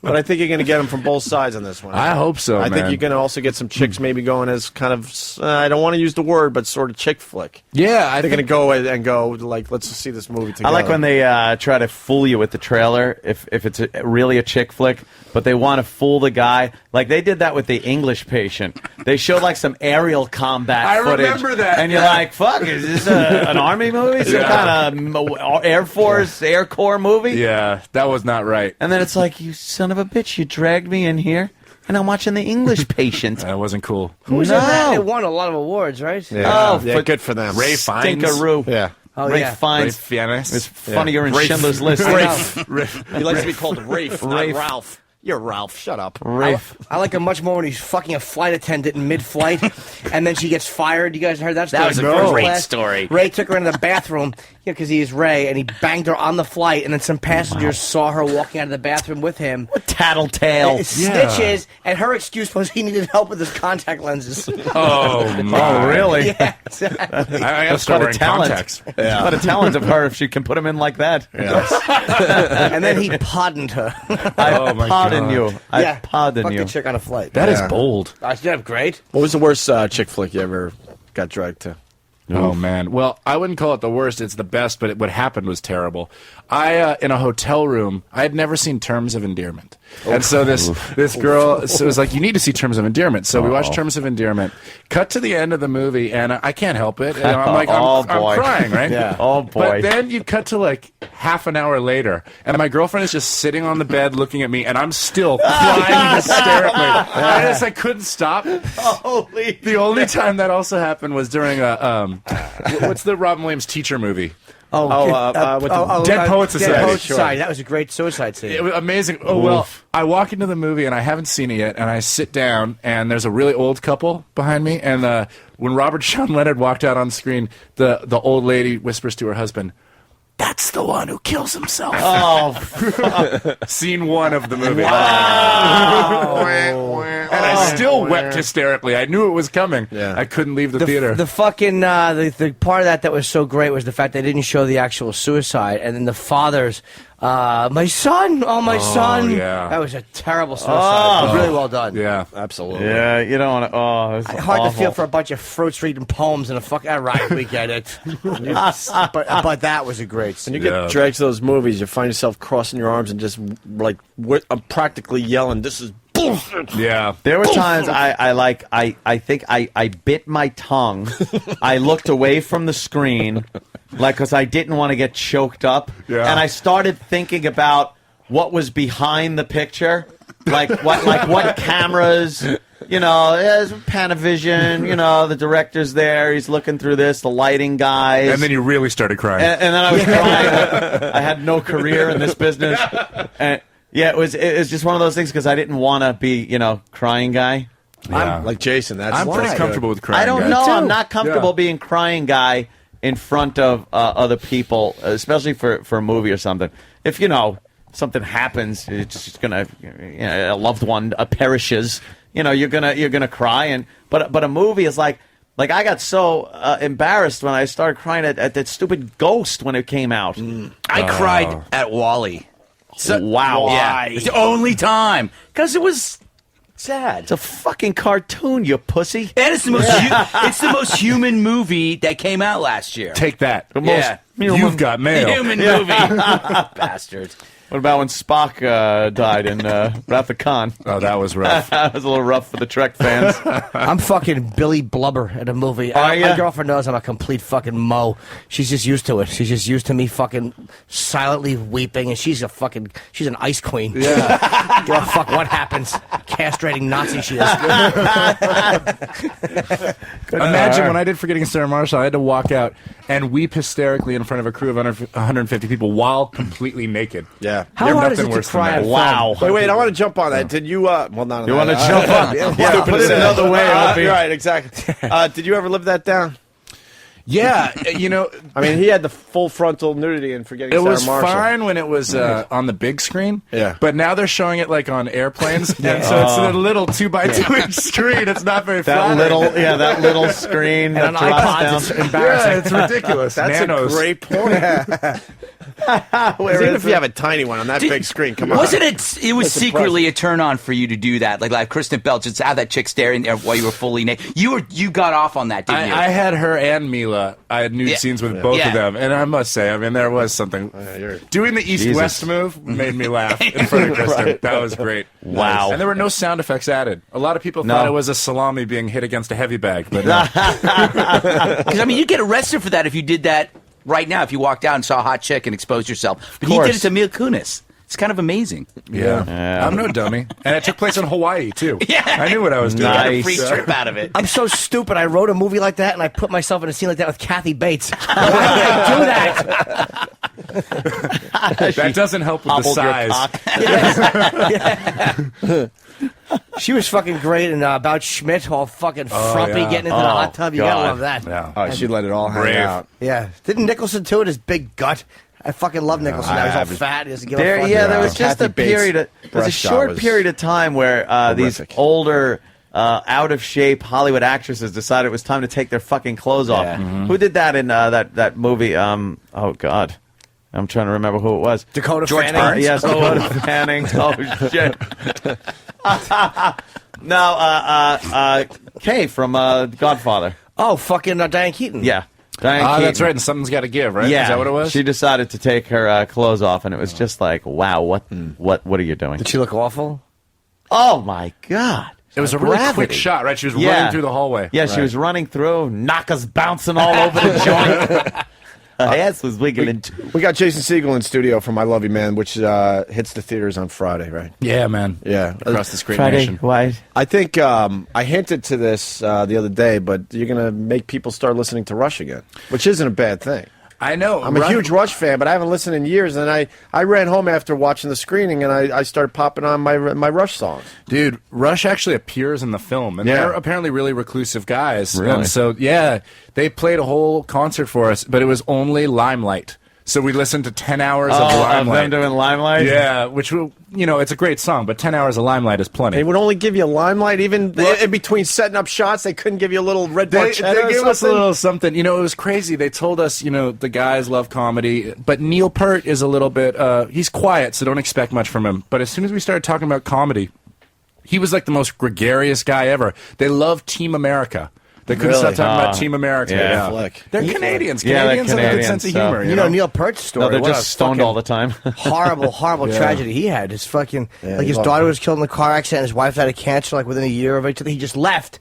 And he just went on a motorcycle ride. He sold everything and went on a motorcycle ride. He didn't know if he was ever going to play again. He just left. Oh my god! And he fucking came back. Yeah, he's an amazing story. Are you lying? No, Pete Papalardo actually handles him. Oh yeah, that's his client. Yeah, he just went nuts for a little while. He had to get away, man. Yeah, we had Geddy Lee on our show at NEW. Remember it? And and we blew it. We loved the guy, and we had a big-titted monster in here. She had massively ridiculous boobs, and she was like beating up stuff with him, and I think he liked it, but I don't know if he wanted to be around us anymore. Yeah, we kind of. Neil said something kind of morbid to me. We interviewed them for the DVD, and I said, so, besides yourself, who were your favorite drummers? Yeah. To which he said, all my contemporaries are dead. Jesus. Wow. Buddy Rich, right? Yeah, I mean, think about John Keith Bonham, Moon. Keith Moon. Got to go Keith Moon. All my contemporaries are dead.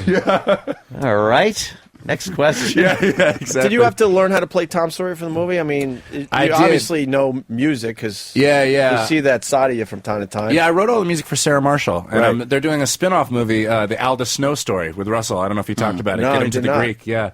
So maybe I'm not supposed to be talking about it, but I'm writing some of the music for that. Yeah, I learned how to play it, but I didn't sound good enough, so they unplugged me. Oh, really? Yeah. So there's someone else doing that off? Yeah. Oh, I don't want to know that. My hands are in the right place. That's about all I can say. All it takes. Yeah.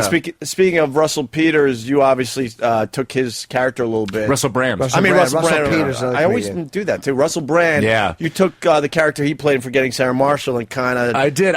You did a little Russell Brand in this movie. I did, man. I was so in awe of how charismatic he was in Forgetting Sarah Marshall, and a little jealous. I'm not going to lie to you. So when I read this script, I thought this is my chance to just steal Russell Brand's character and do it with an American accent. Yeah. But I called him first and told him I'm going to be stealing your moves. Right. He was fine with it. I'm trying not to give away the movie because there's a lot of things I just want to flat out say, but I'm just giving you little thought stars. Lou Ferrigno was in the movie. Oh, man. And we were talking. The because guy I saw in the trailer. The guy fucking hasn't aged. The whole thing was 30 years ago, we just figured out. He is a strong, strong man. It's no joke. I was telling you before, occasionally we would improv. There's a lot of improv in this stuff. And every once in a while he would run out of improv things to say. And so he would just revert back to, he would go, Hulk smash. And we'd have to tell him, like, no, you're not playing the Hulk. You're playing Lou Ferrigno. You always know which trailer's his. It's the one with the dusty iPod buds on it. Oh, my God. That is horrible. Yeah. Jason doesn't. I do not. I'm Jason Segel, and I don't condone that joke. Oh God, I knew one was coming though. Right, you can tell. It wouldn't be Jimmy without one. Yeah, we were doing one interview, and this poor woman, like, she hadn't done her research, or just didn't know what's what, and she literally, I'm sitting there with Paul Rudd, and she asks this question. So what made Lou choose to do that funny voice in the movie? God. Jeez. And we're sitting there, and oh my God! And you're trying to tread lightly about the subject, and we had to be like, well, actually, he's hearing impaired, Yeah. And you were saying he's got little Hulksters at home there? He's got a collection of like equally as strong. The next generation of Ferrignos are coming going to up. kick some ass, man. Man. And also in the movie, I just want to thought starter man caves. You do a little man caving there. I have a man cave in the movie that is strictly for my dude friends that has like 6 TVs. It has a whole set of instruments and it has a masturbation station. Yeah. Which is a chair with some lotion and condoms so that I don't make a mess. So that cleanup is easier. Wow. Easy cleanup. Yeah. It'd be creepy if it was a chair, a lotion, and a cracker. Right in front of I have not had. I live alone, so I don't need a masturbation station. I can kind of do it anywhere. Yeah. But I did have one when I was like 12, 13 years old. Yeah, we were talking about that earlier. It was my sure. parents' bathtub. No. Really? Yeah, until finally, like at 13 years old, my dad walked in and caught me, and he goes, "Jesus Christ, Jason, this is why you have your own fucking bathroom." It was at the Overlook Hotel. I'm sure he took a gander at what you were looking at just to make sure. All right. Yeah, that's safe. I have to top the story. And I can't mention the brother's name anymore because he's completely mortified at this point. But my mom caught him in the bathroom blowing himself underwater. No! Yeah. Brother Lucky? Yeah, true story. No way. And because she was knocking on the door, my mom was very like paranoid when we were growing up that we were dead constantly. So she always had to check on us. Hence why I don't sleep well at night, because I'd wake up to see her face right in mine. Because she wanted to make sure we were breathing. And she knocked on the door, no noises, knows my brother's taking a bath, panics, opens the door, he pops up. She saw him in mid trying to blow himself. Oh, my God. She runs down the hall screaming, "Fred, Blank is gay!"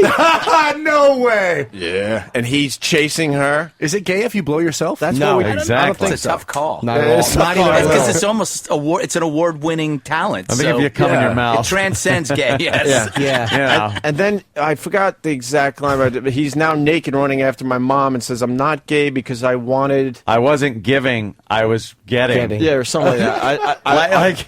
He figured it out in his head, like, I'm not gay because I wasn't giving one, I was getting one, or something like Wow. that. Yeah. That's a talent, though, man. Fuck yeah. Is he just really limber? Just I guess As so. a kid, Maybe that's why it had to be underwater. Maybe the hot water helped with the flexibility. I was playing Jacques Cousteau. Yeah, I thought it was a scuba mask. Yeah, snorkel. Oh, wow. But, yeah, Jason Segel, I love you, man. I'm trying to think what else we should hit on this movie. I don't know. I liked it. Thanks, man. Simple as that. I definitely enjoyed it. And you're working on the Muppet film, aren't you? I am, yeah. I've just finished the script, so Disney has it. I'm trying to bring the Muppets back to their former glory. Ooh. So that would be nice. And then I'm going to England in a couple weeks to do Gulliver's Travels for 5 months with Jack Black. Wow. So that'll be nice. You're doing a film, right? Yeah. Oh, wow. What? Yeah. Wow. Gulliver's Travels, a lot of time in CGI. front of the old green screen. I know. I'm playing a Lilliput, so it'll be the first time I'm shorter than my co-star, which will be a treat. Wait, who's playing Gulliver? Jack Black. Gulliver. And the lovely Emily Blunt is in it. You get to have a little love story with Emily Blunt. Not upset about that. Oh. Ooh. Ooh. Hello. Well. Check, please. I must say. Yeah. So Gulliver's Travels, that's kind of cool, man. You get to like pretend you're like walking on his stomach and shit like that. Yeah. And That's cool for you, isn't it? Why not? It'd be fun, isn't it? I mean, you know, because the movie I'm writing is very hard to get made. Oh, really? Yeah. Oh, what is it, What Jimmy? is it? Let's hear the pitch. It's where I have to save the president. Really? Yeah. There's a disc and there's nuclear war. It's really good. Wow. Yeah. What a douche. It's great. I have to save him. You. And you're having trouble selling that? Yeah. The movie's called When I Save the President. What a dick. A Kevin Costner movie he did where there was one vote left. Did anybody see that? Oh, my. Swing vote? Or That swing was the something? most ridiculous premise of all time. Yeah. So stupid. I never saw couldn't it. even buy the premise. No. It was like a 1980s movie, kind of. Yeah. You know, Yeah. where there's some far-fetched premise. Kevin Costner was in it. I mean, it was like a total 80s movie. One vote wasn't counted. The new system counted every vote, but not his. Did you see it? When No, why would I? I saw it. No. Thought maybe Did you were in a really see it? hotel I saw it. somewhere. I saw it in a hotel. Yeah, see, in And? hotels you watch Bizarre. some bad movies. Did he cry for a half hour after the film was over? Whatever, maybe. What movie made you cry hard? It was so. That was actually I cried after our election. the reason the reason I watched in the hotel was I came here to New York and I got really, really sick, and so I didn't leave the hotel room for like a week, and I would just watch movies. And then at one point there was a knocking on my door, and it's the hotel manager, and he said, "I'm sorry, we're obligated to make sure that you're alive because you haven't left your room." And I said, "You should have just checked. I've ordered 18 cheeseburgers over the past 3 days." Yeah, right. Can't they just check that? Hey, have you seen The Room? The Room is fantastic. I have the guy on my show Friday, the star of No The Room. way. I can't think of his name. Writer, director, and star, right? Exactly. What is The Room about? Well, you explain it because you probably know more about it. I saw it last night. It's amazing. The Room is this amazing movie that's the brainchild of one guy. He wrote it, he directed it, he stars in it. He like me, arranged for several love scenes in it. Yes! And the movie is so... I don't want to insult your guest, but it's so amazingly bad. Yeah. You know, like bad in just the best way. Because he can't really speak English that well. Yeah. Oh, and no. he's written long, wordy speeches. Yeah. And the sex scenes are amazing because he clearly thinks he has a great body. Yeah. So he engineers it so you always see his backside, and, it's incredible. When we were doing Sarah Marshall, Kristen Bell introduced us to The Room, and probably we were there for 4 months.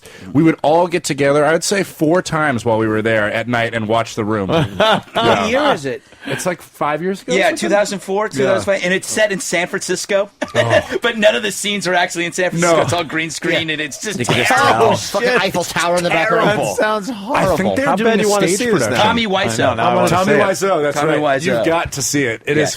He's on hilarious. Friday night, and do you know where he's from? Like, what is he? Some Eastern Some European? Eastern European country. It's this weird indeterminate accent. Yeah. It's amazing. Wow. I saw a movie the other day with Judah in it. Friedlander was in it, and it was called Fast, I guess. And there are these characters in a bar, and then there's monsters outside that are trying to get in and kill them. But they're all these. The beginning of the movie, like someone will be talking, and then they'll go whoosh, kind of black and white them, and put life expectancy doesn't look so good for this guy. Wow. Like they kind of spoof all those movies, and it was really funny. Judah's hysterical. Never heard of he it plays before. the beer Fast? delivery guy. Yeah. It's called Fast. Oh, Yeah, cool. Because the monsters move so fucking fast you can't even see them, and then someone's just cut in half. Right on. Like what's his name? And I think it's produced by God damn, who the fuck? I'll remember it. That's I'm really a good way good. to save money. The monsters Yeah. move so fast you can't even see Yeah, them. you can't even see them. Yeah, that really works. All the actors are invisible. Cloverfield, hello. Yeah. Just shake the camera. We'll save a lot of money on special effects. I'm doing a movie like that where I kind of star as the monster. And the cool part is the monster is kind of like a portly idiot who can't act. That works. And he's trying to save the president. Yeah, exactly. Yeah. Well, there's one scene where I run in and I'm like, Mr. President, there are nuclear bombs here. You get a very scary look when you talk about the president. Yes. You're gonna get a phone call. Yes. I want Hal Oh, it's Holbrook. Ben Affleck and What in what in Fast? Feast, not Fast. You know the It's graphic. Feast. No, Feist. The graphic was so fucked up on the movie. It looked like Fast, Fist. and they were fast. So it's Feast. It's Feast, Right. So I put in. I took out a letter. The monsters are so feast you can't even see them. They're Feast. They fist Feast you. doesn't make sense. They're Yes, fast. Well, they ate. They're always eating. That's what it is. Feast. A lot of fans of the movie because they're Thank all you. calling now to correct you. All so. right, go screw. Wow. That was part of that I made Project a Greenlight on mistake. HBO. Was it? Yeah. I thought so Ah. because it was acted really poorly. Oh. What else we got for Jason? I think we did good. Well, yeah, Thank you. I Very think good. Jason You should did know good. that I act, and I'm very good. Yeah, I'm he's quite an a actor. big. Just saying. He was in Spider-Man. No joke. Yeah, no, I know. I'm working on a movie yeah. about the president. You'd be perfect Hope it for doesn't conflict with mine. Yeah, Kevin Smith put him in a movie. Kevin Smith, Zach and Miri, he was in that. Oh, my buddy Just Seth. on his own That's merits right. here Yeah. on this program. So funny too. He left me in to be polite. I have one line. It's like if you have a really good DVD player with a great freeze frame, you'll catch me. Oh, Jesus. Oof. I'm always in and out of films. Hi, goodbye. Thanks. And I don't like him. Bye. All right. Well, the movie's called "I Love You, Man." Jason Segel comes out tomorrow. Yeah, with Paul Rudd, and like I said, I loved it. I think the chicks and the guys are going to like this one. Oh, thanks, man. Yeah, I loved it too. And again, the cast. Can I just tell you the cast real quick? It's insane. Paul Rudd, me, Rashida Jones, Andy Samberg, Jon Favreau, Jamie Presley, Jane Curtin, J.K. Simmons. It's pretty ridiculous. Who's J.K. Simmons? He's the father from Juno. I didn't see Joe. Oh, my God. He's in Spider-Man. Yeah, he's in Spider-Man. Who is he? He's the editor. Editor of the newspaper. Oh, okay. Get in here, Spider-Man. Oh, God. Dude, watch. Schillinger. He's the best. Yeah, Oz, man. Schillinger and Oz. Watch. Oh, was he brutal When he in raped that guy and put the swastika on his butt. Yeah. I mean, wow, that's romance. But then he got his comeuppance when he got shit on while he was lifting the Oh, weights. what an amazing scene. Oh, it was fantastic. Watch Schillinger, yeah. But for Jimmy, watch Juno. I mean, how he plays the father in Juno, hilarious. And he does pretty much the same thing for your movie there. Yeah, Jason. he's fantastic. To work with that group, I felt really humbled. Like, I literally just got done with a 5-year out-of-work period. You know, like, no one was hiring me for anything. So then we had a dinner table scene where every one of those people was there. And I looked around, like, I felt pretty lucky. Yeah. You know, I'm really relieved it all Right. worked out. Yeah. There was a moment when I thought, like, I don't have a college education.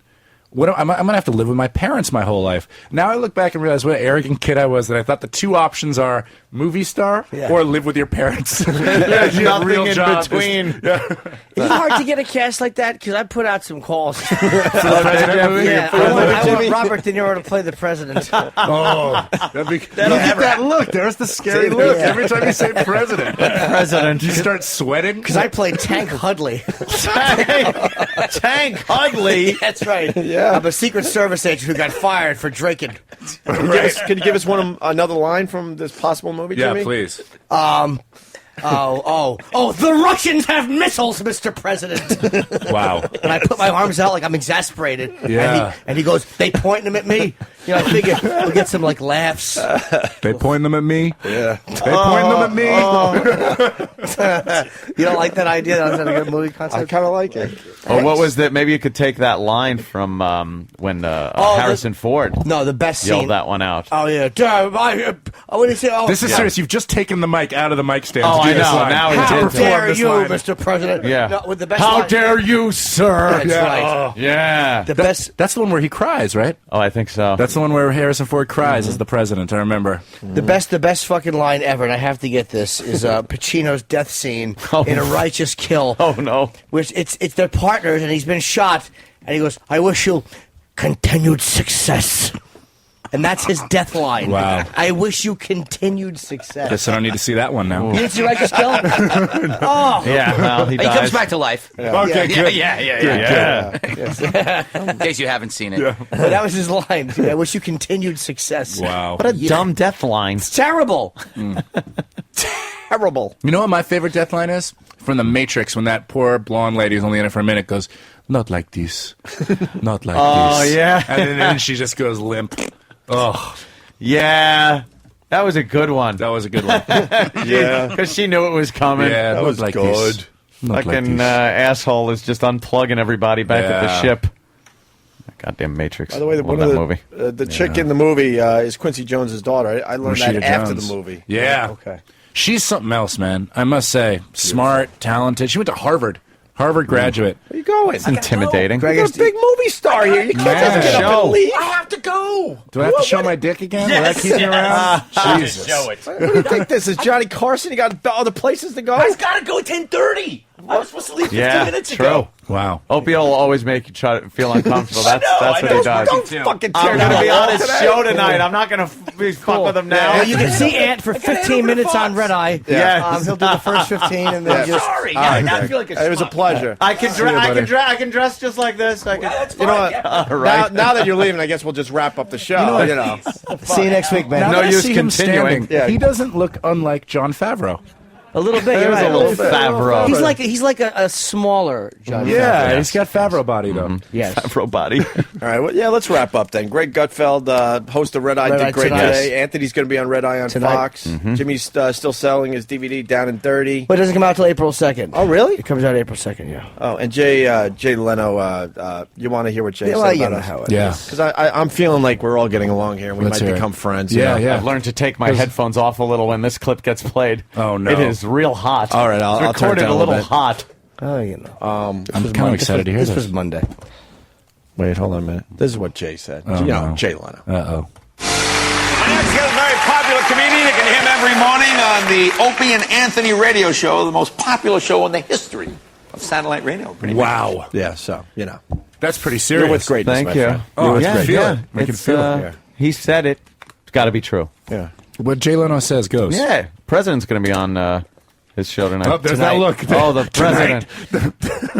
No, I mentioned president. that. You know how it is. Do you? Yeah, I was in the chair a couple days before. Your people looking at their Blackberries, that's never good. So I think we got to get you out of here. All right. Jason Segel, I love you, man. In theaters this Friday. I walked home depressed. I realized, wow, I don't have fucking friends. So now, because of you, I'm gonna make new friends. Dude, we can go grab a beer. Yeah. That's Wow, cool. that'd be cool. I'm here till Sunday. All right. Hey. But that never. No, That's not I the don't mean case. it. I got a Yeah, I nap. know. 'cause At I'm least on, say you don't uh, mean I it. don't You mean know. it. It's for the radio. I got a late shoot tonight. Well, can we hang out maybe? I got a nap. Can we hang out and maybe do a little jam into a Rush song? That'd be nice. What time? After Red Eye? Why don't we play some Rush? What song you want to hear? Any song you want. Let's This is do Jason- Tom Sawyer. All right, Jason Segel's request. Big Rush fan, Tom Sawyer. It's definitely in the movie I Love You, Man, which is in theaters Friday. A pleasure. I hope you come back Thanks, for your man. next I'd project. love to. Thank you for having me. Great guest. Jason Segel, everyone. We'll see you guys tomorrow.